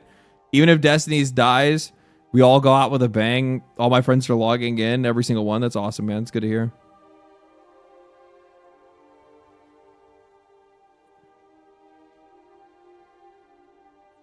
Well, no, because no matter how rich one guy is, he can only buy one game once. That's probably not the way that they will likely try to monetize those people. They'll try to maximize their sales within each purchase, right? So like premium games will probably increase in price, but there's probably going to be more attachments to it, monetization, whatever it can be. We're going to see like 2 class of games, and it's not just going to be like free to play. It's going to be like different tiers of that kind of stuff. I don't know. It's going to be really interesting to see. It's going to be really interesting to see. But the reason why I'm saying that, like, you know, most people said that there couldn't be a video game industry crash because, well, the reason why is the first crash was because of distribution issues and also quality issues, but those don't really exist, at least on the same level. We still have quality issues, but it's not the same thing what had happened back then. And with digital distribution, people don't get overstocked on games like they did back in the 80s, right? Where they just, all these stores had all these copies, and then this company had to pay them all back because all those copies were defective in some way. So, how it will happen this time around is it's literally just going to be the bottom, like just the floor falling out from underneath basically the biggest companies in the industry. Indie is fine. Like, indie has nothing to worry about. These guys can play on these goofy low-end handhelds that you can buy on third-party websites and stuff like that. There's some of them that are actually really high quality. People have been telling me that the Thor is really good, and I might actually check that out. But ask AI what will happen? No, I'm not gonna ask AI what happened. I'm not going to ask it. With AI, the AAA industry will get tough competition from passionate developers.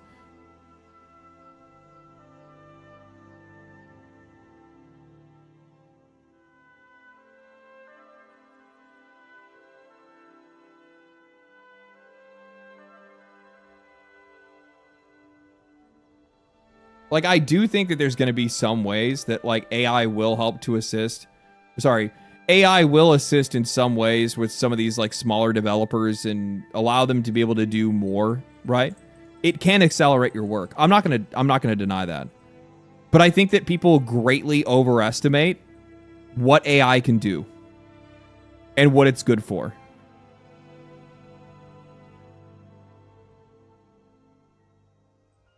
Like real talent, real understanding, real, like knowing exactly what people are looking for and also having a genuinely good idea, and not just a good idea, but like how to bring that idea to life. If you don't have those skills, AI is not going to help you. And I think there's a lot of people that believe that AI is going to be so strong and so good at everything that it does that it's going to be able to skip the most important step of the entire creative process. Not just having a good idea, bringing a good idea to life. I think a lot of people believe that AI is going to do all the legwork for them. And it's just not going to work.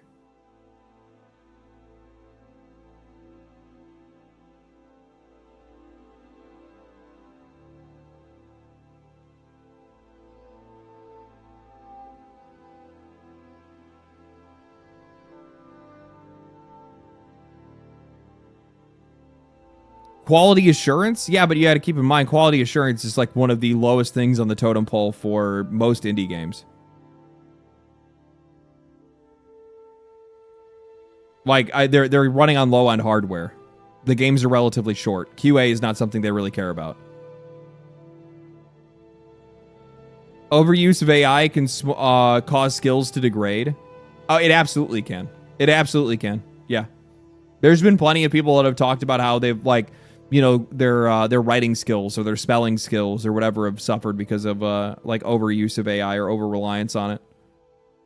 I worked as a copywriter last year, and you learn the limits of what AI can do pretty fast. Yeah, I bet you did.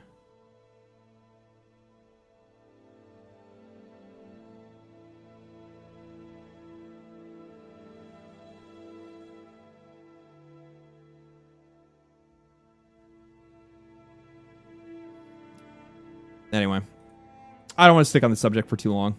Otherwise, I'll get like way too doomer about it. Oh yeah, when they first made the announcement, oh no, my God. Okay, hold on a second. Let me use the bathroom. Wait a minute. Okay.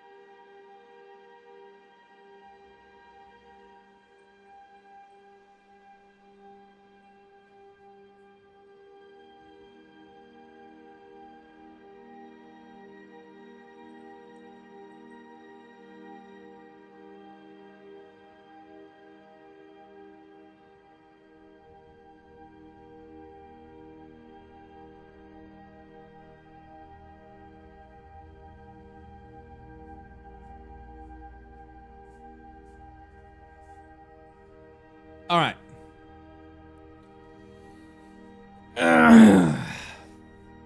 Okay.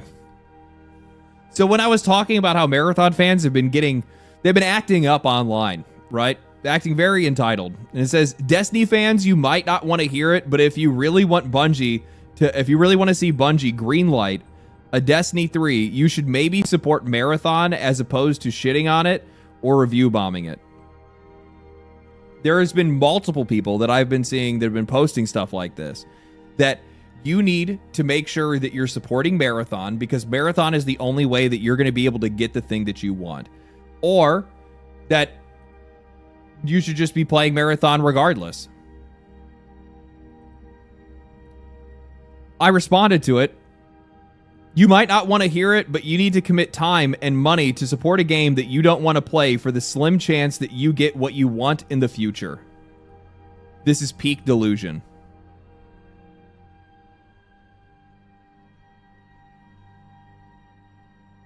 This has happened so many times. Apex Legends. Many of the people that were trying to sell Apex Legends to other players, it was all based on the idea that we would be getting Titanfall back. Guys, if we just support Respawn and we support Apex Legends, we'll get Titanfall again. Right? Guys? Right? I mean, as long as the game is popular and they make a ton of money, we'll totally get our game back, right?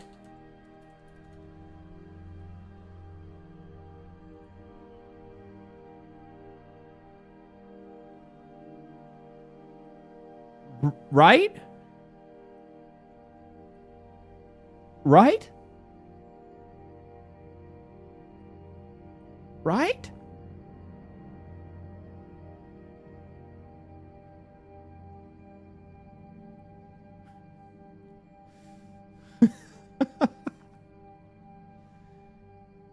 No, that's not how this works. It's not how it's ever worked. What the Destiny fandom is doing right now, going out of their way to try to make sure that they send a clear message to the rest of the industry. I'd actually brought this up in the post that I had made. I should actually go back to this and show you guys. Somebody in here had actually commented, and they had said, per Bungie sources with Paul Tossi, unfortunately, neither the petition nor the planned login surge on June 9th is going to have any chance at reversing the recent decision or greenlighting a Destiny 3 as well-intentioned as it may be. While you are blackpilling here, Paul Tossi, I actually think you're wrong. Because I said, while I know that they're fully set in their ways, I think it's worthwhile to show that it's not the players that have lost interest, it's their leadership that has actively made these games worse and pushed these players away. If these Destiny fans really do band together and they all drop in and you see a peak concurrent player count that is, well, I don't know. Let's say they get it to 100,000 players. Let's say they get it to the Edge of Fate or to the Final Shape, right? Even higher than that. That's going to send a very clear message that it's not that people aren't interested in this game. It's not that people don't want to play it. It's that it's just not worth playing in the moment, or it hasn't been worth playing in the moment. It looks like with a lot of the changes that they're making to the game, they are actually going to make it worth playing for a lot of people. And honestly, there's kind of, is this a weird thing for me to say?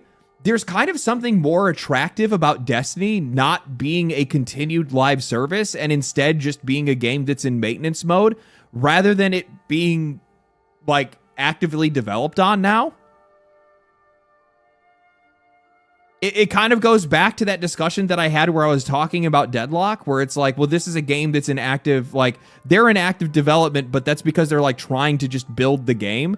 So it's not really changing, and it doesn't really have a lot of these, like, normal, like, pressures and functions and battle passes and all this other stuff, all this FOMO that I have to constantly keep up with all the time. None of that is there.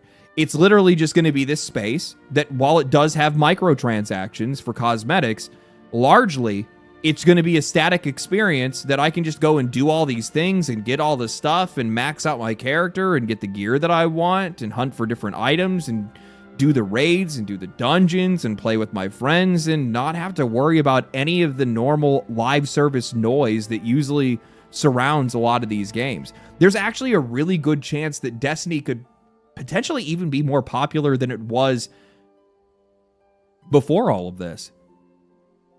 There's a really good chance that Destiny could actually hold on to a higher peak concurrent player count in maintenance mode than it did in active development. What kind of message does that send to the games industry? I think it sends a pretty clear one. The path in which you guys have chose to be able to support these games, how they've supported these games, is not good for the game.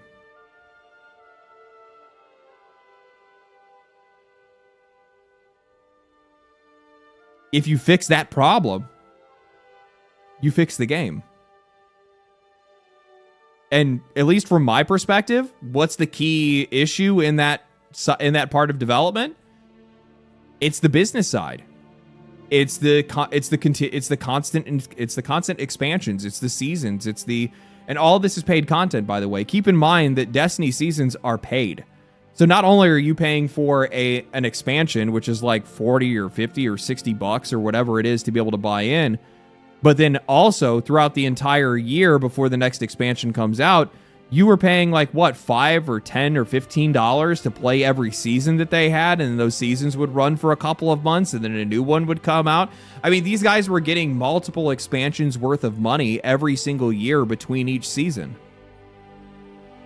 The game was so aggressively monetized. It was such a, like, it was $100 every year.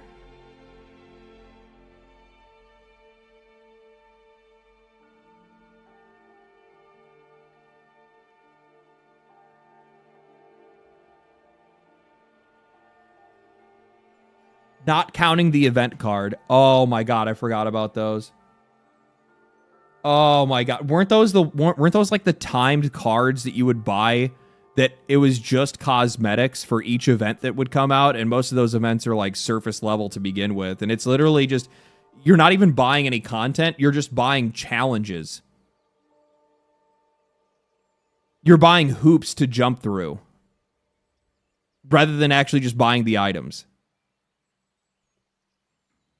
Destiny is by far...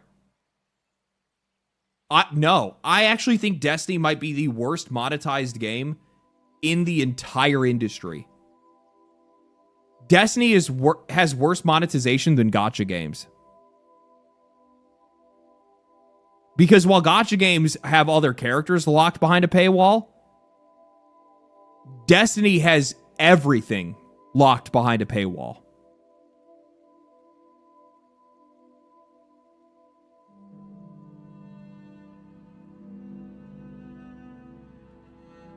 $734 for the full game right now. It's not necessarily accurate. Which, by the way, I mean, it's still a good, like, yeah, somebody posted it right here. Same, but what the fuck is this? They need to clean this up. I actually did see it in their patch notes that they are going to clean this up. There's apparently just going to be one bundle that's going to include everything. All the dungeons, all the expansions, and anything else that you would want. They're getting rid of all this, like, piecemealed shit, right? And, based, by the way. Based. I mean, he missed out on like. I know it's still based. Still absolutely based.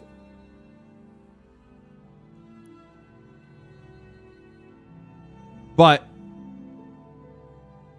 yeah, they're getting rid of this whole like weird totaling thing because like some of this stuff, like the Throne of Atheon, that's an emote bundle. Beyond Light Pack. So there's like the Year of Prophecy ultimate upgrade, like this right here and these two right here, like these actually include a bunch of these different expansions already in it. There's another one of these bundles that also includes like there's one that's not listed on here, at least I'm not seeing right now, that also includes a bunch of the bundles as well, or a bunch of other like pieces of content. But yeah, the final shape is the best. Is it really good? I'm excited to get to it.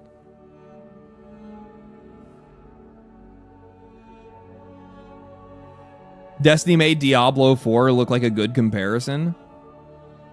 Brother, Destiny makes fucking... The only game that I can think of that comes close to Destiny 2 or Destiny 2 in monetization is probably Diablo, was it Diablo Infernal? Diablo... What was it? Immortal. What a fucking piece of shit that was. What an absolute piece of shit that game was. Good lord. I remember before Diablo Immortal came out and everybody was bitching about it and they're like, why isn't it coming to PC? My one take that I had was like, why would you want it? It is going to be a microtransaction infested nightmare. Like, the only thing that made it worthwhile that game was actually on PC was that Asmongold got to stream it, and the content that came from that was fucking legendary. Fucking legendary. The amount of time, like, the dudes that are like, who is that one guy that was making his videos talking about, like, every time he would talk about his, like, the money he would spend in the game, he'd call it investments. Well, you know, when you invest in your character, quite literally, there's a dude that spent like $400,000 on Diablo or something crazy like that, where it's just like, what? Why? What do you get from this? Imagine blowing your trust fund on Diablo Immortal.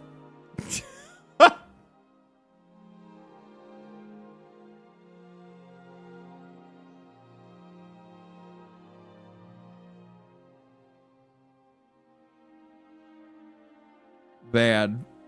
Wait, what? Yeah. Asmon was playing 007, and that was legendary, was it? Yeah. I'm actually kind of surprised that I'm not surprised. I'm not surprised. He's somebody that usually kind of like he tests his own opinions in some cases. At least with video games. I only watch the guy for video games, so I can't really comment on anything else. But I will say that, like, when it, like, because he had some real hot takes about that game, and even I was a little bit like wary of it at first, right? When I first saw it, like when it first got announced or whatever. But it's a good game.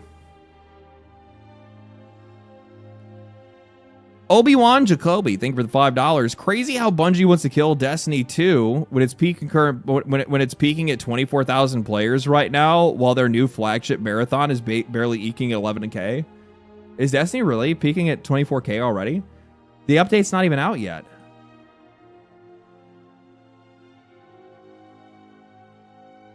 Holy shit.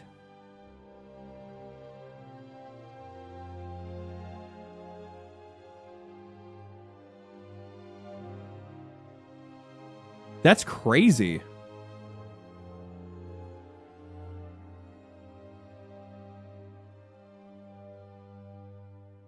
Oh, well, I mean, this would be its peak right here, because this is at 3 UTC. And this should also be at around 3 UTC, right? Yeah. Yeah, this is their peak time. So they've already hit their peak. People are pissed and coming back. I'd be pissed too, man. I would. I'd be pissed too. I guess my hopes, like, what do I actually, like, what's the conclusion that I would want from this? I would just want it to send the message that it's Bungie's leadership that needs changing. Maybe even Sony's too, honestly. Probably both. Probably both. I'd change both. Yeah. It'd be worthwhile.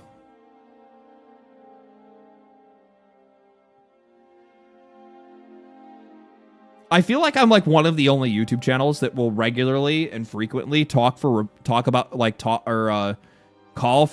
the replacement of executive management at these companies. Like in a lot of cases, people will just like criticize the actions or criticize decisions, but like I really like to go for the throat on this kind of shit. I hope that some of these guys do watch the videos. Some of the heads of these companies, or at least their shareholders. Honestly, the shareholders would be way better. Way better. Like, yeah. I've already been told by people. I don't know if it happens at some of these other ones, but I do know for a fact that multiple shareholders had brought up my series of videos that I had made on Ubisoft. Like, so I was watching this video from this content creator, Legendary Drops, and he had talked about, you know, the history of the company and this and this and this. I'm like, just imagine fucking Yeez Gillama or somebody else in their executive leadership. It's like, what the fuck? Here's this dude saying I need to get fired. Fuck this guy. Why is he calling me out? Why can't he be like the rest of the gamers? It's like developers are bad. Problem is like the word or term developers has become like so stretched out now that like it's kind of lost its meaning in some cases, right? Where is Oh, there it is right there. Okay. Sony got scammed. They did get scammed.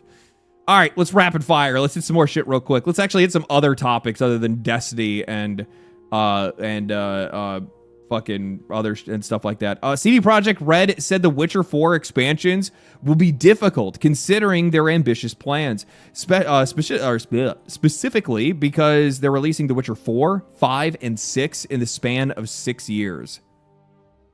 That is very aggressive. It'd be difficult, to be very honest, for us to add any expansions to the upcoming trilogy. Interesting. I don't like that. 4, 5, and 6 in 6 years. So when we see the first one, within at least 2 to 3 years after we see The Witcher 4, we'll see The Witcher 5. And within I guess it would be another 2 years from that, we'll see, or 3 years from that, we should see the other one. So we get 3 half-baked? No, we likely get The Witcher 4 will probably be the most complete, and then The Witcher 5 and 6 will be, like, undercooked. Oh, no. Gotta remember, how do video game companies work? Remember how video game companies work.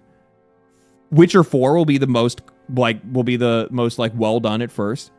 Witcher 5 will be the weaker entry. And it will likely, crater in sales because it just wasn't prepared for its release. Which means that they'll delay Witcher 6.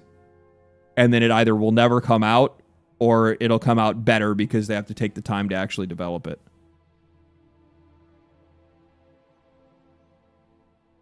CDPR is publicly traded. These guys say some stupid shit to be able to get their shareholders up and running.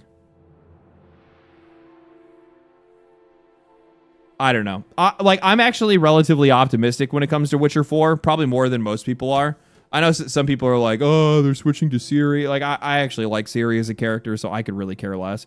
Like, it doesn't really, don't get me wrong, I like Geralt. I would have probably preferred Geralt in this case, but, I don't know. I'm open. I think that's probably a better way for me to say. I shouldn't say optimistic. I should say I'm open. We'll see what it is. I'm not married to it. I haven't spent money on it. We'll see what they do, right? I already felt content after playing The Witcher 3 and its DLC, right? Like, I'm good. I got what I wanted out of it. Like, if they can continue it and make it good, then I'm down for it. So this is like a thing that people have been doing recently, where they do this like $70 game. Like, we see this shit with like every game. Like, you can break like movement mechanics in every game. I don't understand how this is supposed to be like somehow that much more advanced. I don't know what people are fucking looking for. I'll be honest with you, man. I'm not really too sure because it's because I had seen this dude post this article and I'd read some of this, right? Where it's like talking about like my thesis was simple prestige reviews, a 60-year-old IP and cinematic production values no longer guarantee mass market conversion. I also elaborated on how James Bond franchise is centered on being, not becoming. Fans show up for Bond because it's because Bond is already the most lethal, most charming, and most composed operator in the room.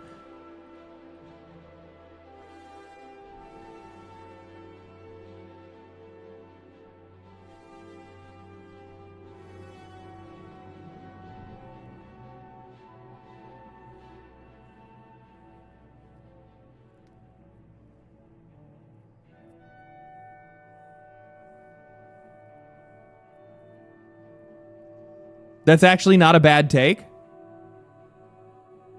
Doesn't it sound familiar?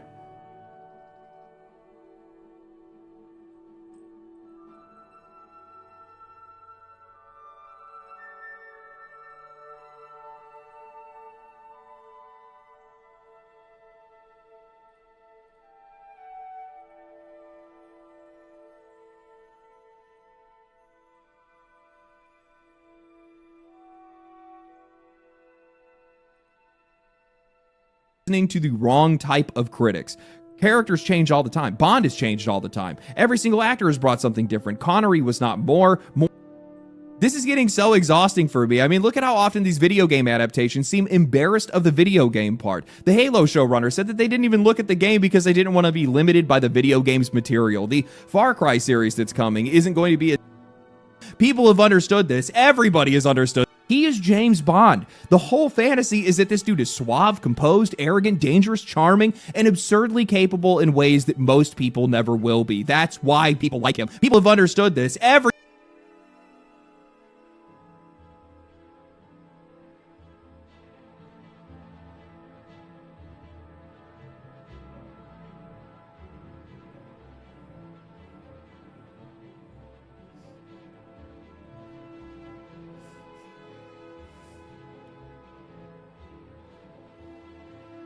Scraped your video? I don't know. I'm not gonna put that. I'm not gonna make that assertion. I just find it funny.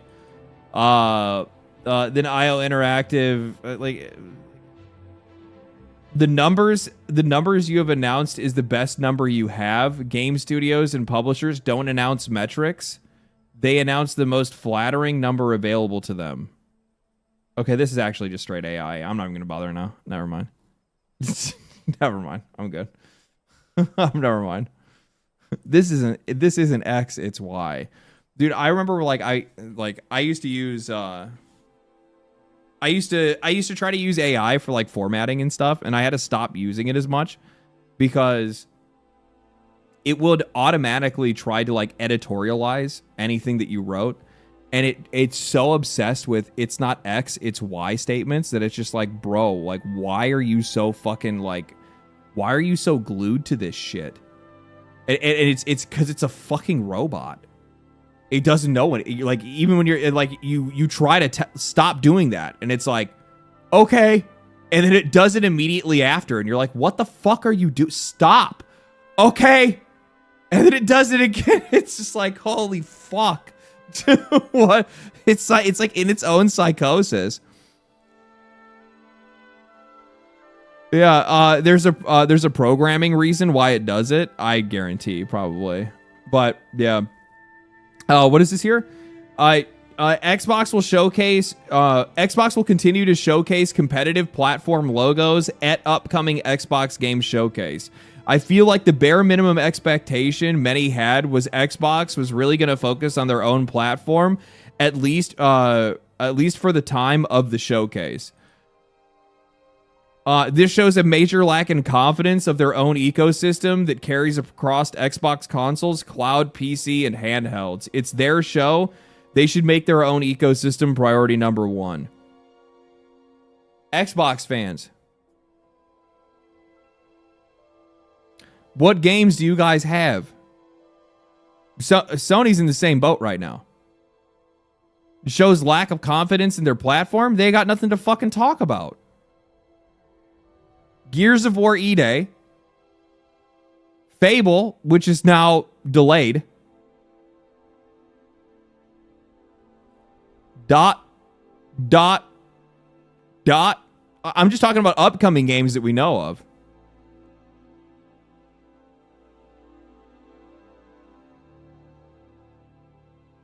And even before that, do you really want me to bring up the last list of the last 5 Xbox games that released?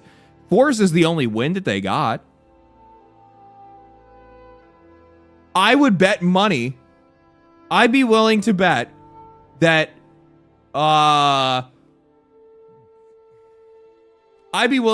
their last 10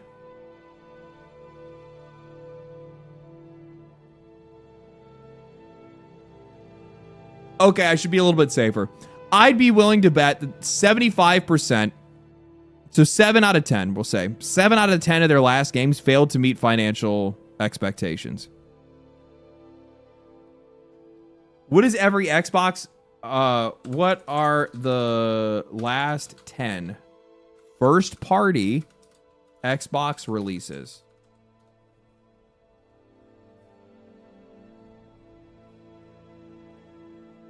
Call of Duty Black Ops 7. We know that failed to meet expectations. We know that did. That was one of the biggest news stories we had seen in years. The Outer Worlds 2. We also know that this failed to meet expectations. Keeper probably didn't even have any expectations. Gears of War Reloaded. Holy shit, nobody wanted to have anything to do with that.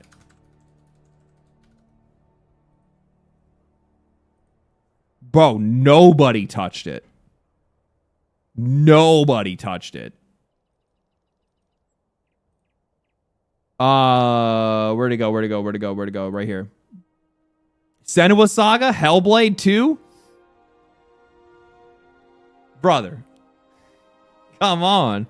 We already know where that one went. Hectic and Hexen? I don't even know what the fuck that is. Grounded 2? Grounded 2 probably did all right. Tony Hawk's Pro Skater 3 and 4? I don't really know if that did that well. I have no idea how much money they invested into it, so I really can't say. Xbox Retro Classics? I don't know about that. Doom the Dark Ages? I would almost guarantee, and the funny thing is, it didn't even put Avowed on the list. That's how bad Avowed did. It didn't even make the list. It instead put in Retro Classics and Grounded 2.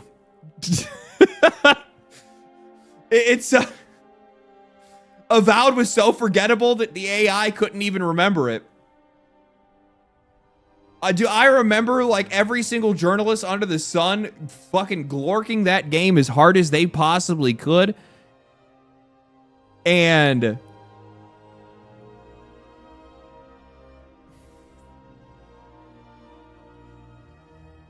then it was just gone. It was just gone. Like they all stopped talking about it. They were all like adamantly defending it from players in like the first couple of days of the game being out, and they're like, okay, actually this is cooked, we're out. And they just abandoned that shit. They don't even talk about it now. They refuse to bring it up at all. It's now just the Outer Worlds 2, and that's literally just by name that they really only bring that one up. It's so funny. What about Kiln? I'm gonna be straight with you, man. Double Fine.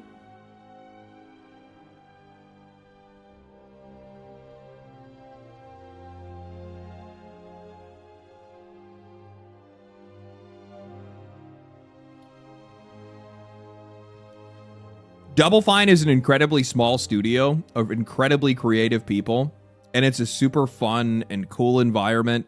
And I think, and this is maybe like a weird thing for me to believe, I think that the guys that are there are just such good dudes and such good, like, cool guys that they are somehow invincible to the wider Xbox platform, and these guys just can't get rid of them. Like like Double Fine is the friend of theirs that they know that they're going to make another Psychonauts at one point in time, and that's really all they're looking forward to.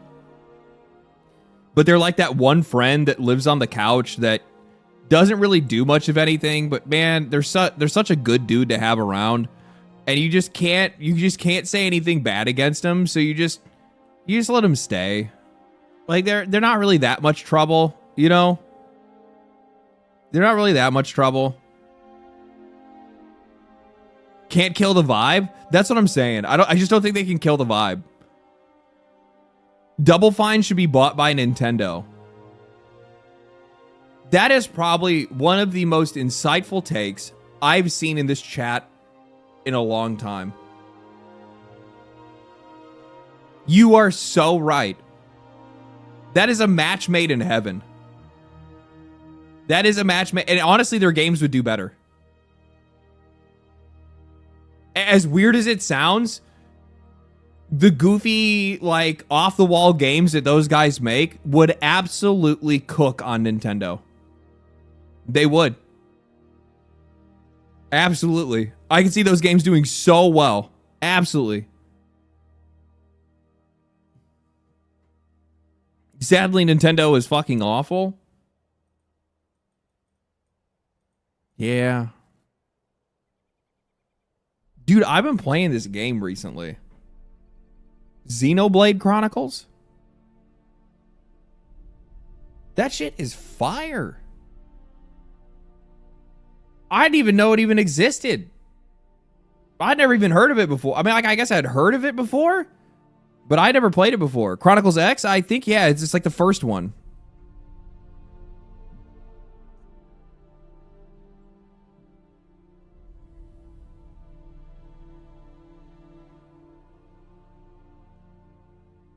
Yeah, I think it's the first one.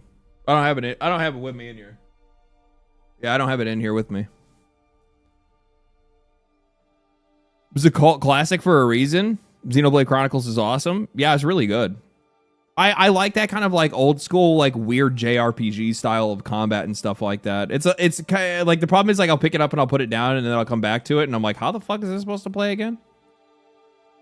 Yeah, like you guys don't have any fucking games. Xbox has, the funny thing is, Xbox has every reason to lack confidence in their own ecosystem. Their games suck. They're not good. Forza's awesome. Story sucks. Forza's still good though. Like it's still, like, as a racing game, you just don't listen to the people and mute the voices and you're chilling, right? But yeah, Cold East, like, I don't, he's a like straight up Xbox guy, up and down.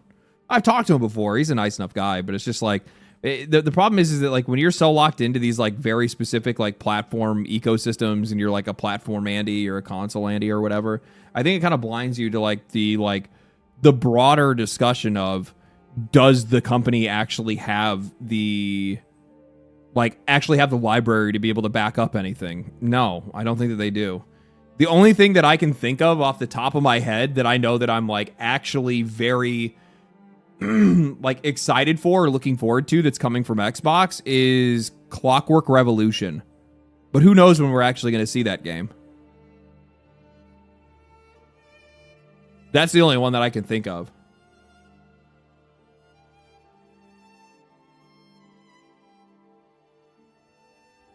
I don't think I began the story in any racing game. I just like to race.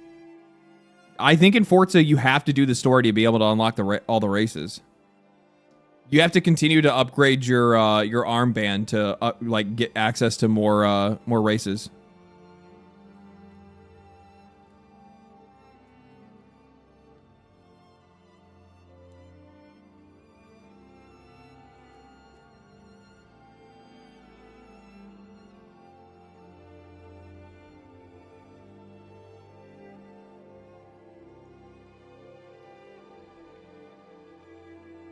Miss the good old days of Gran Turismo, just cars straight up racing. My favorite was Tokyo Extreme Racer. The one where like literally all you do is just like drive around the city and then just flash your headlights at other cars, or they flash their headlights at you and you guys just race. That shit was so fun. it was such a vibe. You just cruise the city. Sometimes you'd actually race against people. Sometimes you wouldn't. Like, who gives a fuck? You know what I mean? Burnout was also really good. Yeah, Burnout 3 was really good. Burnout was also like really good games for Xbox Gamer Score. Those were games that I would rip the shit out of just for Xbox Live Gamer Score.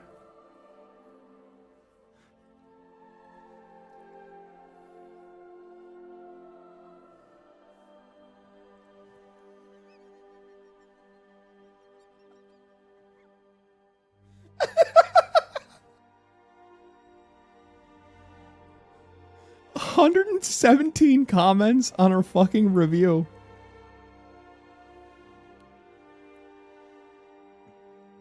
They gave it a 65. And the person that they had review it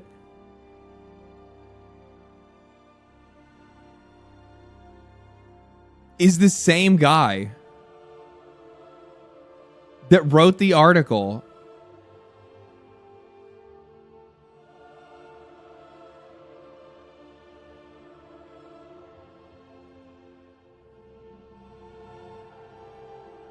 This dude is such a fucking narcissist. Oh my god.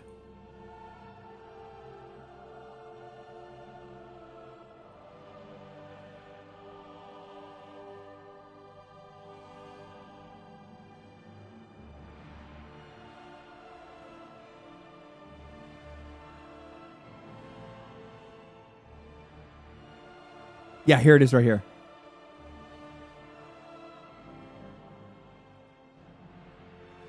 This is the same guy that wrote, "Hear me out. What if James Bond just shouldn't be in video games?" The dude that, like, obviously in this article, where does he say it? Part of me, like he's talking about just James Bond as a character, right? And he says part of this is, well, he's annoying. This might scan differently for non-Brits or anyone indeed that does not share my particular brand of class psychosis, but James Bond is an insufferable public school dickhead. He's a roaring club Tory boy through and through, and he comports himself like a man who has a right to the earth and everybody on it. Like, this dude is straight up jealous of a fictional character. His ego is being wounded by an imaginary person.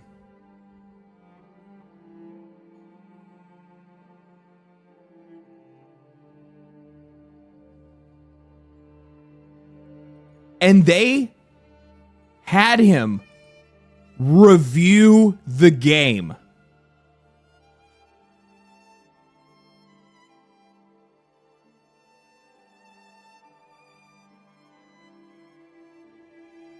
What? What? Yes, he was openly in contempt of the game and writing articles about how James Bond shouldn't even be in video games.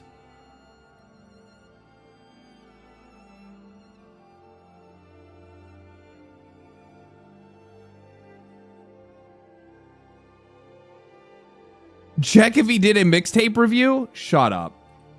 Shut up. He didn't. He didn't. He didn't.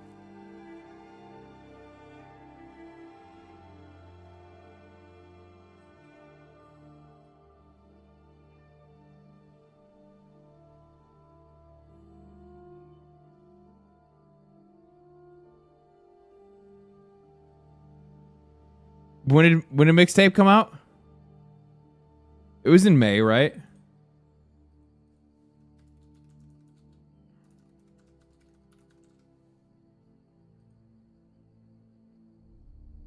No, that's right. Yeah, mixtape was Harvey Randall.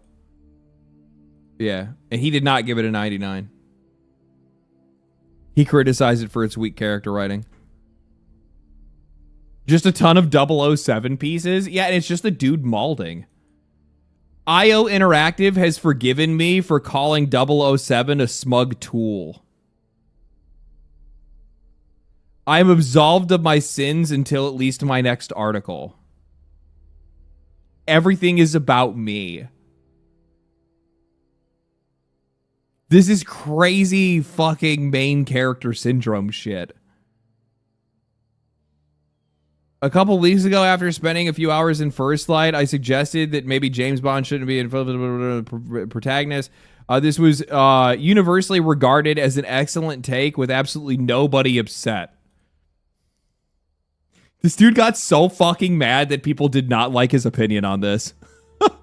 One particular group that was upset, 007 First Light Studio IO Interactive, who told Eurogamer recently so far that it's concerned as a few people are getting annoyed by Bond that has done the job. Blah, blah, blah, blah, blah.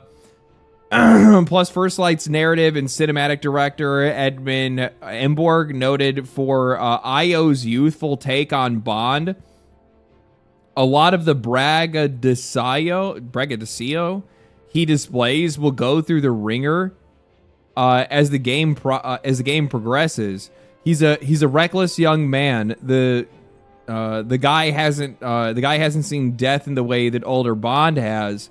When you're a young man, you feel immortal, and he'll definitely learn that he's not.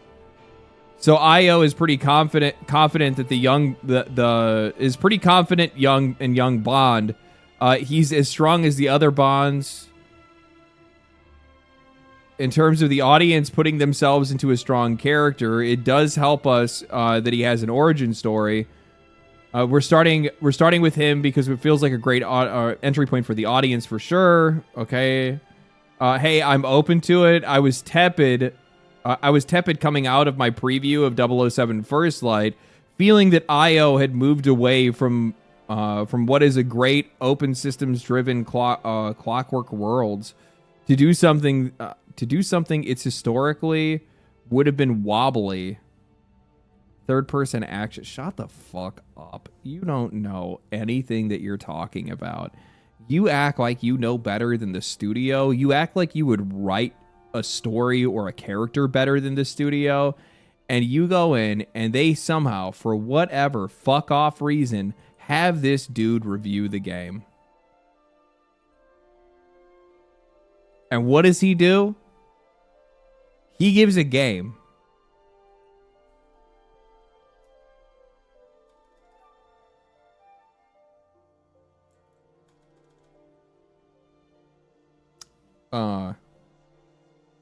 My fucking brain isn't working.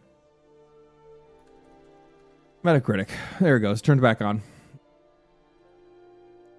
This game is scoring bonkers. 87. Absolutely crushing it. What do you say? The high-tech gadgets and delightful moments of 007 First Light, but it often becomes an action hero's linear journey.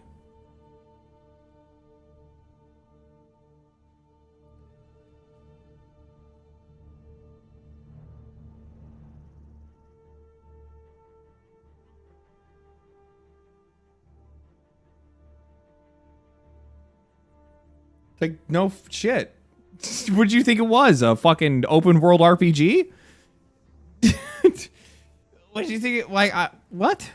Like, what are some of these opinions that these guys have on some of this stuff? It's just, it's like, see, like this, like, how do you score it so much lower? He's one of 4 reviews that scored it above a positive review. One of 4 reviews that scored it below positive. He's literally the one that's putting the game off average of the 90 score that it had or would have had. His review is a part of this game's downfall.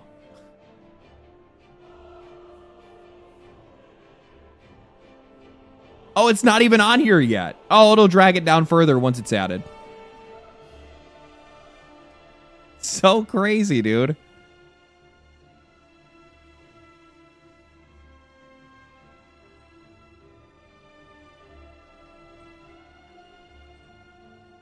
Unbelievable. I need to play the game. I was gonna play it today, but then I forgot that the Path of Exile League was today. Move your ass. I can't read, cat.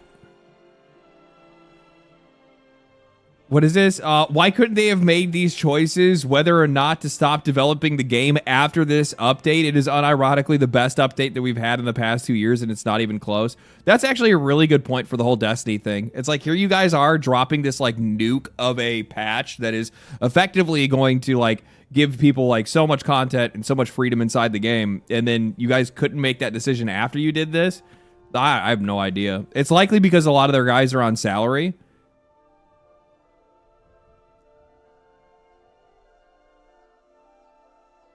Right? So, like, they still have to work at the offices for a while. So, like, fuck it, go ahead, do whatever you want to the game.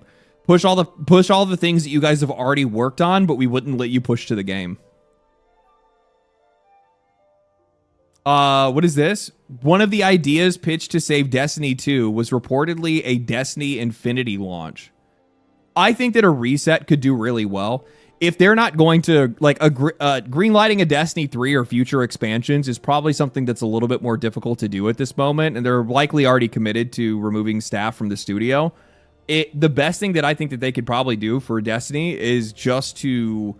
I like the idea of resetting. Like, having a classic. Like, I think it works really well in MMOs. Looking at how that's worked for World of Warcraft at the very least. If you just had a version of the game where, you know, you just played through the older content, yeah, the Final Fantasy 14 route, yeah, you could do something like that. Honestly, I don't even think you'd have to do a classic, right? Because, like, keep in mind, they actually, here's the thing, they can't do a classic because they can't do Red War. It's been removed from the game entirely. So the funny thing is that, like, I kind of like the idea of a world reset where it's like, some apocalyptic thing happens and, you know, time is rewound or whatever, and we live through like an alternate version of the game that we had played where things veer into a different direction in some cases, and they can use that veering into different directions to fix some of the narrative holes that they put into the game, fix some of the systems that they had in the game, and kind of reimagine some things as they go along, right? Final Fantasy 14, yes, like a World Reborn. Yeah. It needs a World Reborn moment. I think that would work really well for the game. I mean, I guess like a classic could work in some cases. Like, yeah, I guess a Destiny 2 classic maybe would probably be a better route to go, but yeah. What about Destiny 1 classic and the D2 engine? That'd also be really nice.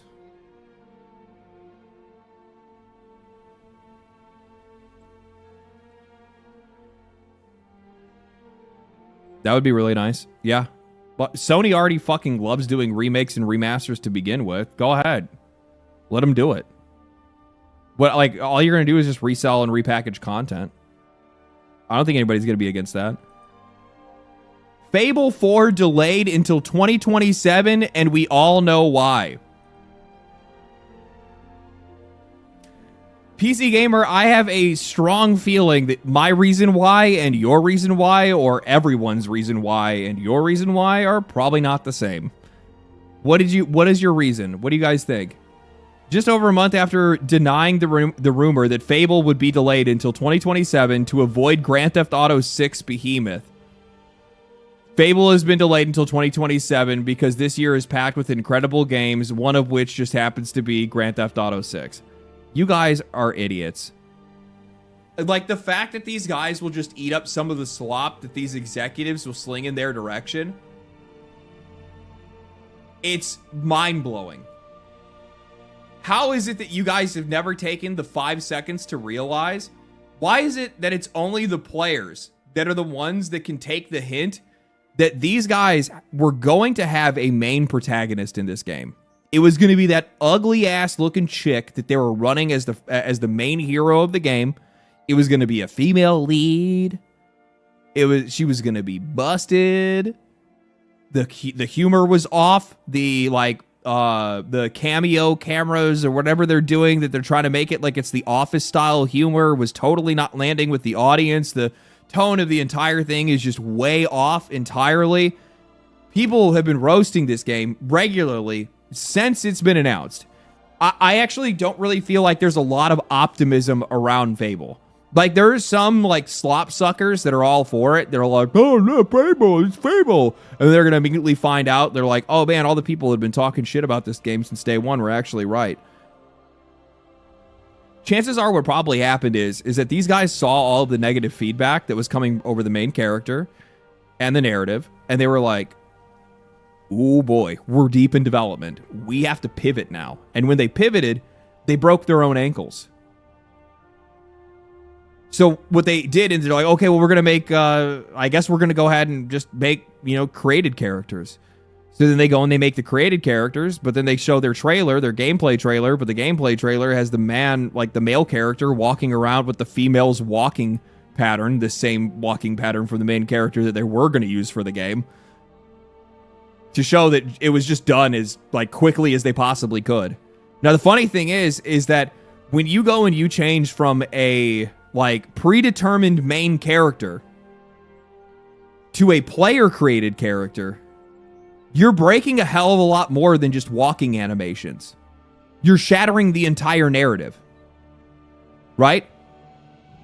Tonally, you have to change the lines of dialogue and voice acting and all kinds of different things. Right? Contextually, it's going to change the game entirely. And I'd guarantee that these guys are like, man, this is actually a lot more work. This is a lot more work than we thought it was going to be. And they still have a lot more to clean up.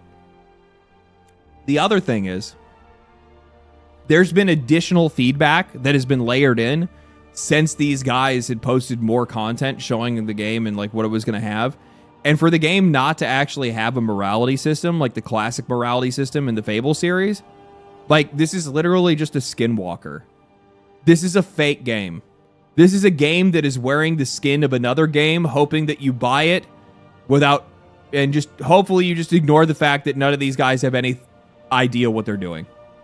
They don't even know what Fable is. They didn't play it. Maybe they did a little bit, but they still didn't understand it. At least not fundamentally.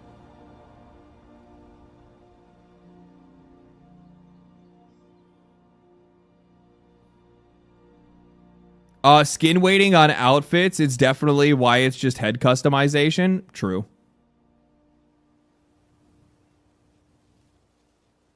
Plenty of those type of games nowadays. There absolutely is.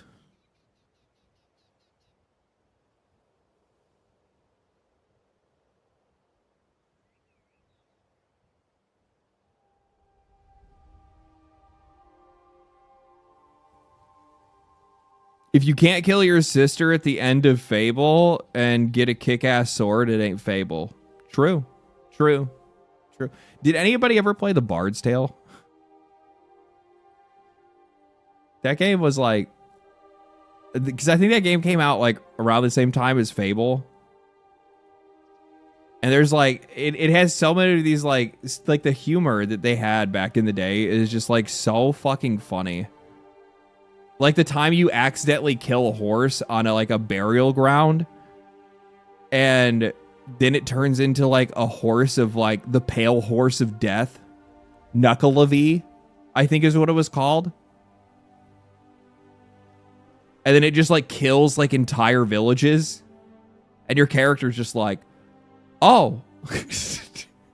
And then you walk into a tavern and they're all singing a song about how much the guy that resurrected Knuckleavee is a bastard.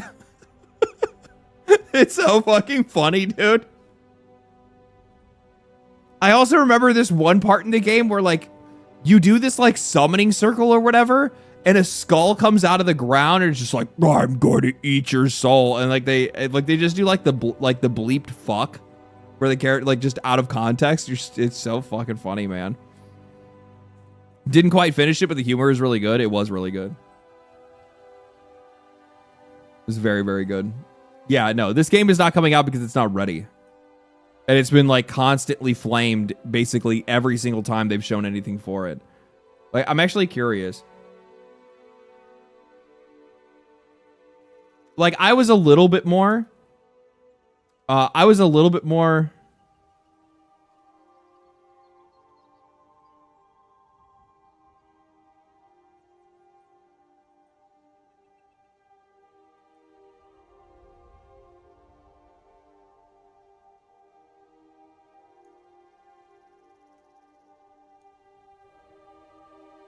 Well.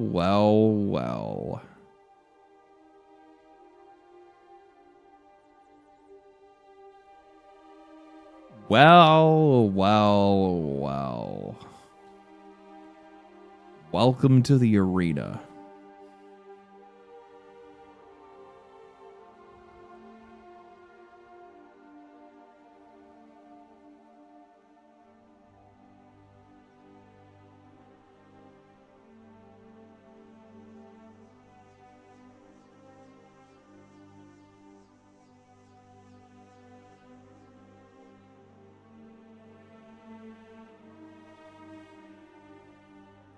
Let's talk about video game budgets. I think there is a lot of misinformation out there about why games cost so much to make and how we got to this point.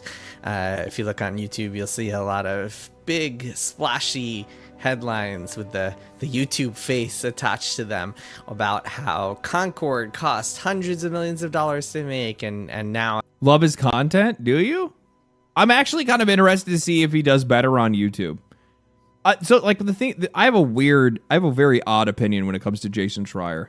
I don't like the way that he acts with certain developers. I don't like some of the things that he's written. I don't like some of his opinions, but I think that, like, overall his work is, like, relatively solid. I think that he's a good writer. I think he's well researched. I think he has a good handle on, like, what's going on in the industry, at least financially, and what's going on in the background. He is bar none. Like, this is something you cannot debate, okay? This is something you cannot debate. Jason Schreier has more access than anybody in this industry. With that said, this is in my top 2 videos that he's made.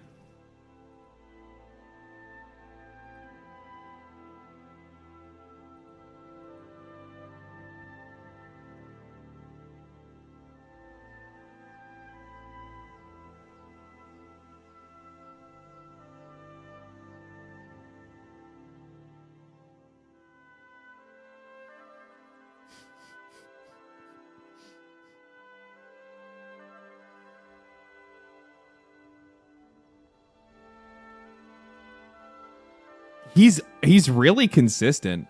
I'll give him that. He's like uploaded 3 videos in 3 days. Is that what that said? Yeah, he's uploaded a video for 3 days straight. That's crazy. He put a hat on.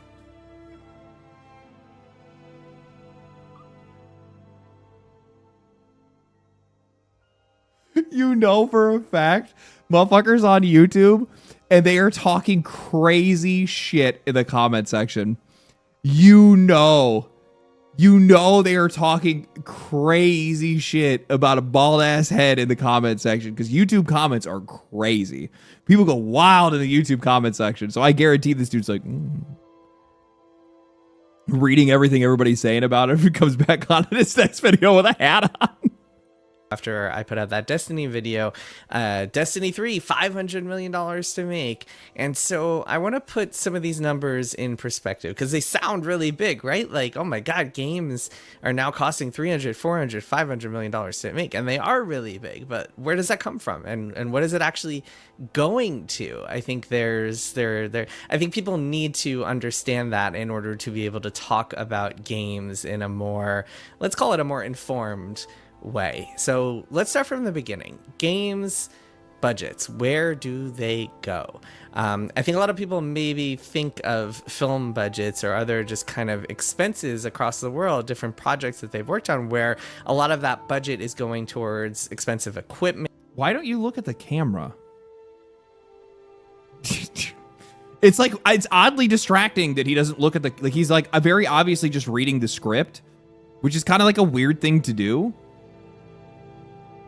I mean, the content overall is like relatively good, so that's probably why people are like the content of like the conversation is pretty good, but like still it's like bother, it's like a weird like pet peeve thing, or other just kind of big expenses that you need in order to make things.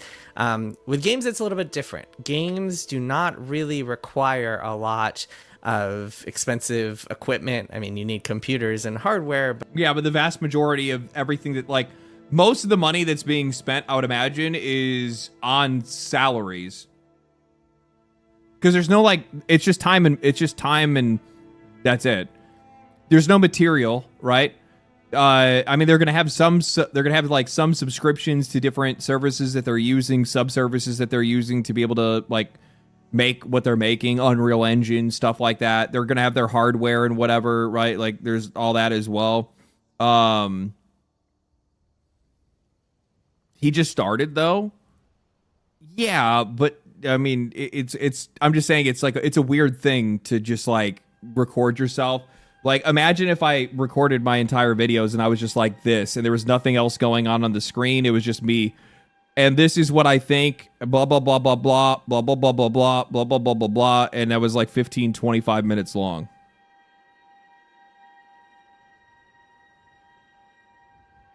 Cut him some slack. Brother, he's been talking about games longer than I've been alive. Actually, probably not really, but he's been talking about games for as long as I can remember.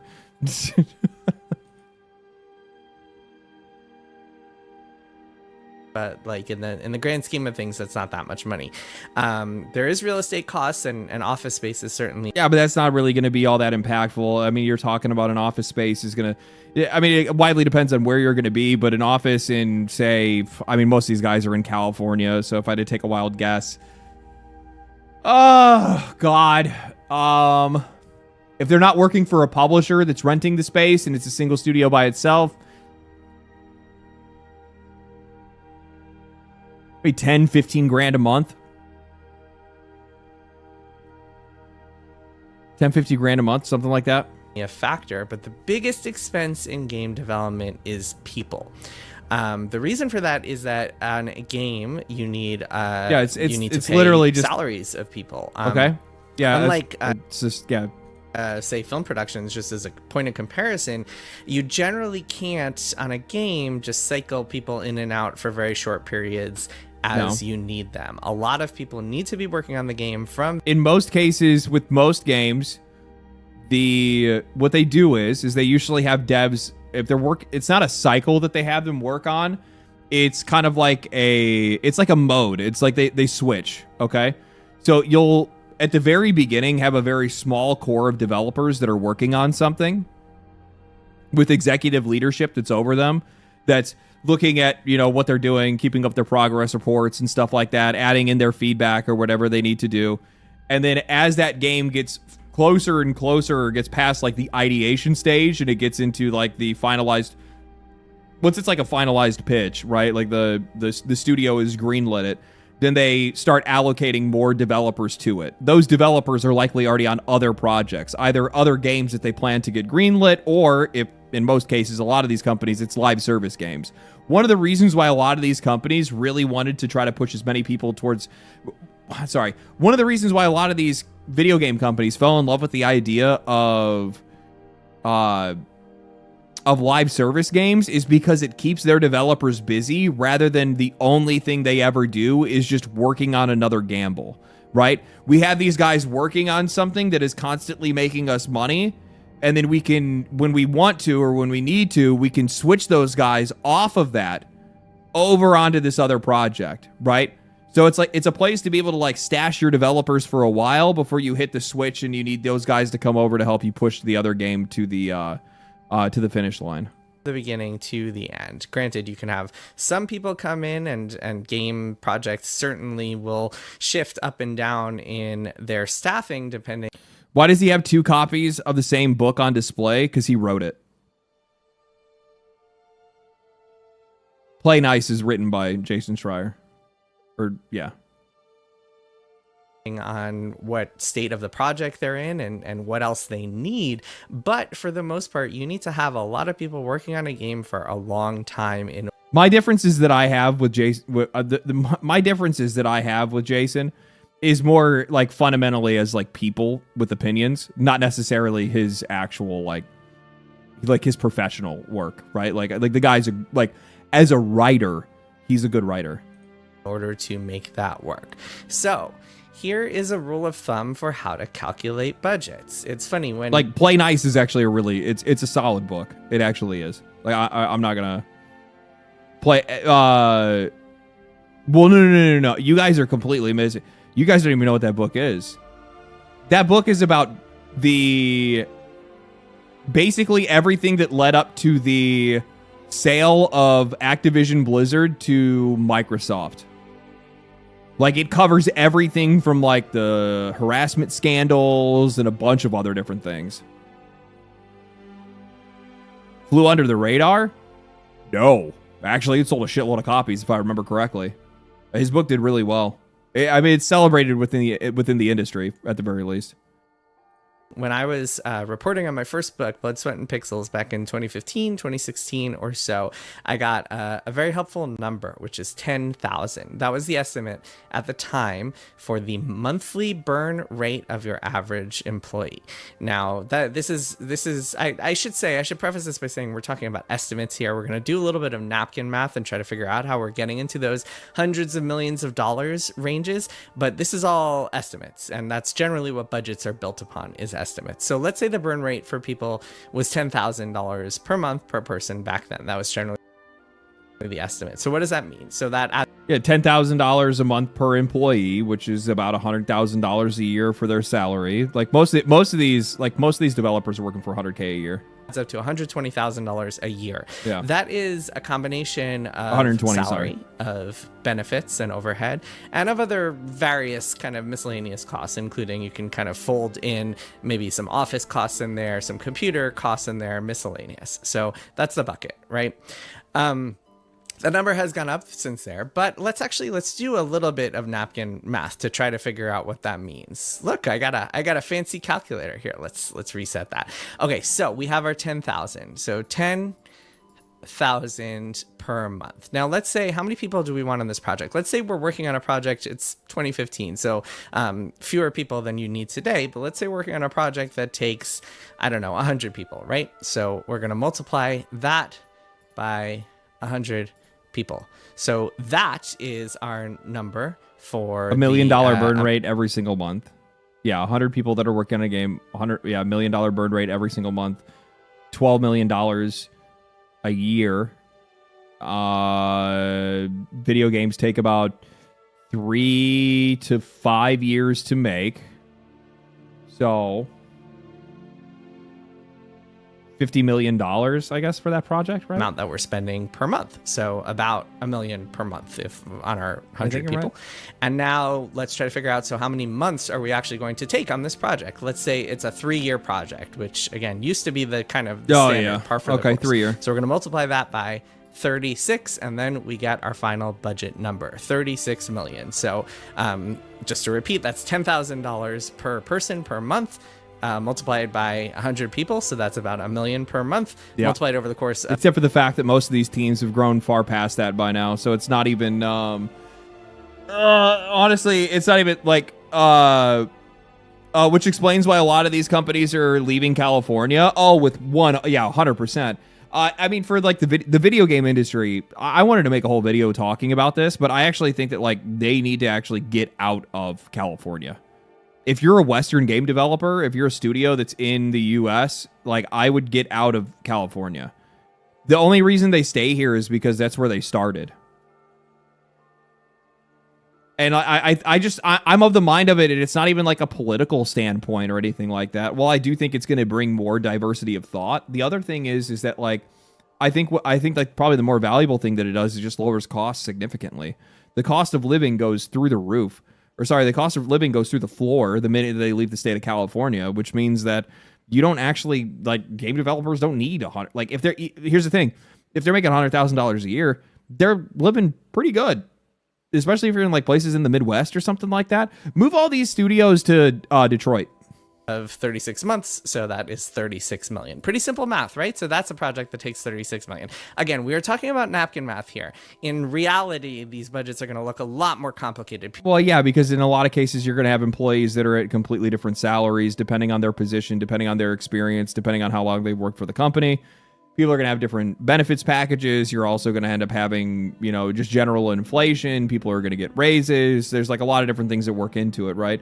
So, like, in a lot of cases, if we're going to say 100 people that are working on a project at varying levels of expertise and leadership role or whatever they are doing on the project, chances are that 36,000 is probably, I mean, if you're talking about this is more like a AA budget that he's running here. Probably closer to like, I think I was right when I said 50,000. People are going to cycle in and out of the project. You might need to bring in some outsourcing at the end to help out with things. You might need to bring in, I don't know, playtesters and kind of other various things. You're going to have to pay cert fees. LD is moving to Detroit. Don't shit on Detroit. I like the D. Okay, I shouldn't have said it like that. I like Detroit.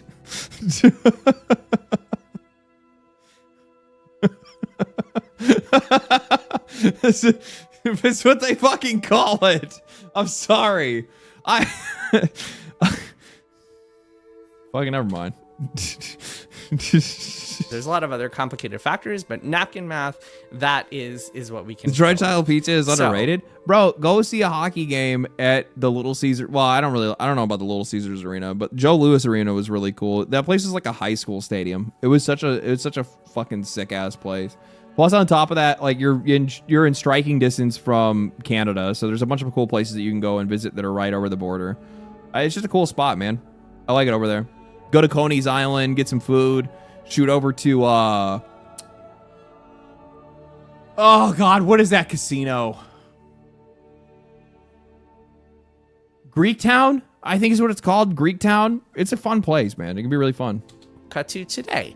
That number has gone up since then, and I think at a lot of the most expensive cities, we're talking more $15,000-$20,000 burn rate per person per month. So Luke Stevens. Let's try to. There was a Luke Stevens clip this week where he's talking about getting his back blown out. Figure out what a game would cost by today's standards in one of these expensive cities, right? So let's go on the lower end. Let's go with 15. Windsor is wild. Windsor is crazy wild. I like the one thing that like really like fucks me up with like going to Canada. Like, I mean, I haven't been there in a really long time. I haven't been there since I went to go to the Warframe conference, TennoCon, right? But before that, I used to go and I had buddies that are in Windsor and we go and hang out there all the time. And I remember the first time I went there, we went into the bar and we're all hanging out, we're having a good time or whatever. And I'm like, you know, we're talking to people and it's like, there was this group of girls that we were talking to and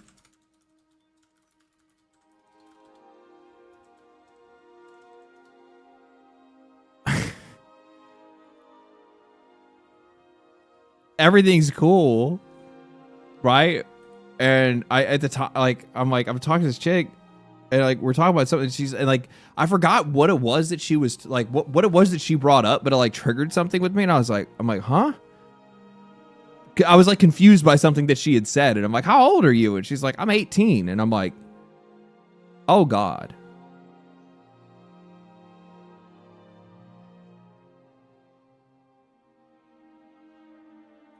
Oh no. I'm out of here.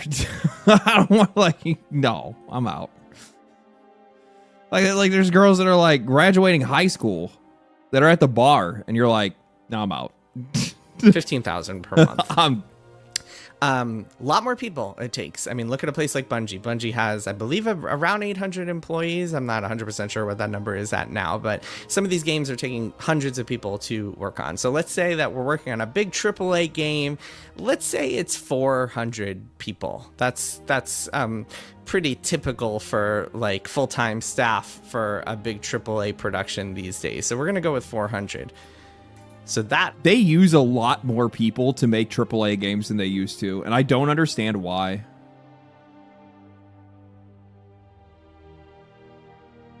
I just think that I think that the games industry has just grown more inefficient at making games. Again, this goes to the conversation that I'd kind of brought up in the video that I put out today, where it's like, I think it's just it's these added layers of interference. I think it's a lot of middle management. Yeah, exactly. I think it's a lot of middle management. I think it's a lot of executive management. The conversations that like really clarified this for me the most is the times that I've talked to Ubisoft employees, and these guys just straight up are like, I'm like, how many people do you have to go through for you to be able to talk to the studio lead? And they're like, oh, probably like 7 or 8. And I was like, what? Or no, it wasn't even the studio lead. I think I had asked them like your department, like whatever you're in charge of specifically, right? Like whatever part of the game that you're working on. And they're like, yeah, there's like 7 or 8 managers that you have to go through. Like you have your this lead that's like the lead of like his team lead. And then there's like, you know, well, we're part of like, you know, asset creation, and that could, you know, branch across all these different guys. So then there'll be like another guy that's there, and then somebody else and somebody. It's just like, holy dude. Look at Elon with max layoff at Twitter. X still works and has faster updates. Yeah, actually Twitter runs really well, to be honest with you. They very rarely have any service issues. Is our monthly burn rate. That is 6 million. 60. Man, the text is really small on my calculator. That is 6 million per month. We're talking about 6 million per month. So now, I think 3 years is the low end of the spectrum. Oh, I don't know. So let's say that this is more like... Well, you said 4... Okay, whatever. 5 years, right? So we're going to go with 60 months. And now we are at a much bigger number. Now we are at $360 million. And now you can see how we are getting into the 300 million plus territory just by multiplying some of those numbers. Is this dude really just explaining basic? Is this whole video him just explaining like just basic budgeting at a like where do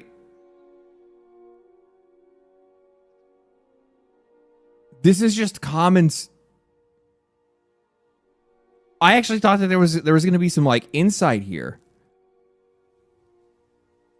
Numbers by a little bit. $360 million. He's gonna that is a burn rate, and this is kind of the low end of the burn rate. $15,000 per month for a team of 400 people across 5 years. That is $360 million. And if you look for a studio like Bungie, I guarantee that burn rate would be a hell of a lot higher, to be honest with you.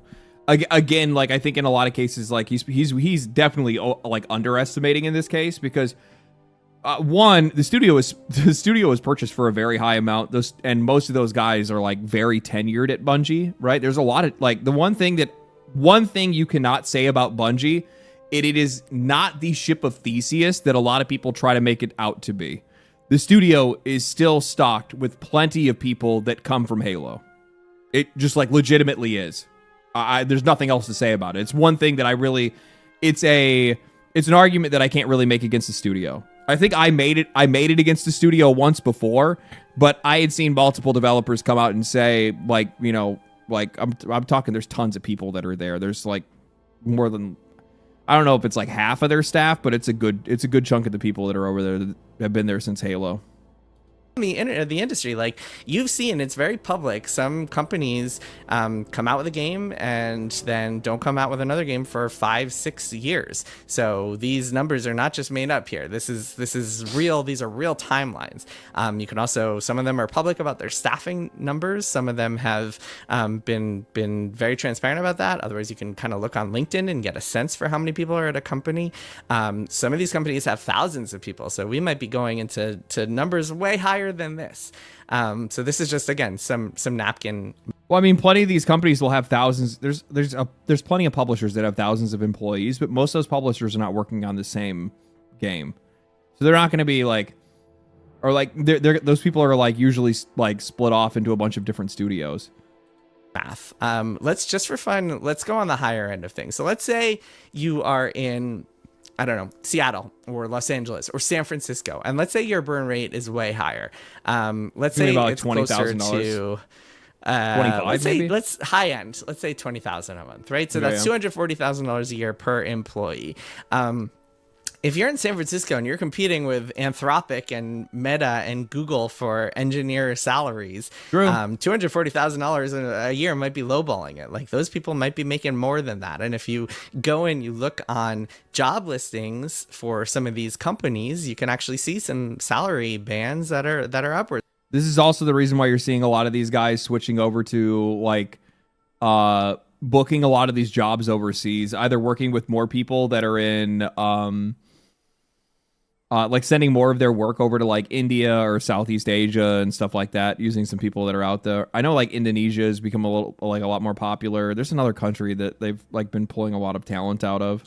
And into these numbers. And by the way, I think a lot of people out there might hear some of these numbers and think like, holy crap, these game developers, they're the 1%. But it's worth putting in context here that in these cities, that is a lot closer to an average salary, like a salary you need in order to live a comfortable life and, I don't know, buy a decent sized house and have. At $200,000 a year in Los Angeles, you're likely not even getting a retirement. Kids. That is not like, if you're still renting. $240,000 a year or even $400,000 a year in a city like San Francisco, you are not rich by any means. You are just, you are maybe upper middle class. But anyway, okay, so let's take our $20,000 burn rate. Let's do that by, let's say, let's keep one of these variables the same. Let's say we have a 400 person studio. So kind of like a standard, I believe some of the high end like Sony studios are around there. I think 400 is pretty par for the course in AAA these days. Just off the top of my head, I mean, I don't want to just spit out numbers because some of these staffing numbers are just changing all the time, but there's some big studios that have around 400 employees. So let's say 20,000 times 400. So that is our calculation for our burn rate every single month.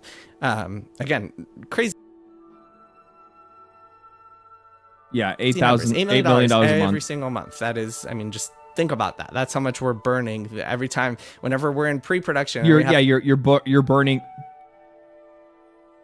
People just kind of tooling away on an idea, trying to figure out what's gonna. That's not true, Jason. That's not true. Like I don't know where he's getting this idea from. They are not sending 400 people to go work on a single project in pre-production. Almost none of these studios do that. I'm like, if they're idiots. Like that's the only thing that I would like. Even Ubisoft, who's like notoriously bad with money and over-investing. In most cases, these guys usually have people working on different projects at one single time. It's how you constantly keep things moving and keep other projects that are going out, right? So like, you're not going to have all 400 developers that are going to be working on a game statically working on it for 4 years straight. Usually in year one. A really good example of this. We already know that this is already observable.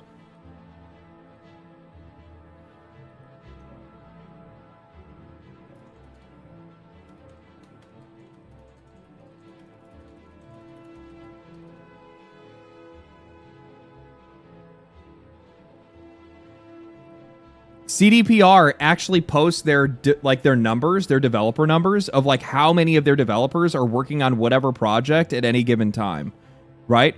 So they have this infographic that they post that shows to their investors.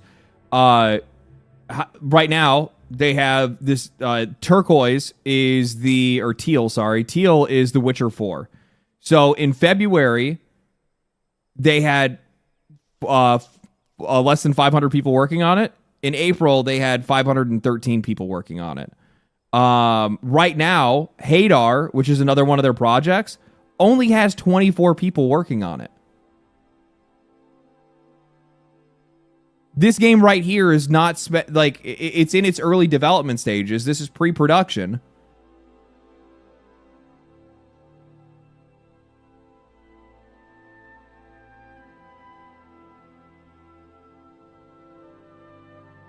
Cirrus, whatever this other project is right here. This has 83 people that are working on it. Cyberpunk 2 has 163 people that are working on it. At one point, after Witcher 4 launches, these numbers will swap with Witcher 4, and Cyberpunk 2 will go into full production. Or one of these other projects go into full production. Right? Like that's not how budgeting works. That's not how pre-production works. That's not how any of this development works. I don't know why he would say that. Work that is $8 million, right? So, and it's really funny that he like made a video where he's talking about how like there's some misinformation on the internet about how budgets, like how these video games are so expensive and where these numbers are coming from when you yourself are also using spaghetti math. Like, how are you going to call misinformation when you yourself are also giving misinformation? Say, at least in this case, a little shorter. Let's say we miraculously managed to make a new game, not in the 5 or 6 years that it actually takes these days, but let's say it only took us 4 years. So times 48. And again, we are upwards of $300 million. We are in the 300. And here's the other thing that he's not even including in this situation is the marketing costs. And marketing usually is about like 50 to 75% of their budget. Sometimes in some cases, it could be double whatever their budget was. So a game that would cost you $384,000 to develop realistically is going to end up costing you around $500 or $600 million to be able to put out. $184 million ballpark math for that game. So you can see how these numbers have gotten pretty wild. And so when you're out there and you're seeing these headlines that are like, oh my God, Concord cost $250 million or whatever, and somehow that they couldn't make a giant open world or whatever, just think about it in terms of number of people times number of months they were all working, which is going to be an equation that you take to no matter what kind of game you're making. It doesn't matter if you're making a multiplayer shooter or a big open world. The open world games might take more time and more people because you're creating more content, but all of these games, once you hit a certain threshold of the number of people that you need, you are getting into pretty expensive territory.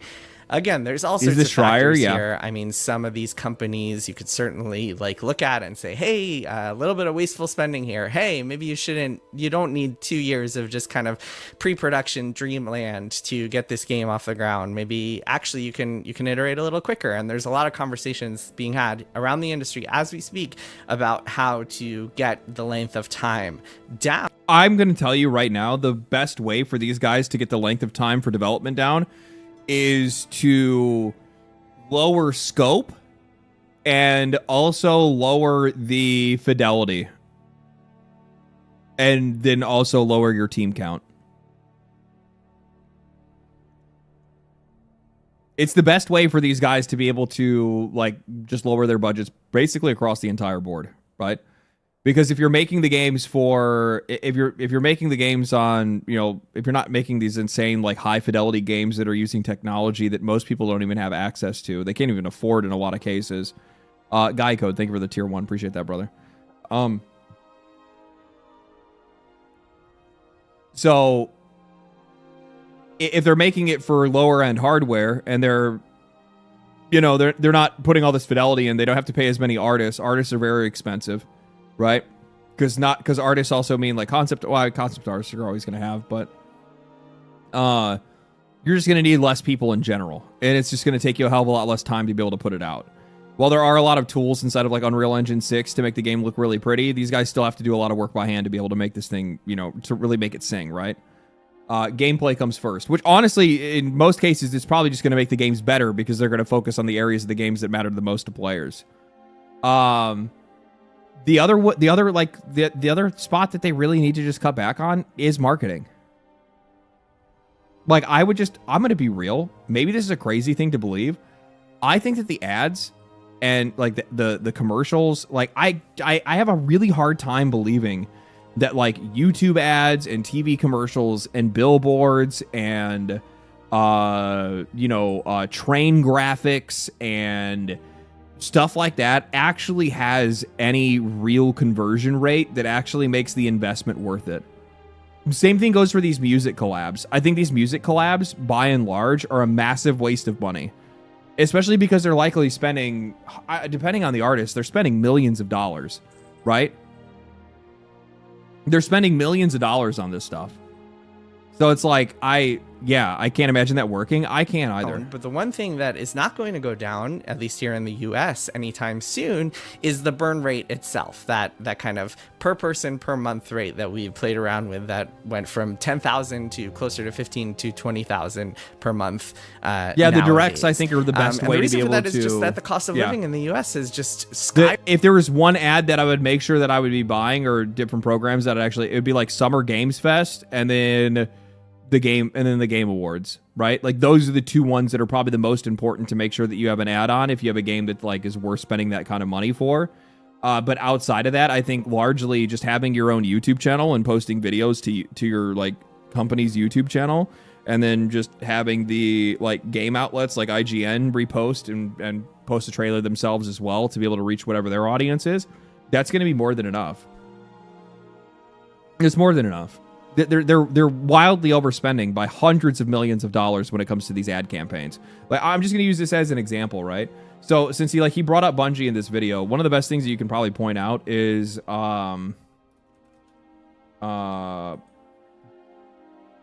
Marathon. What is it called?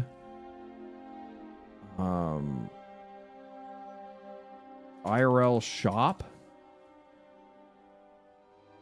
Yeah, this right here.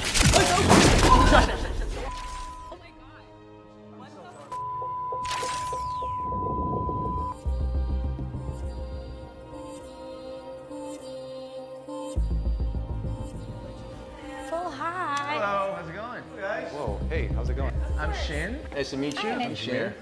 So this is our first showroom in America. Oh, nice. We got into the business of transferring someone's consciousness Wow. into shows like this. My consciousness? Yeah. It'll actually be into exactly the right. body. I'm studying about consciousness right now. That's very cool. Once the transfer is complete, it will come alive. Like, it's kind of scary, but anything new is always scary. Exactly right. You can actually do that for your pet. Oh, look at the Same cat. thing for the pet, yeah. It kind of looks like our cat. What about body parts? I want you to have a feel for it. I like this arm personally. It's really expensive, a lot of technology in it, you know, so I want you to be really... So they set up this whole like fake shop, fake advertisement is what it's called, or like prank advertisement, I guess is what it is. And most of this is just like paid actors, right? That are pretending to be like unsuspecting people or whatever, but maybe they are unsuspecting, I guess. And they pay all these other actors to come in and pretend that they're working at this real shop. And then they invite people in and they set up all these props, and then they have a professional camera team and producers and directors and writers and all of these people that have been working on this project and all this equipment that they're paying for to rent. And this likely cost them a few $1,000,000 to get 80,000 views on YouTube.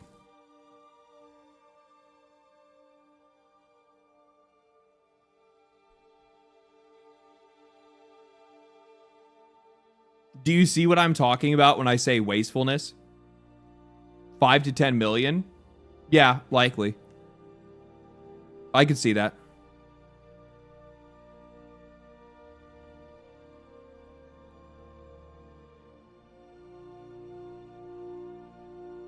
So 80 million, or sorry, 80 million, 80,000 views, which is nothing. That's a drop in the bucket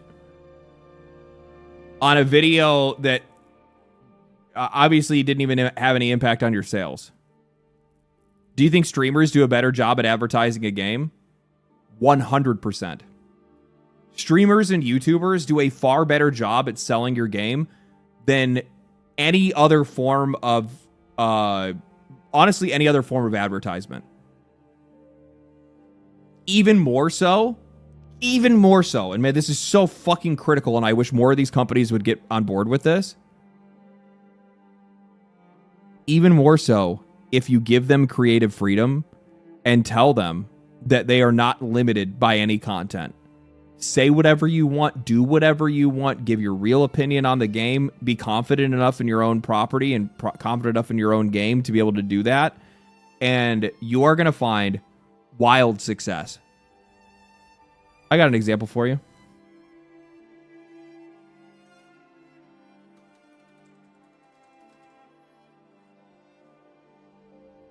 This is a sponsored video that I did for Lords of the Fallen 2 last year. 471,000 views. Almost 500,000 views. Do you think people liked it? Let's look at it. 30,000 views to 346 dislikes. People dug the fuck out of it. Because the developers are just like, talk about whatever you want to. We don't care. And I'm like, well, I want to talk about your guys' controversy. Yeah, okay. That's cool. That's cool.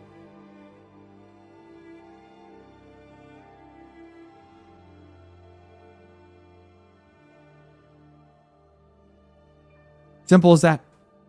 Me playing your game, talking about it, my experience playing it. Yeah, it's going to sell your game a hell of a lot more. And it's going to, and maybe people aren't going to buy the game because they watched my video. That's not really the point that you're trying to get. You're trying to build some type of like positive perception within the gaming space from the community, from the community's perspective.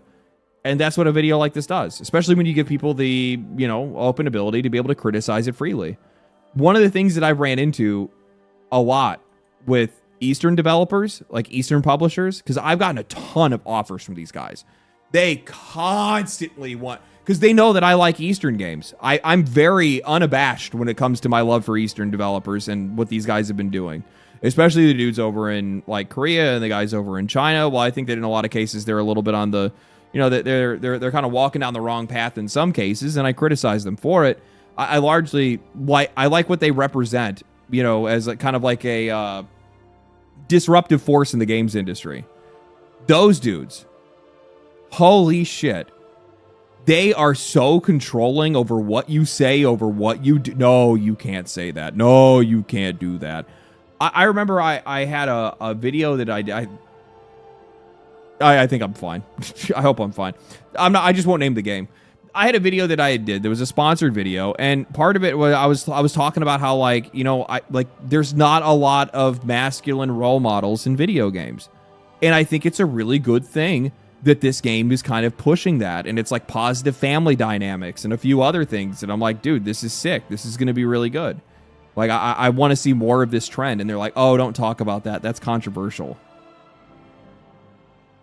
Like they thought that was like a woke, anti-woke conversation or something. I'm like, no, what are you talking about? It's just, come on, man.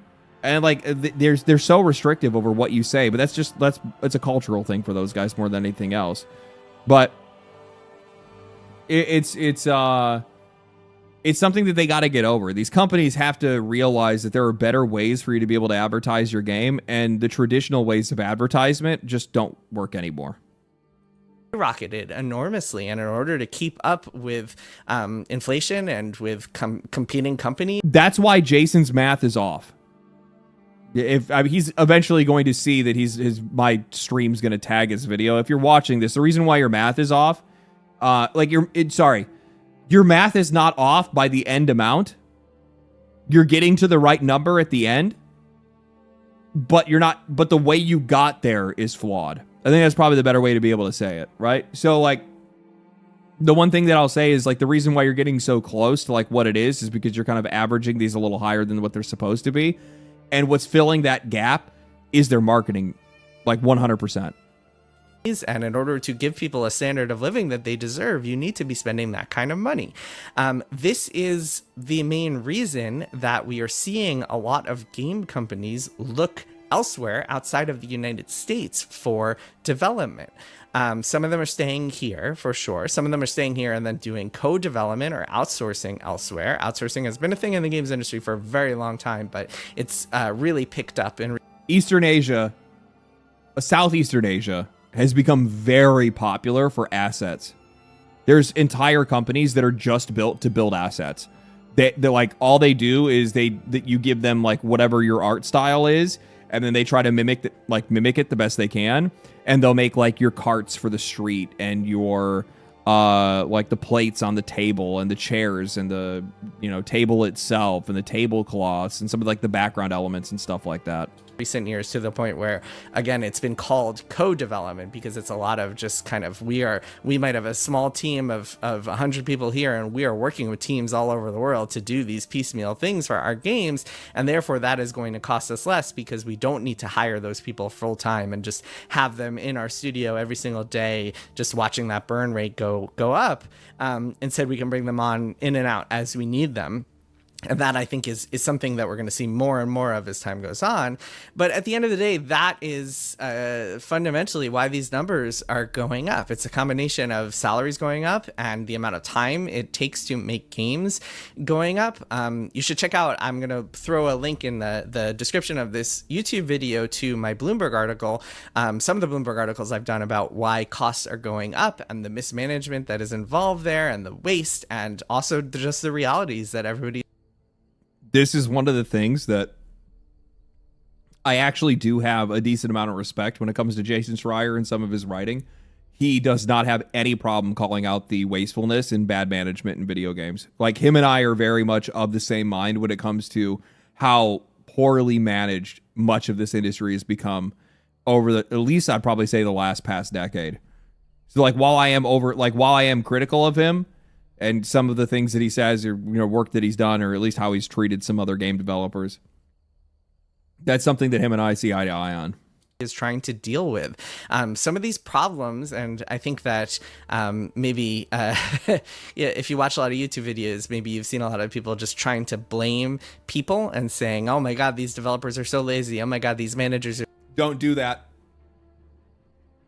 Jason, if you watch this, don't do that. I'm going to tell you a YouTube rule right now. Getting yourself into that kind of mess and talking about, oh, if you watch these YouTubers, you're in the party, buddy. If you're making these videos, you're a part of the party. Don't be pointing fingers around at everybody else. Oh, well, if you're watching these YouTubers and you're probably coming away with the idea that it's this and this, but it's actually not, don't even try. Don't even try. So greedy. And sometimes there's some truth to that, and if you've followed my reporting over the years, I'm sure you've seen stories about both of those things being true at times. But the biggest factor is just the economic reality that everybody is trying to navigate in 2026. No, it's not. I fundamentally disagree, and believe that a lot of this comes more down to mismanagement than it actually comes down to the financial realities of today. No, don't get me wrong. There is financial impacts. I think we see that pretty much across the board when it comes to hardware. But the problem is, these guys have been in an era of abundance. They have enjoyed insane profitability, absurd profitability. They have been making money hand over fist with microtransactions, with digital transactions, while raking in more and more cash every single year. Subscriptions, whatever it is. These video games have never been more profitable than they ever have been before than they are today. And the only reason why they are more expensive than they are today for these guys to make is because of their wastefulness. Misappropriation of funds, hiring the wrong people, hiring too many people, expanding too large, expanding their production, and then wasting most of that money on games that failed. Like, it's plain as day, right? The live service games that these guys were making money off of this entire time, like, come on, man. Like, the microtransactions from anywhere from multiplayer to single player games, right? Like, this stuff has been running rampant for years. So are we just going to ignore all of those years of $100 million or even $1 billion like profitability? Like, what are we talking about?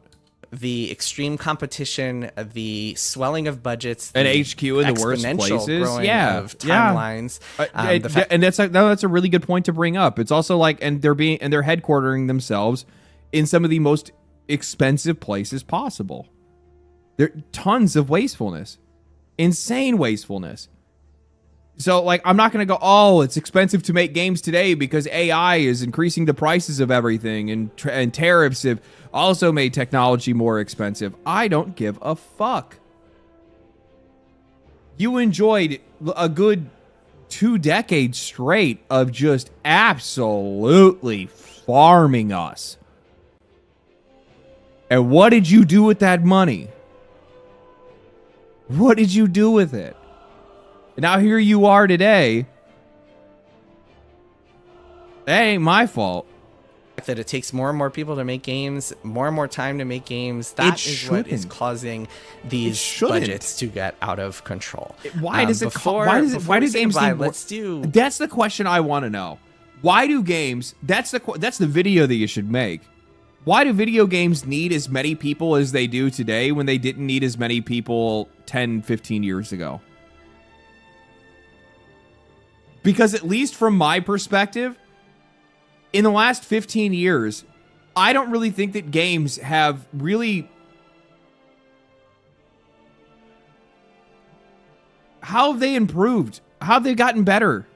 What's the difference? Like how old is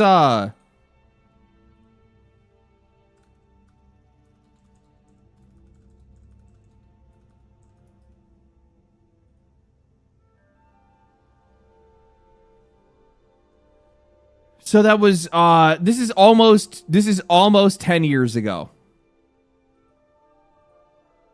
Almost 10 years ago.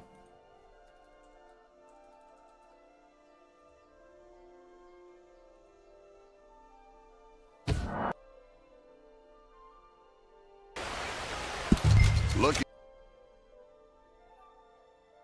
Yes. Go enjoy yourselves and mingle with this vulgar scum.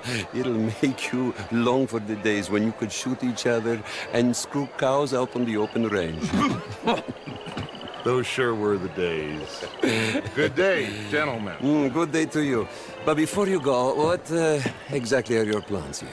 Well, we've not made any... Well, we are going to need some money. Money, yes, of course. But there's money at the trolley station. They keep a lot of cash there in the day. Now, I could not involve myself in such matters. But you, as a guest, yes, as my guest, do it, huh? Okay, good day, gentlemen. Goodbye.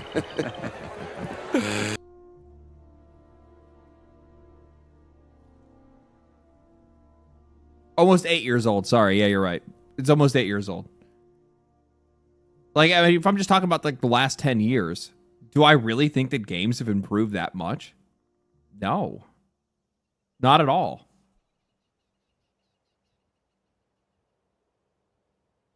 Rise Son of Rome was an Xbox One launch title.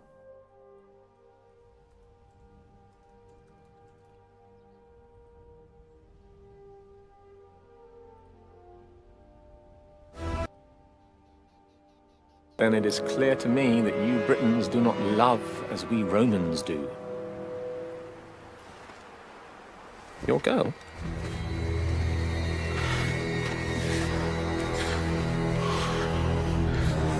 She is beautiful.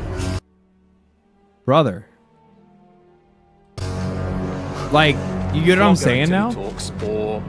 So tell me, why have video games gotten to be that much more expensive? And this was a launch title for the Xbox One.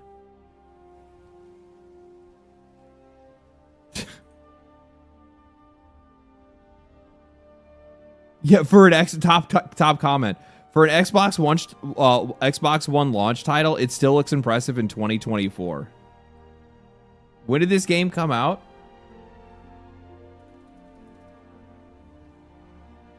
Girl.com.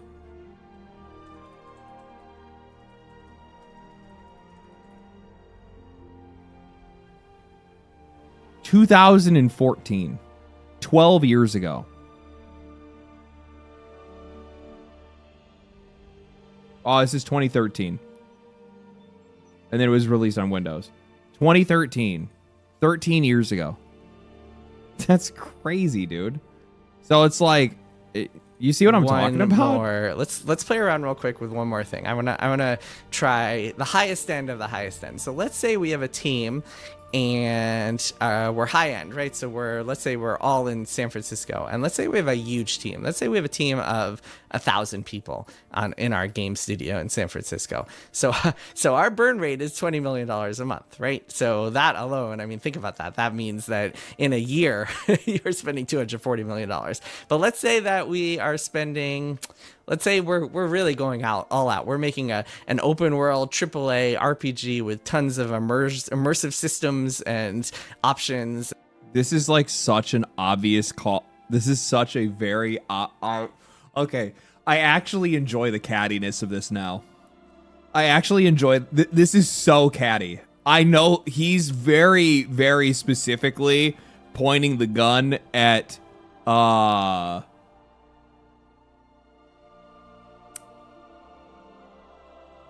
because those guys are in Redmond, but Redmond's also crazy expensive. No, he's saying San Francisco.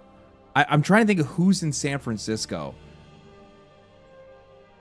Look at the smirk. Oh, I know. I don't think it's Rockstar. I was thinking it's Bethesda, but I think Bethesda is in where is Bethesda located?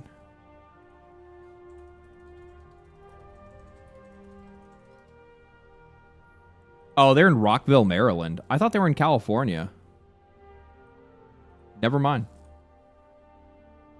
And all sorts of cool stuff that you can do in this game. This is our fantasy game. Times, let's say it takes 5 years, 60 months. Let's say.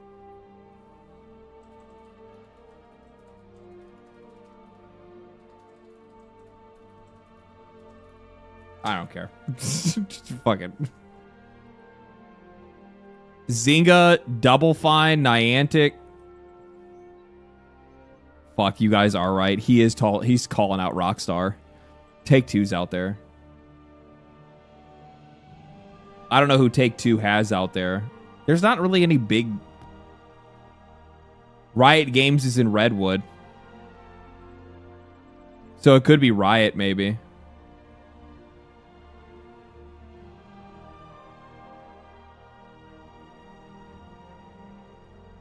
Takes 60 months to make.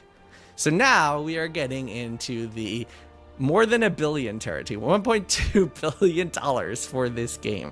So yeah, I mean, you can see how these numbers are getting out of that's definitely a Rockstar call out he's trying to make. So whenever you see a game, I want to do a little bit of a thought experiment here. And this is not, I think that like, there's certainly a profit to be made from getting people angry and making rage videos. That's not what you'll find here. From me, you will always find a level.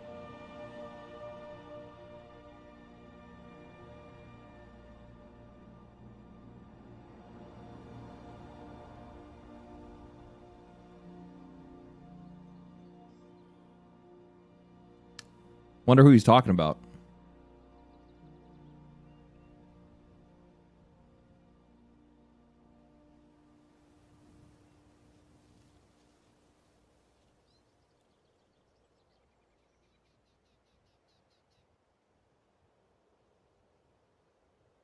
Level-headed, hopefully a little bit of an informative approach to this stuff. But just think about this. The next time you see a game announced... I think that I'm relatively informative. I take offense to that. While I am full of rage, and I'll admit to that, I think I'm pretty informative. Especially from a Western company. Think about the last time that you saw a game from that studio. That hurt, theoretically, Jason. let's say that Sony Santa Monica announces their next game That at hurt. the State of Play next week. I don't know if that's going to happen, but let's... By the way, that's not my ego, like making me think that it's me. I'm the guy. I don't know how the fuck it happened. I don't know when. I don't know what the fuck happened. But yeah, it's me. I'm the guy. Informative rage. I like that. That's a good channel name. That's a good channel name. You don't need to explain. No, I know. I'm just saying. Like the thing is that there's the three biggest channels that are in this space of doing this like the same or similar to what I do is Bellular, Skill Up, and Yong Yeah. and then you would include me in that circle, right? Which one of those would you clarify as the more rage-filled? Luke? You think he's going after Luke? Maybe. Maybe. Maybe it is Luke Stevens. Maybe it is. Let's say it's Luke. Their last name was God of War Let's say Ragnarok it's in Luke. 2022. So let's say they announce it next week and then it comes out in 2027. So that'll be a 5-year gap between those two games. So think about these numbers. Maybe try to figure out how many people worked on that game. Maybe they're in Los Angeles. Skillup doesn't make controversial videos. That's the point that I'm making. That's the point that I'm making. Jason's calling out controversial channels. And if he's talking about controversial channels in the scope of like the larger side of like YouTube, like the more popular channels, it would be, but it was Dio. It's true. So pretty high on the burn rate scale, 15,000 you could play around with. And just think about that. Like think about how much money. Doubtful. Luke is obviously way too generous. Yeah, he liked mixtape, didn't he? I saw him post about it on Twitter and I was like, the fuck? Goes into these things, and then you will have a better understanding of I wouldn't call it rage though. I don't like the only thing that's rage bait about my videos is literally just thumbnails and titles, and that's just playing the fucking algorithm. Like it's just a game. Like that's just how you play the algorithm. That's it. You have to get people in the door, right? That's it. Game companies are trying to charge more for their games, which has not worked, not been an effective tactic. Like look at Caleb Hammer, right? Like Caleb Hammer's videos are actually like pretty informative. Yes, it is absolutely like Jerry Springer style content in a lot of cases, but like all of his thumbnails are just like the most rage bait material possible. But it's just because he has to do his best to be able to dress up a conversation about finances, right? Like finances are inherently a boring conversation to have. So you have to do something to excite people to click on the video. So what he goes and he does is he makes these absurd like thumbnails and titles, and they're so good. It's so fucking good.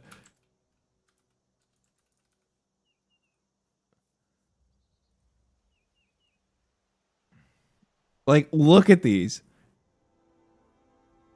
This has never happened before. Where did you get that title, Caleb? Where did you get that title, Caleb? Fucking, I feel caught right now. Affair exposed on financial audit.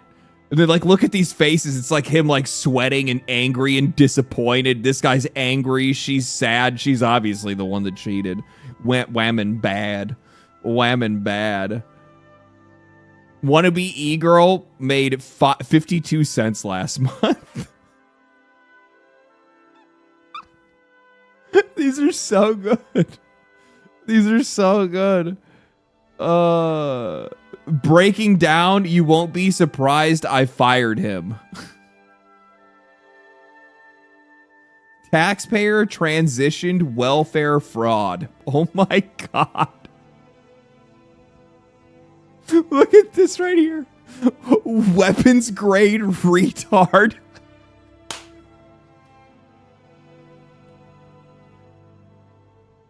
Holy shit, that's so good. I've never heard that. I love that. I'm stealing that. I'm going to use that from now on.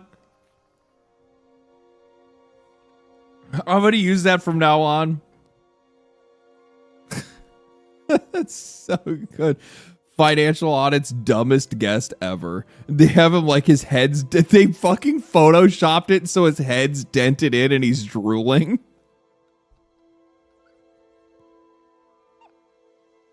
It's working for him. It's so good, dude. It's so good. I love Caleb Hammer. I think he's great. Why? I don't want him to look at my finances. He'd see I spent a ridiculous amount on Magic the Gathering cards and a bunch of random bullshit. Companies are shutting studios down and laying people off and trying to cut costs in as many ways possible. But if Caleb wants to help me with my retirement, well, we can talk about that. Possible. This is where we're at, and that burn rate, that original number, the 10,000, 15,000, 20,000, that you can get a lot lower if you were going to cheaper countries, to countries that don't require the same kinds of salaries. Cardboard crack, dude. I literally sit like my deck box is in the back of the fucking videos in most cases because I'm usually working on something. I just built Giada specifically because I just wanted to make a deck that was just filled with hot angel chicks.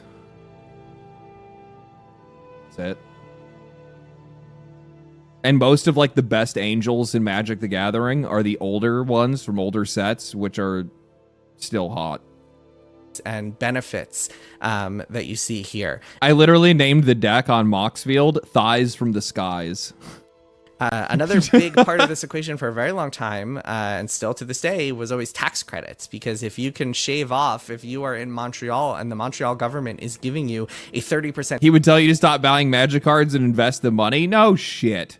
I am investing the money. I'm buying a house. That's a good investment. I'm buying real estate. I'm going to buy more real estate after that, though. I just want to get the house taken care of, and then after that, I'll probably just start buying property. Tax credit on the people that you hire. I'm going to become a rental overlord. Massive discount on that budget. You are seeing a significant amount of that money coming back to you in the form of tax credits, and so it is much cheaper overall. So yeah, I mean, think about that. Just next time you see one of these big numbers, just think about what that actually means, because generally it means that you have a fair number of people being paid salaries to work on a game for a long period of time. And you know what? Hopefully they are all getting good salaries and able to feed their families and live a decent life as a result of these budgets, because at the end of the day, the money that we're talking about is coming from corporations and giant companies and investors who have the money to spend. So I don't know. It'll be interesting to see how people handle this moving forward, and just think about all this next time you see one of those massive numbers. It wasn't that bad of a video, to be honest with you. There's some stuff that I disagree with, but I'll share it to you guys regardless. If you guys enjoyed the video, give it a watch, give him a sub, welcome him to YouTube. Be nice. Please do not go to his channel and say anything mean. Okay? Don't be those guys. Don't be that kind of community. Don't be that kind of community. I'll be honest with you. I actually think it's really good to see people like Jason Schreier that are getting involved in YouTube, because it's going to get them out of their echo chamber, or at least the best way that you possibly can, right? Like it gets them more into the arena of like where there's a lot more diversity in thought, right? And for the most part, I mean, look at like and dislike ratio. People are actually liking the content that he's putting out, so good for him. Good for him. Welcome to YouTube. Welcome to YouTube. He's going to immediately see that his first couple of videos pay more than his articles do, and he's going to go, what the fuck have I been doing for the last 15 years?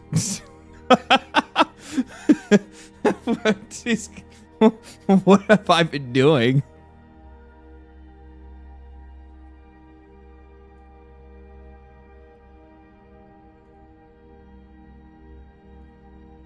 You had an indie spotlight series at one point, right? Me? No. I mean, I just play indie games in my videos sometimes because that's what I like to do. I think it's interesting more than anything else. Is there anything else big that I wanted to touch on? I don't know. We'll scan real quick. Oh, we have a trailer here. Tides of Annihilation. Let's see this real quick.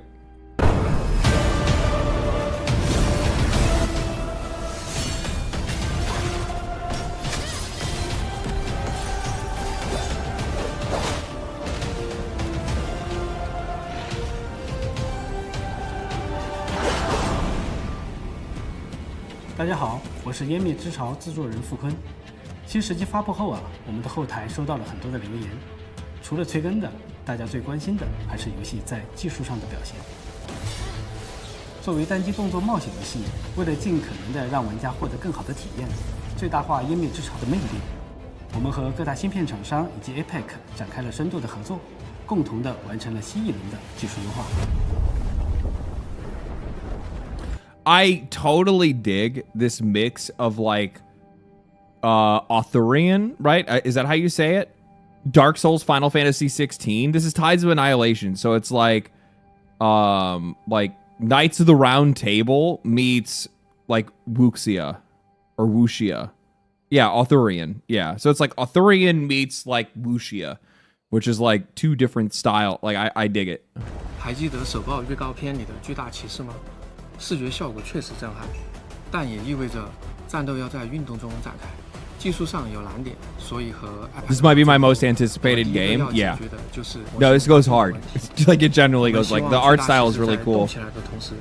身体上依然有 But also the main character is really hot.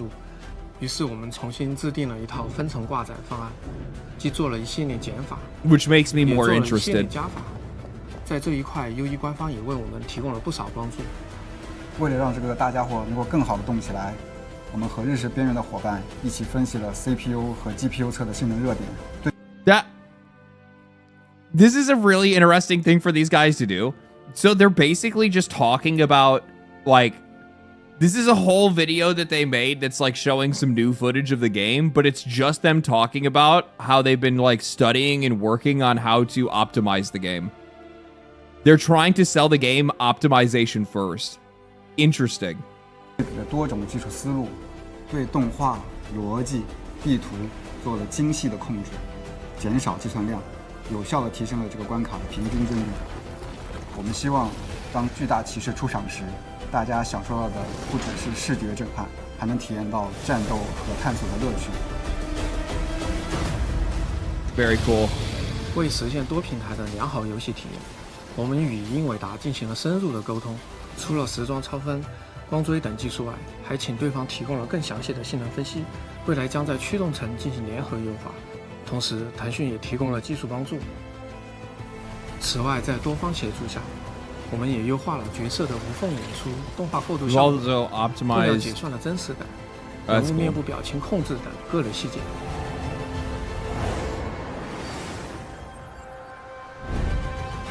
感谢我们合作伙伴的支持，让咱们的游戏优化能更扎实、更有底气。最后，我们有个新的消息要宣布：今年夏天，我们将带来游戏的首次线下试玩，并面向所有玩家开放报名，欢迎大家关注我们。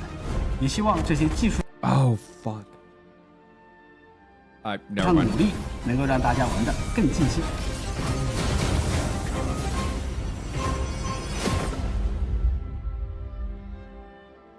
I just remembered that I was invited to something recently, and I need to make sure that I actually respond to it. Looks badass. It does look really badass. I totally dig it. I totally dig it. What does that book say?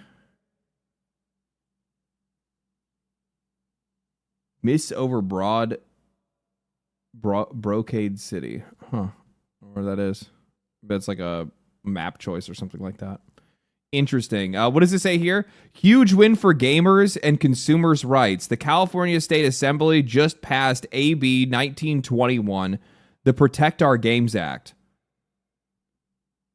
It passed on the floor by a vote of 43 to 16. The bill would force video game companies to give players a heads up before games shut down their services. It would also make them provide a way for people to keep playing their games afterwards, like adding offline mode or letting the community servers take over. A quick recap of what the bill does. 60 days. Yeah, the 60 days. Companies must provide workable solutions so that players can keep playing, usually offline modes or patches, community server out support, or in some cases, a full refund. Applies to digital games first sold or substantially re-released in California after January 2027. In short, if you buy a game, you should be able to play it even after a company moves on. No more purchases turning into rentals that expire when servers die. Wait, what?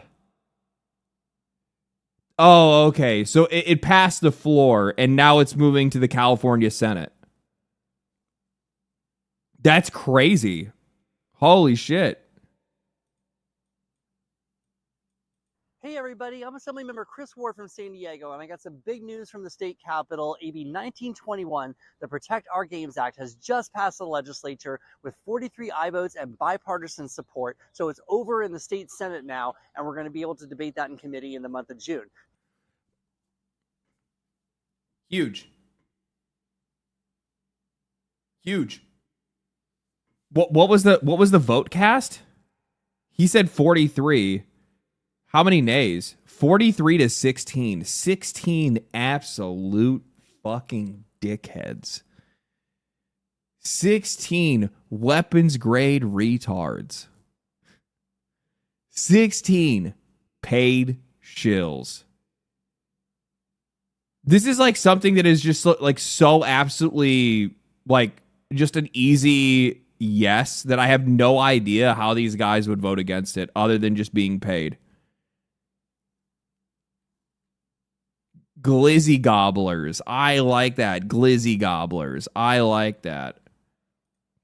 The idea came to me from a constituent in San Diego who is tired of seeing their games shut down after recent purchases. So if you live in California, be sure to contact your state senator and tell them as a gamer or developer why you care and this matters to you. We're fighting for your consumer protection and making sure that you have a full right and enjoyment to these games. What? The idea came to me? I mean, I don't care. Go ahead. Take credit. Take your credit, okay? Take your credit. I know you're trying to get your votes. As long as you're helping, just, I will try. This dude is never going to live this down. This dude is never going to live this down. It is now his, I've never seen someone's reputation so thoroughly ruined. Especially you have to, the one thing that never made any sense about the whole pirate software situation to me was that your audience is video game players. Your audience is consumers. Those are the people that are donating to your channel, that are showing up to your streams, that are watching your YouTube videos. It's not the AAA industry. It's not colleagues that you used to work with at Blizzard. Your entire viewership, your entire fan base is not made up of people that are professionally working in the games industry. In a lot of cases, it's people that were interested in making their own games one day, but mostly it was just people that were entertained by you. And those people are also entertained by buying and owning their video games. And you took the stance of, no, viewers, no, average consumer, you should not have permanent ownership over things you buy. Why? Because I worked at Blizzard for 7 years. It's just like, what the fuck is going on, dude? Maybe he was angling for a job at a studio. I don't know, man. I saw a lot of the videos that people were posting about how apparently his games aren't very good either. So I'm sure he has a lot of shareholders watching. Yeah, I'm sure. It's such a weird thing to do.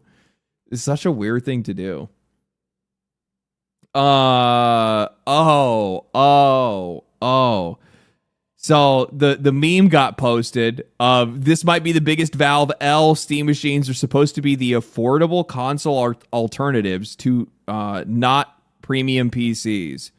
If the Steam machine launches at $1,500, I don't think many people will buy it. It's wild that the PlayStation 5 Pro is cheaper than the 1 terabyte OLED. Valve pricing has completely lost the plot. Tim Sweeney. Everyone is being harsh here. There has been significant rise in the cost of components that Steam customers spending ultimately funds. The economics have created a severe disruptions in the component part supply chain for mega yachts. Brother, you're a...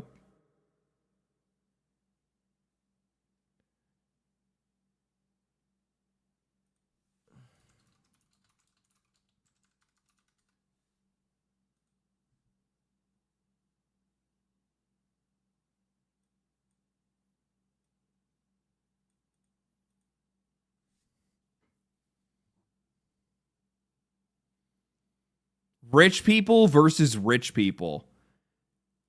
How are you going to make the argument that Gabe is spending too much money on research vessels, by the way? I'm going to defend it on that point, right? No. How are you going to come out and say that you're going to try to make this comparison that like Gabe is too rich and that they should be able to, you know, take the loss on this product when you just laid off like what, 800 people and you're worth $5.1 to $9.6 billion? Ain't that kind of the pot calling the kettle black?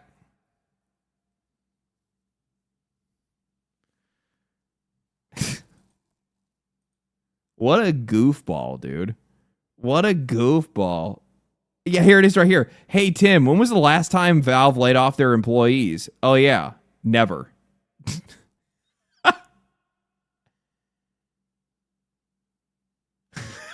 I love how anytime this dude posts on social media, it is just him getting absolutely fried by Steam users.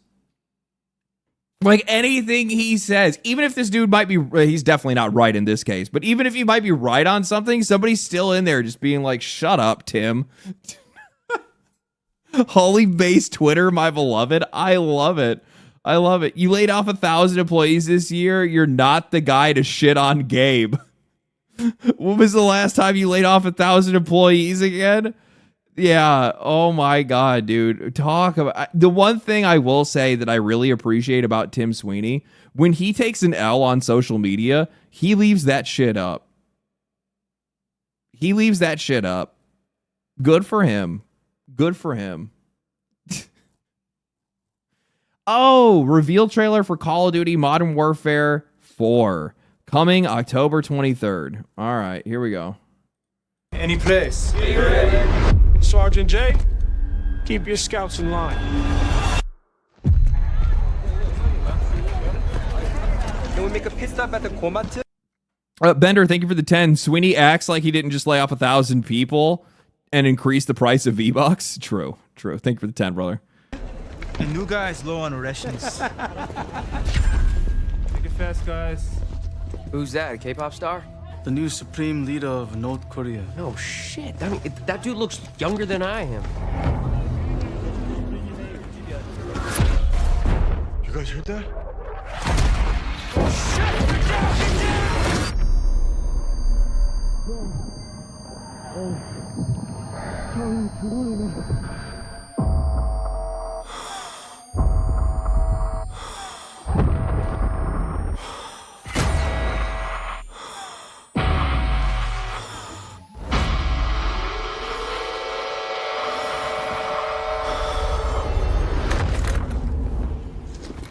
작전 개시, 여신 종료.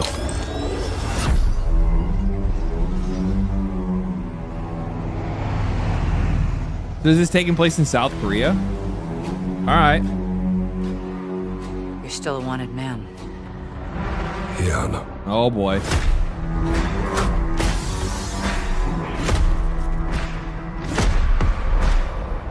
What did you do? What I have to. What'd you do, Price? We make our own rules of engagement now. You are moving a weapon of war. The kind we deny exists. You do what you need to. Because you know I will. 대반자를 찾아내라. 마을을 불태워서라도.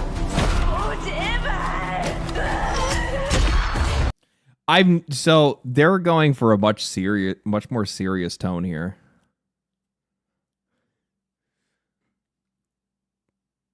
I'm gonna be really interested to see what this game. It's got grit. Yeah, it's got a vibe. I'm not gonna deny it. This is like much more interesting, right? Like I'm not sitting here criticizing every 5 seconds of it. I mean, we'll see the gameplay eventually, which is really the thing that really matters when it comes to Call of Duty, right? Don't get me. I actually do like Call of Duty campaigns. When their campaigns are good, this shit's pretty fire, right? Like, was it like the Modern Warfare 2 campaign, as well as the not the most recent Black Black Ops, but the one before this was like pretty solid as well. But Modern Warfare 2 2009 this year. Yeah. Like when Call of Duty can do it the right way, it hits like decently well. I just think that like I just don't really like their gameplay anymore.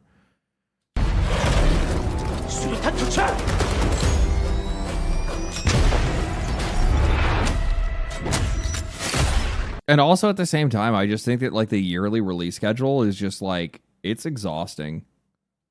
Let's go! We are not ready. We could all die tonight. We don't even get a choice.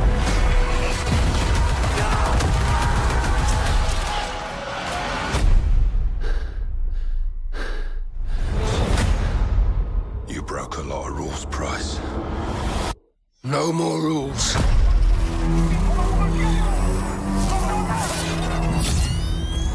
Right. Yeah, we'll see. Every fucking time. Every fucking time. Me, like, that wasn't a too bad trailer. Do you want to pre-order the operator pack and more? Pre-order now. Get your operator pack.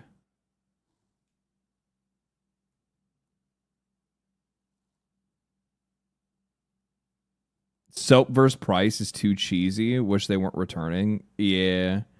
Well, they have to sell you nostalgia because it's the only thing they have left. They know that they can't make anything new. Like, they haven't made any new memorable characters or characters that people are interested in. 1.5 million copies sold for 007 First Light. I got to give this game a shot. I was pretty skeptical of this game when it was first announced because I really I don't know, man. I just don't necessarily trust a lot of these companies to actually be able to put out a James Bond game. And I thought that these guys were going to swing and miss because everybody's so tone police today. But apparently that's not the case because I've seen a lot of screenshots from some of the girls that are in the game, and it is definitely a Bond game. It is definitely a Bond game.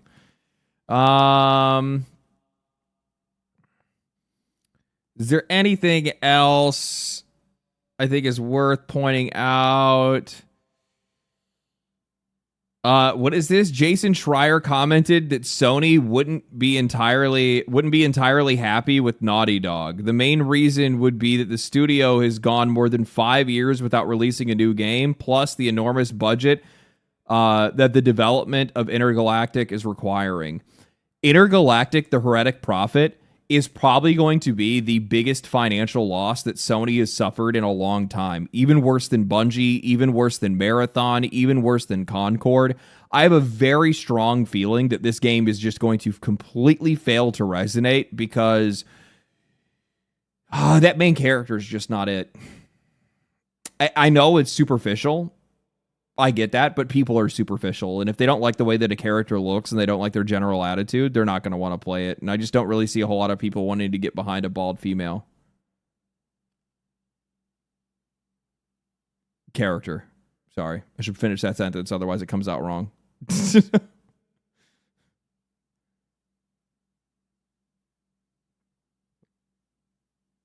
don't want to play an ugly ball. I don't think she's ugly.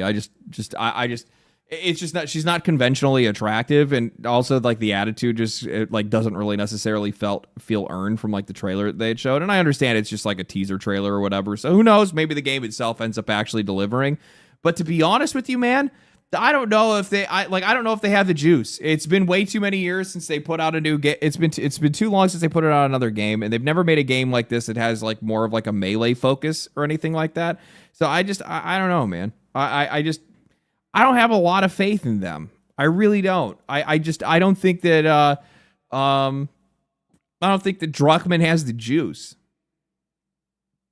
and he has nobody else there to manage him. So I just don't see it happening. And the thing is that they're spending a lot of money on that studio. It's one of the most expensive studios Sony has. I would guarantee that game's probably going to be like probably $500 million by the time they put it out for a single player game. Which means that thing is going to have to sell a lot of copies, and historically, a lot of these Sony games have not really been ripping things off the charts. The only one that I know is going to absolutely just completely nuke is probably Wolverine. Like, Wolverine's going to blow up. Like, people are going to buy the shit out of that. People like their Wolverine. Okay. That game's going to do well. Then again, at the same time, their Spider-Man 2 game did not do very well either. So I don't know, man. These guys spent a lot of money on these single player games to come out with nothing. The other thing that's really funny about this is that they have all this time and all this patience and all this money to be able to blow on a studio like Naughty Dog, but they feel that for some odd reason making a Destiny 3 is not a gamble worth doing. Let's spend $500 million making a game about a bald chick in space that's going to be an allegory for... Remember this, by the way. Neil Druckmann, in an interview, specifically said that the entire story for Intergalactic the Heretic Prophet is just an allegory for religion. It's a religion-bad video game. I know everybody's very excited for that. So here's this new IP with a bald female lead that's going to be, religion bad storyline made by Neil Druckmann costing $500 million, or instead put $500 million into developing a Destiny 3. Like, I don't understand how you guys don't see, what are you doing with your money? And the funny thing is that a lot of people have made the criticism where they're like, oh, well, to make an MMO, you really got to do this, you got to do that. The last time I checked, both Destiny 1 and Destiny 2, when they launched, were not massively expansive games. And I don't really think they need to be. It has to have solid PvP with a few maps to be able to play on. Don't get me wrong, it's multiple games in one, so it does take a lot of resources to make, and it's going to take a lot of money as well. But it's not like you have to be able to make this crazy big game, right? Come on. Concord was 400 million. Concord was a 400 million loss. Bungie is around 700 million. To say that Intergalactic will be even worse is a pretty bold claim. Thank you for the $5. You just took a $5 loss.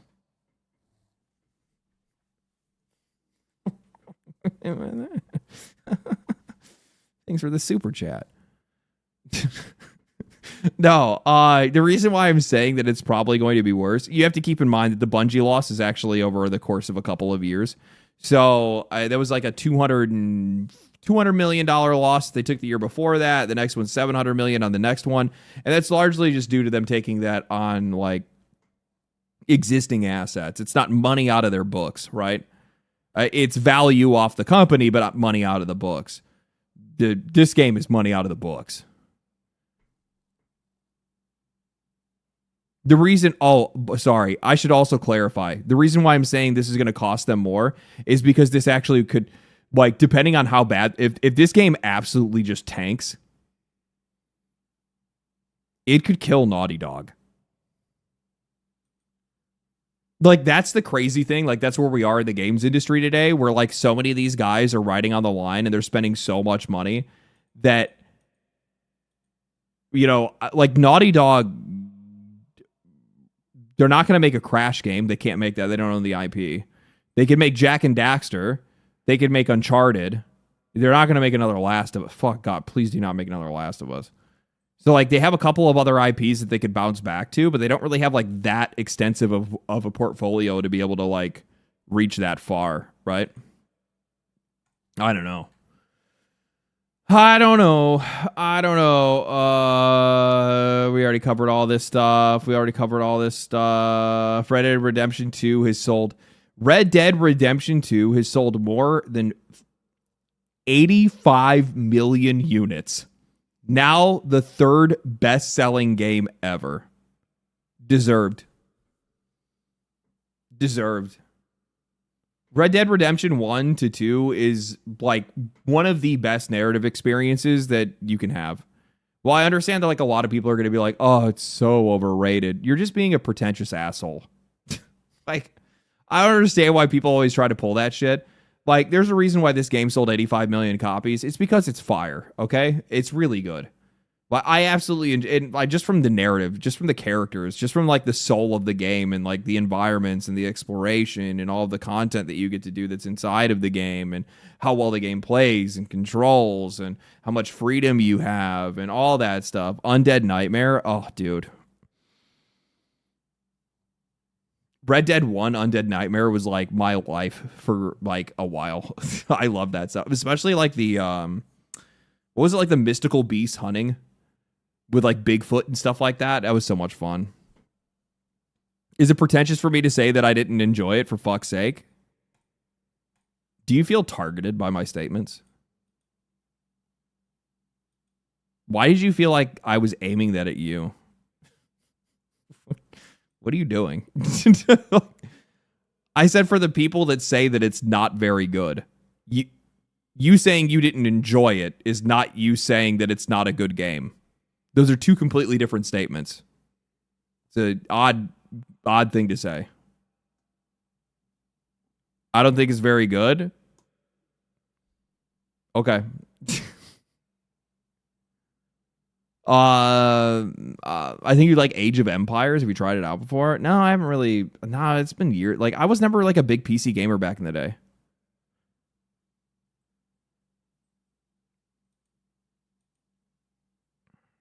Not at all. Honestly, I didn't even get into PC gaming until I had a girl that got me into playing World of Warcraft. And that was just before Burning Crusade, I think.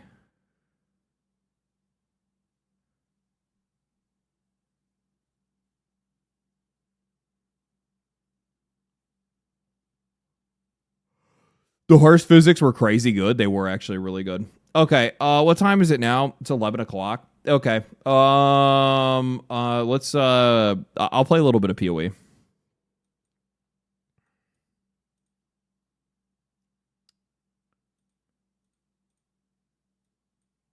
I'm sure people have already got their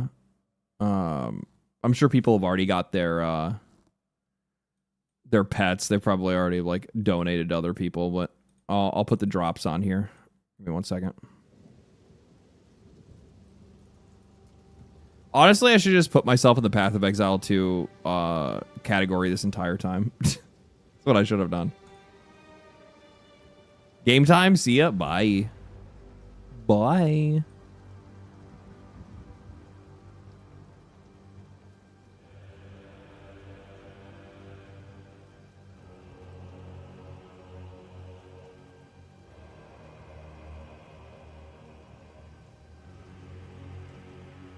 I can state a claim that I hold, not a good game to me. People enjoy a big book. That's not the point that I'm making. The point that I'm making is it's the people that want to go out of their way to try to say that something is overrated. Where it's like, everyone else's opinion other than mine is wrong. That's like the like narcissistic, pretentious take that people have that is like fucking obnoxious as shit. That's not what I said. I did not say that it is pretentious to not like the game.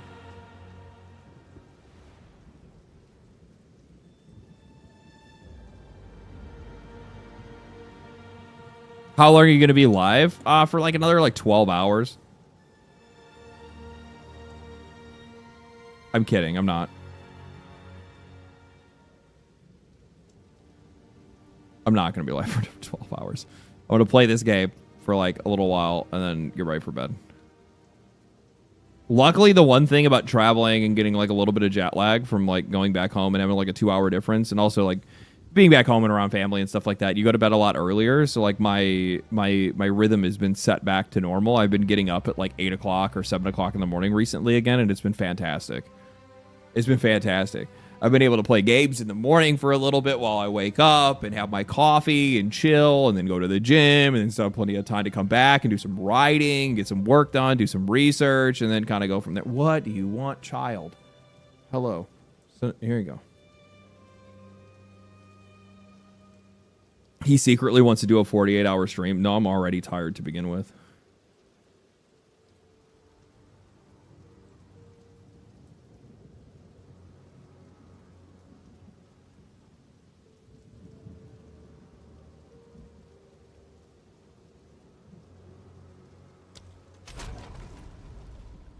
Why isn't POE showing on here? Why is it just a black screen?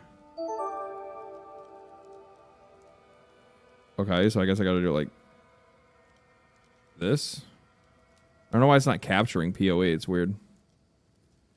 Zergos, thank you for the 2 gifted, man. Appreciate that. Just sit in my lap. Are you here for treats? Is that what you're here for? Are you begging for treats? I think he's begging for treats.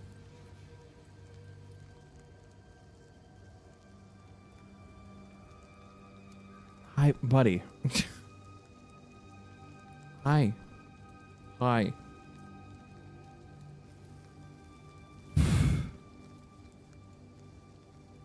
Did you say, did you see a Destiny lore guy crashing out and privating everything? Oh, I was going to talk about that earlier. So I had seen this entire thing where this dude was like talking about like, I'll show it real quick. I had seen this whole thing where this dude was like crashing out. This is one of the most disingenuous things that people can do. And it's probably one of the things that like annoys me the most about like online culture in general. And it's that you'll oftentimes see guys do this. So he says this is the Destiny community, by the way. This is violence incited by Destiny creators. Someone is going to get hurt. And this is because I privated my videos on my personal channel, videos I made, and said that I like Marathon. Then it's some dude saying he's going to like skin people alive and I'm going to get your family or whatever, blah, blah, blah, blah, blah. This is the most disingenuous bitch level shit you could possibly do. You know for a fact that this is not something that is indicative of an entire fan base, and you know for a fact that it is not content creators that are egging this kind of behavior on. I've constantly had people complain, oh, well, that's your audience that's saying this. That's your audience that's doing this. My audience, I don't fucking tell people to go do anything. I'm not in control of other people. And every single time... every single time that people do start getting lippy about somebody that I might be disagreeing with, maybe just like on a, you know, whatever, on a personal level or whatever, I always say, you know, show respect where respect is due, right? Like, under no fucking circumstances. Like, anytime people do this, this is just trying to create a sympathetic narrative, either because you want people to take your side in whatever argument you're having, or because you think it is going to somehow boost your own, like, boost your own reputation in some way, and you can damage somebody else's reputation as an extension. So, like, now you're saying that, like, you know, as like Cross responded to it saying, brother, I have nothing but love for your channel. Absolutely don't want anybody sending you messages like this. In this space, we unfortunately see disturbing things that are sent to us. Do you guys have any idea how I am constantly being berated by random people that are like wanting to know my location, wanting to find me, wanting to talk to me, wanting to hurt me or whatever it is over opinions on video games? The internet houses so many people in this world, and they're all, for whatever reason, allowed to have opinions and communications with everyone else in the world. And while I enjoy that freedom, that ultimately means that you are going to come into contact with the mentally ill constantly. That is, you are accepting that as a content creator. When you are signing up for putting you and your face and your voice and your life online, you are signing up for the fact that you are going to come into contact with the mentally ill. That is not me. That's not Cross. That's not anybody else. That's nobody sending these people your way. It's just the nature of the world, baby. The more people you surround yourself with, the more kinds of people that you come into contact with. So anytime I see people that are posting this kind of shit, it's so disingenuous. It's so incredibly disingenuous. And like I said, this is just somebody trying to create like a sympathetic narrative, either for their own popularity or their own relevance, or they're trying to, you know, take that credibility or relevance away from somebody else. In this case, it's about Marathon. It's about taking credibility away from the Destiny community. Look at how terrible these Destiny players are. Look at them. Look how terrible these Destiny creators are. They've incited this violence. This is violence incited. These are words. Notice how they use this kind of language. this is violence. No, this is language. This is language from some mentally ill retard that is sending you emails for whatever reason. Who the fuck sends an email? It's so annoying. For the pet, thank you for the subs. Gold, thank you for the subs. Electro, thank you for the subs. Appreciate that, man. Appreciate that. It's pathetic. It really is, dude. It's incredibly disrespectful to like basically everybody else's intelligence and just people in general. I don't know, man. It's just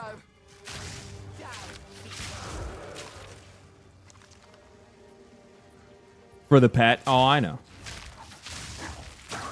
I was gonna stream earlier or just like put myself in the category. I probably should have. Honestly, like on tomorrow I will do it tomorrow actually.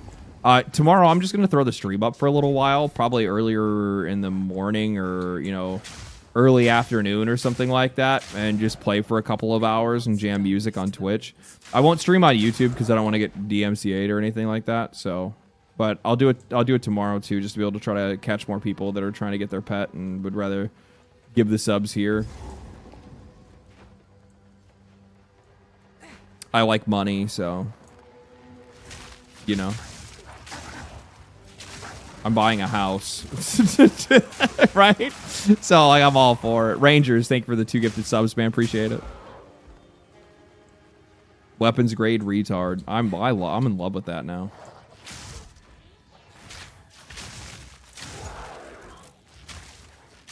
If there's been one modern trend that I've been the most happy about, it's been the reclaiming of the word retard. It's never made any sense to me. You're never actually talking about people that actually have any real mental illness. That's not the point. And everybody knows that. It's just being disingenuous for the sake. It's the same thing as the conversation we just had.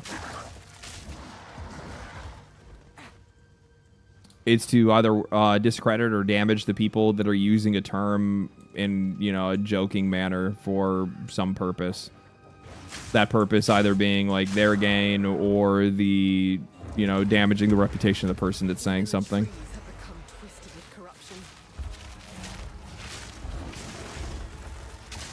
How many? You know, I've never actually figured this out because I've never really played an archer for like a full league. I've only like toyed around with it a little bit. I think I played it during the like testing or something like that. When I'm playing, when I'm dropping these, oh my god, I need to pay attention. When I'm dropping these lightning rods, how many lightning rods should I drop before I start shooting? I don't know how many it is before it starts being wasteful.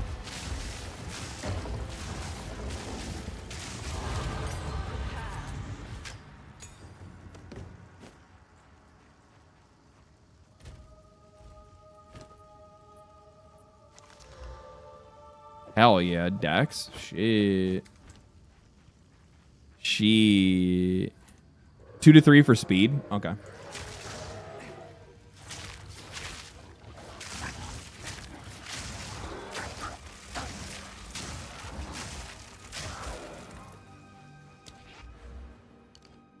I got a build guide for this league. I'm just gonna use fob guns fucking shit, because why not?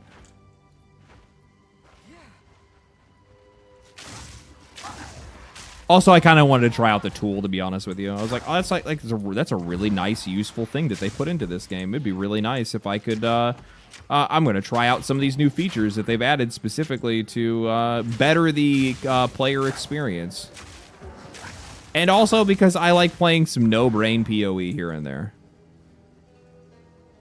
I will, in the meantime, pull up. We'll listen to the.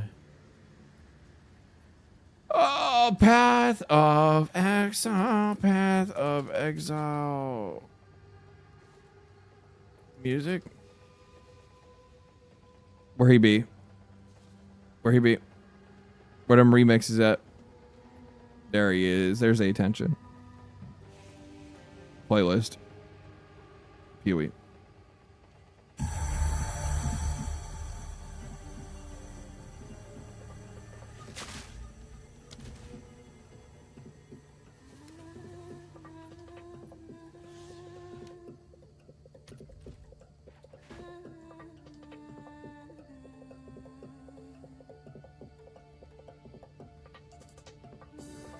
Has Path of Exile 2 fully released yet? No. This is update 0.5. They do plan on releasing by the end of the year, though. I do know that.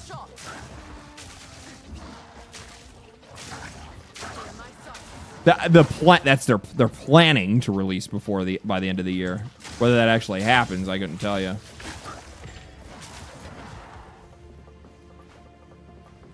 They still have a lot of work to do. They still have campaigns to finish, characters to put in. I think there's a really good chance that they're probably not going to get all the characters in the game by launch. I don't really think that they need to be honest with you. At the very least, they should get swords in because like that's the one thing that like the community has been like very adamant about asking for. They're like, "Where's the swords? Where's the swords?" Like, go ahead and put swords in the game. I think that would be worthwhile to do. But like outside of that, I don't know, man. I think because there's like duelists, like with rapiers, like whatever. That's a different one. Like, I would just the game being complete outside of classes, I think is pretty important. It's probably the most important thing. I'd rather have a complete game to play than an incomplete game just because people want to have a couple of other classes to play. Honestly, the game already offers like a pretty diverse group of. Well, I think it offers more characters than most ARPGs do at launch. What is it up to right now? 7? Right? You have warrior, druid, archer, Amazon, or whatever the hell it's called, monk, mercenary, sorceress, witch. 8, right? I might be missing one. Like, that's a lot of classes. That's more than Diablo launched with. It's more than most it's more than any of these ARPGs normally launch with.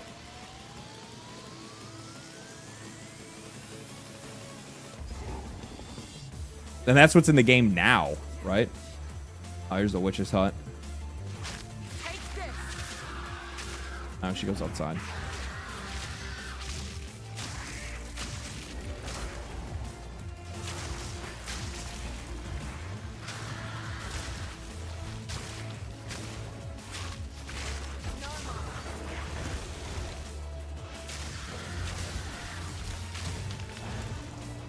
You suck.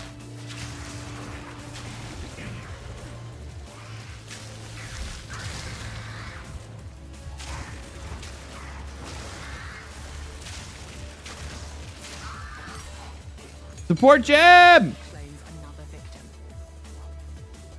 I need that. What is it? Inventory? Yeah.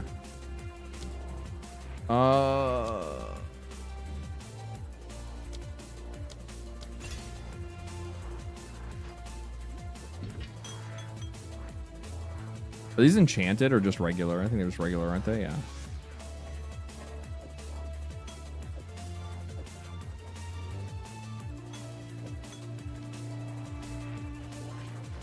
I never know how to actually like save up money and stuff like that in this game. Pluck swords, we need axes. What's the warrior use? Warrior uses swords, right? Or warrior uses clubs or maces. Ranger, witch, warrior, mercenary, huntress, monk, sorceress, and druid, according to the wiki. So yeah, 8. Yeah. 8 not counting ascendancies. Yeah, I'm just counting base level classes. Cause like by the time like so like let's say they get all I mean they would have 24 classes if they just kept this 8 that they have now and then had all the ascendancies filled out. Like like, what the fuck are we talking about?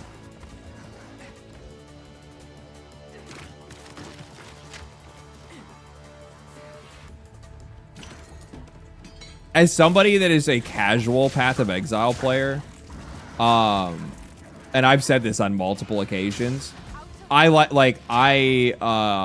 kind of happy that like the greater POE community doesn't actually like Path of Exile 2, and they think that POE 1 is the better game. Like, I'd rather that you just go ahead and stay over there. I'll be honest. Well, I don't know how I want to say this. I think that like there's a small vocal minority within the Path of Exile 2 or Path of Exile community that is again, I'm going to say small vocal minority. Okay, it is not the mass. This is not indicative of the entire fandom. But there are some people that are like I've never seen people more hard to please. Like the complaints that they have are like so absolutely unreasonable, and it's coming from like and like this is coming from a game and a studio that honestly goes so far above and beyond anything you would get anywhere else. It's not even close. Like it's crazy to me some of the demands that I'll see people come up with. What one that I had, and it's like we had a guy that like crashed out in chat one time, and it was because he was upset that on, I think it was like the first week of the game going into early access, that he didn't have, or no. It was the second major update that they did to Path of Exile 2. And he's like, I still don't have access to all of my microtransactions. And I was just like, that is the lowest thing on the priority list possible. That is the lowest priority on the list possible. I could give a fuck about your cosmetics. The fact that these guys are even going to carry over all of your microtransaction purchases from their first game and bring it over to their second game is already the most absurd thing I've ever heard when it comes to monetization in a video game. But for you to go out of your way and take that further and say they're not doing it fast enough, you're just an asshole. You're just an asshole.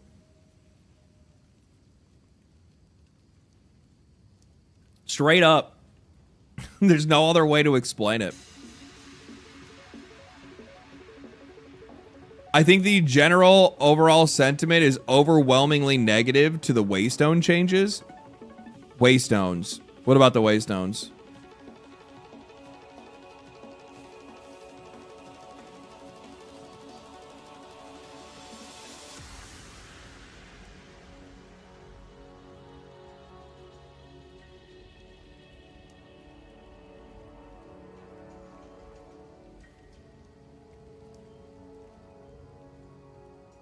Do you think a lot of the criticism on Resident Evil 9 has been valid?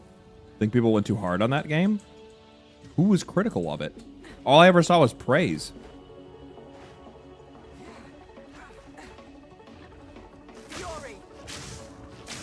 I never saw anybody being like all that critical of it.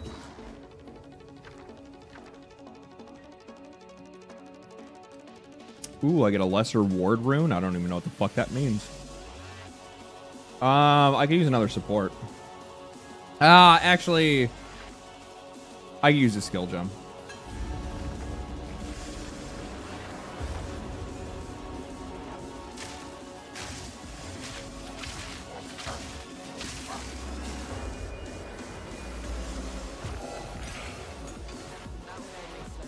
Okay, so what is this that I got?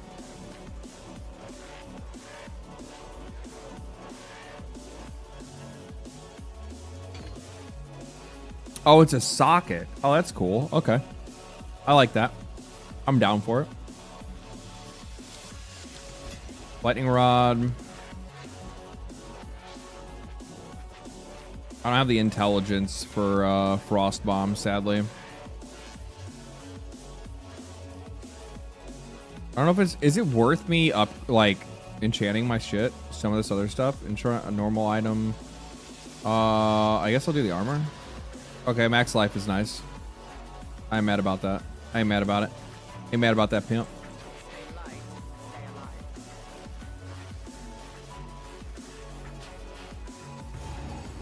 Oh, God. I love when I find the Grim Tangle first. And getting this checkpoint early. That is so nice. That is so nice. Let's go back to town and sell my shit really quick. The max upgrade is T15. Hold on, wait a minute. The max upgrade is T15. Has 0 rev. I need to spend currency to get to the next tiers. I haven't seen many upgrade tiers. Oh, I forgot about that. Yeah, basically to get past tier 15 maps, you have to corrupt them, don't you? You have to use we gotta ball them or whatever.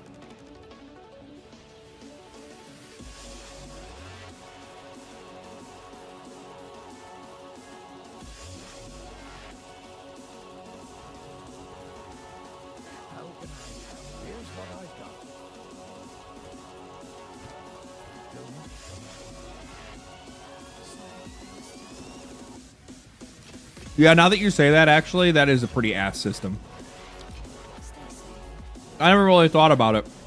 Like, there's, like, I'm not, like... I think there's times where, like, my brain is in, like, critical mode, and then there's other, like, games like this. I just like collecting shiny shit. What the fuck?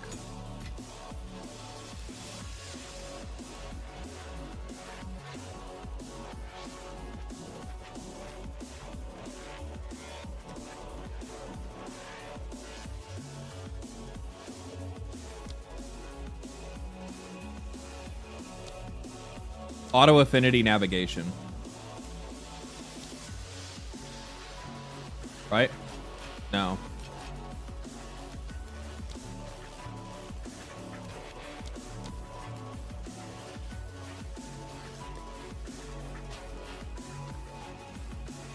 I forget how to do this every single time.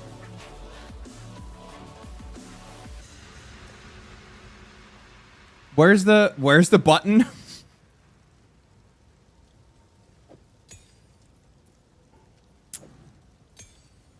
How do I make my shit auto sort again? I always forget every single fucking time. I thought it was just like I know it's a checkbox.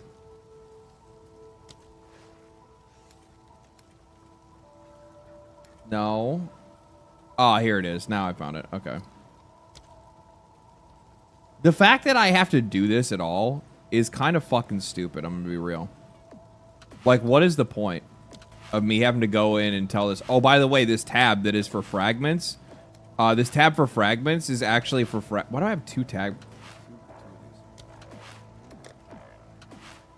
I guess I probably accidentally bought it in another bundle or something. Can I delete any of these?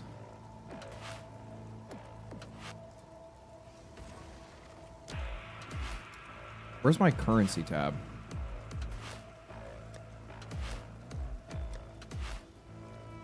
Right here. 14. You need to be at the top. That's legendaries. I don't really give a fuck about that. We'll put a weapon. We'll put a tab up there for weapons. Put two tabs up there for weapons. All right, that's good enough.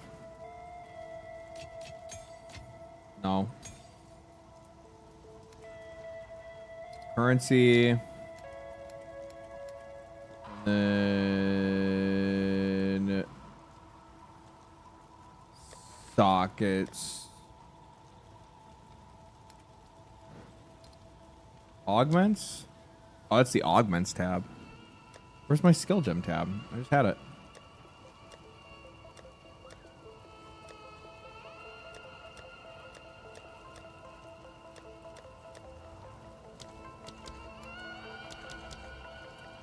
I'm fucking stupid.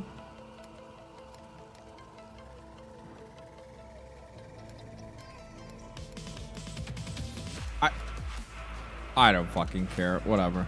I'm going back out. I'm kind of tired. Click the tab to edit. Yeah, my brain's kind of cooked right now.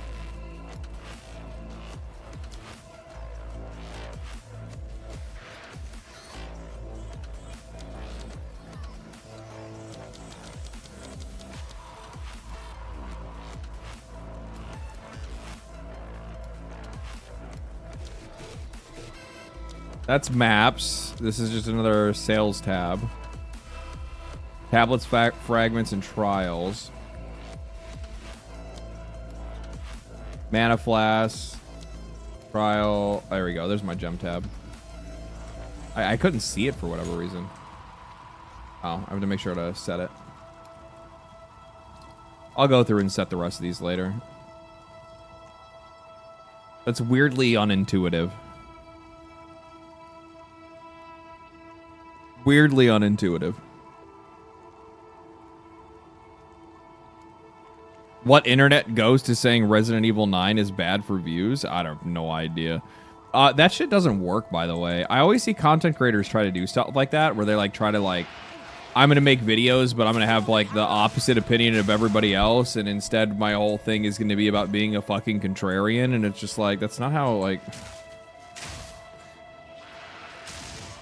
I don't understand how people don't, like...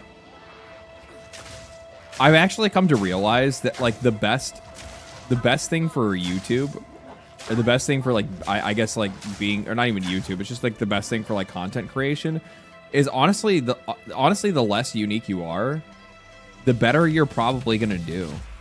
Like, obviously you don't want to be like a complete fucking dial tone, but like the more normal of a person you are, the more entertaining and the more relatable you're probably gonna be for most other people. So having an unrelatable opinion doesn't really resonate with a whole lot of people, right?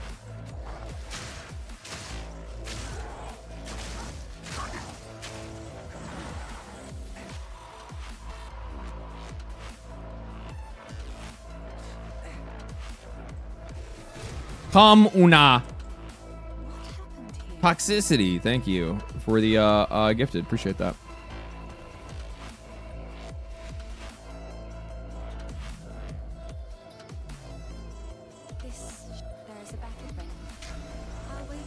I should probably eat something before bed.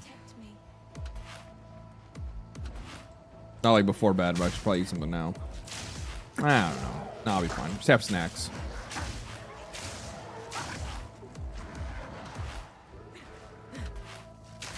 If anything, I could do with eating less. I need to go on a diet. I need to cut. I bulked for long enough. I need to cut.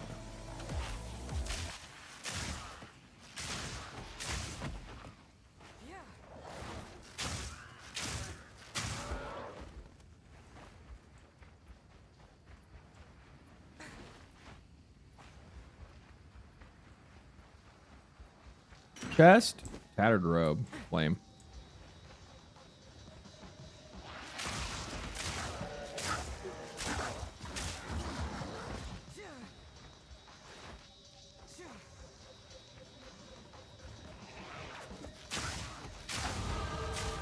Nice. It's huge. I go a long way. Where the fuck is the other? Where's the forest entrance? Left corner, maybe?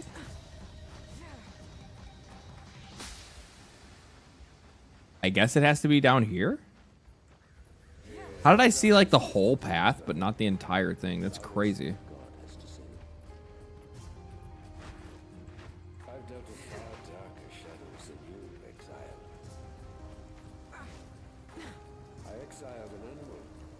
The Red Veil. The Red Veil. Became a fan of yours over the last year due to the rather unbiased opinion. Just wanted to say thanks for joining us on June 9th. Destiny has been my favorite game for years, and I'm sad to see it go. Appreciate you and your content. Appreciate you, man. Thank you so much. Thank you for the kind words.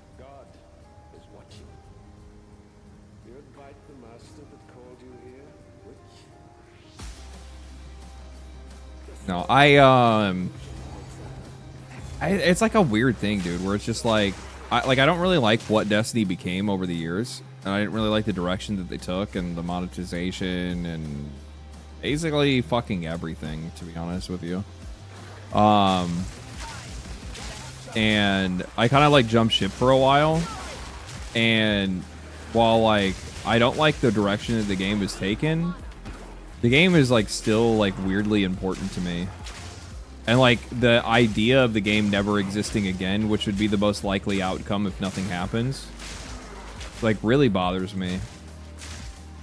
I'm kind of sick of losing like shit that's important, or at least like it feels important to me in the gaming space, because like the management of these companies is so like absolutely fucking stupid.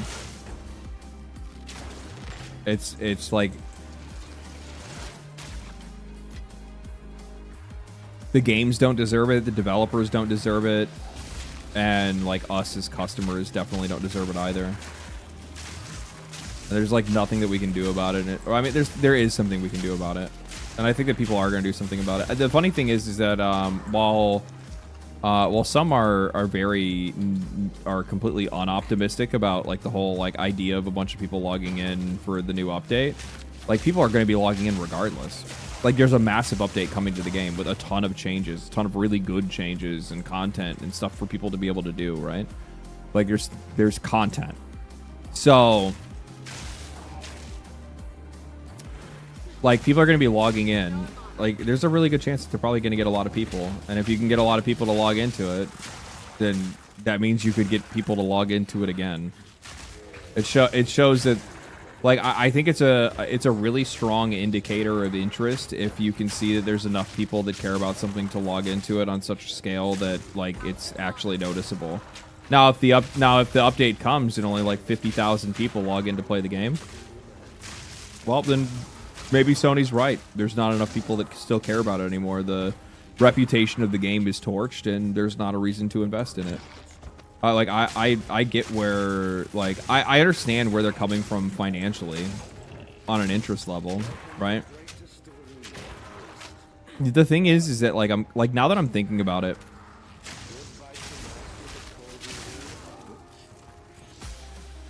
Bungie hasn't really been a part of Sony for very long.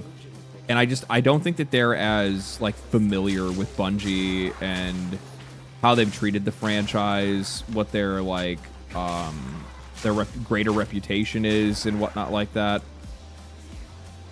I just don't think they're as familiar as they probably should be to be making the decisions that they are. I mean, they own the company. They're, you know, obviously professionals in the games industry. They're one of the biggest publishers in the industry, and you know, are tenured and whatnot like that. But I don't know. I feel like there's some like intimate knowledge that these guys are just not privy to for whatever reason.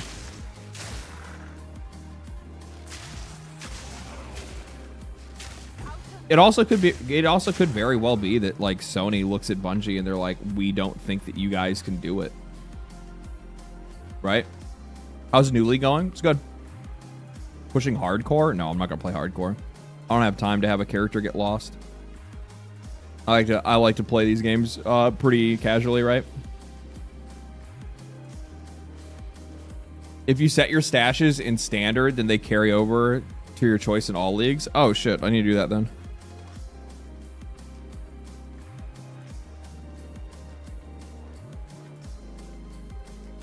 Nightman, good time as always. Thank you. It's already 8:35 here in Europe. You should get some rest. Yeah, I'm going to pretty soon here. Robust rune. Desert rune. Rune. I'm just gonna take the whetstones. Currency is always better this early.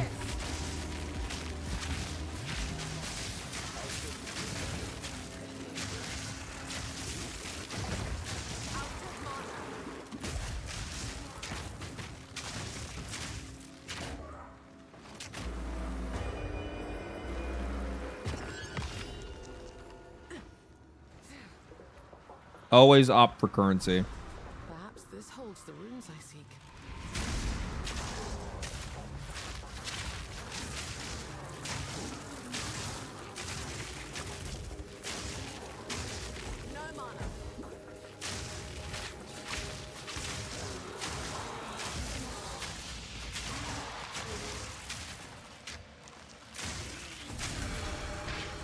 Did I get enough intelligence from my last level up to use that?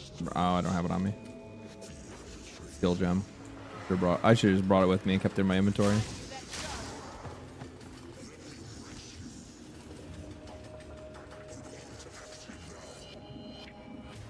Wow. That's crazy. 2 sockets in that. Holy shit. Fucking quality boots, too. Bruh. They get some orbs.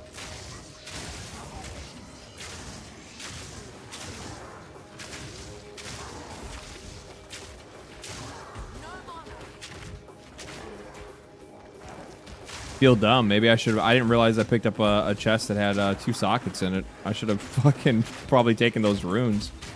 That'd have been a crazy like early game upgrade.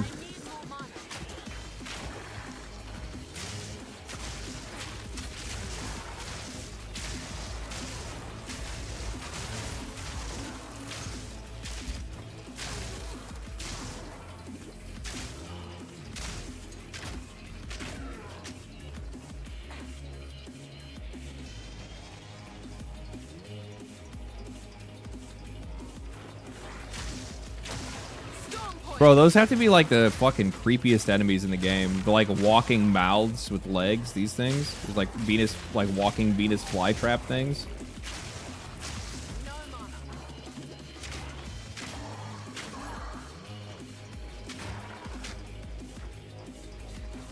Honestly, their monster designs in these games are just fucking crazy to begin with. It's absurd the level of detail they put into them when you actually zoom in, and it's just like, this is an ARPG where at one point in time, you're not even going to be able to even see these enemies anymore because of how many effects that you have going on. Like, you'd have to be this weirdo like me that's like zooming in to like look at them and be like, ooh, aren't they cool? Look how cool they look.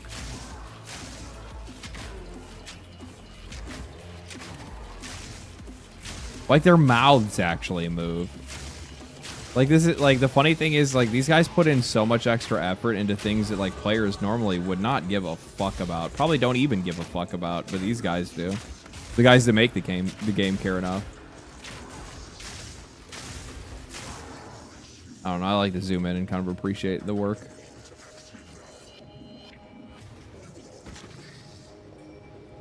Video game development is like one of the most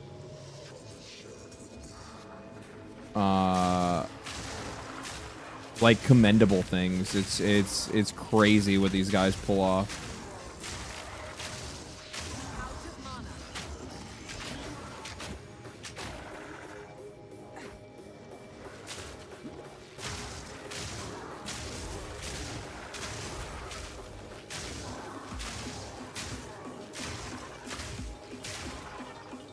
Especially because, like, fundamentally, like, video games just don't even want to be made. Like, they don't. Like, they're constantly breaking and having issues. It's like an amalgamation of code and shit like that. It's crazy that these things even exist. There's Zeshborn. Oh, yeah, they are. That makes a lot more sense now. Also makes a lot of sense that I think that they look really cool and they're interesting when I am like, I'm straight up a Breach player. I think Breach is just dope as fuck. I'm so excited to get to the end game and check out the new Breach mechanics with like the tree and stuff. I hope it's good.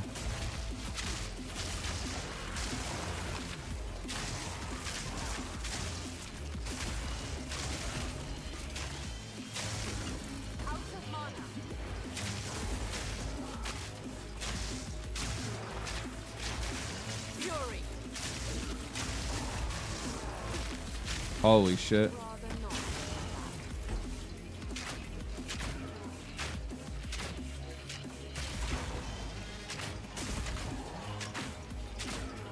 Actually insane.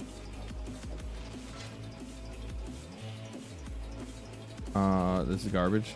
This is not.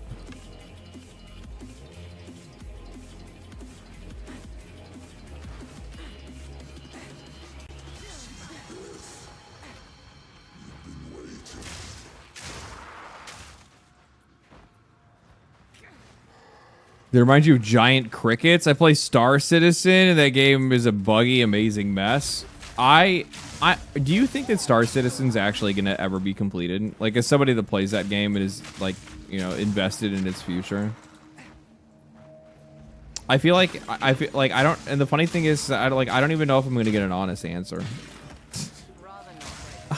That's the funny part. I don't even know if I'm gonna get an honest answer. Like, I mean, it could probably be. It depends on the person, I guess. But like, I find it really, really interesting, the variety of different answers you get when it comes in in regards to that game, because it's like didn't they just reach over $1 billion in investment? Ow. Do you guys ever get like a random toe pain just out of nowhere? Like it's an itch, but it hurts, and you're like, ow, why? Probably bad posture.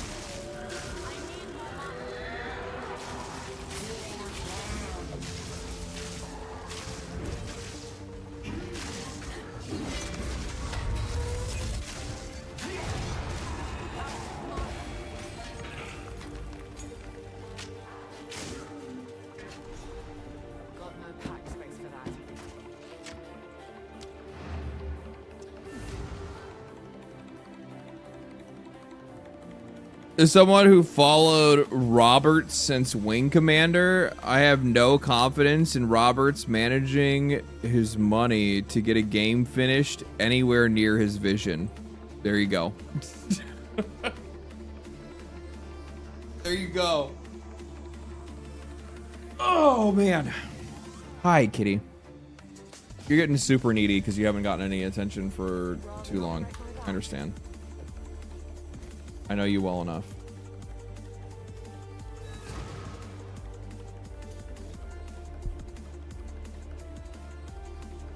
Okay. The cat's getting like super whiny, and if I don't give him a lot of attention right now and probably go to bed because that's really what he's asking for, he's gonna start like biting me because he'll get angry. So I'm gonna do that. I'm gonna go to bed. I will I'll pop on Twitch tomorrow and stream a little bit and play the game a little bit more and just kind of hang out or whatever, probably. Just because I'm going to play more Path of Exile anyway, so fuck it. Might as well, you know, flip on the camera and just... But it'll just be Twitch, so then that way I can still jam music in the background and whatnot. Anyway, thank you guys for hanging out today. Thank you guys for the super chats, the donations, and the gifted subs, and the subs, and all that stuff like that. Appreciate it, guys. I will have videos tomorrow, or not tomorrow, videos on Tuesday. Or a video on Tuesday, and we'll get right back down to business next week. I'll probably talk about the whole Steam Deck thing and stuff like that a little bit more in depth, and maybe look into some other stuff as well. But thank you guys for hanging out. Catch you guys next time. Catch you guys on Tuesday.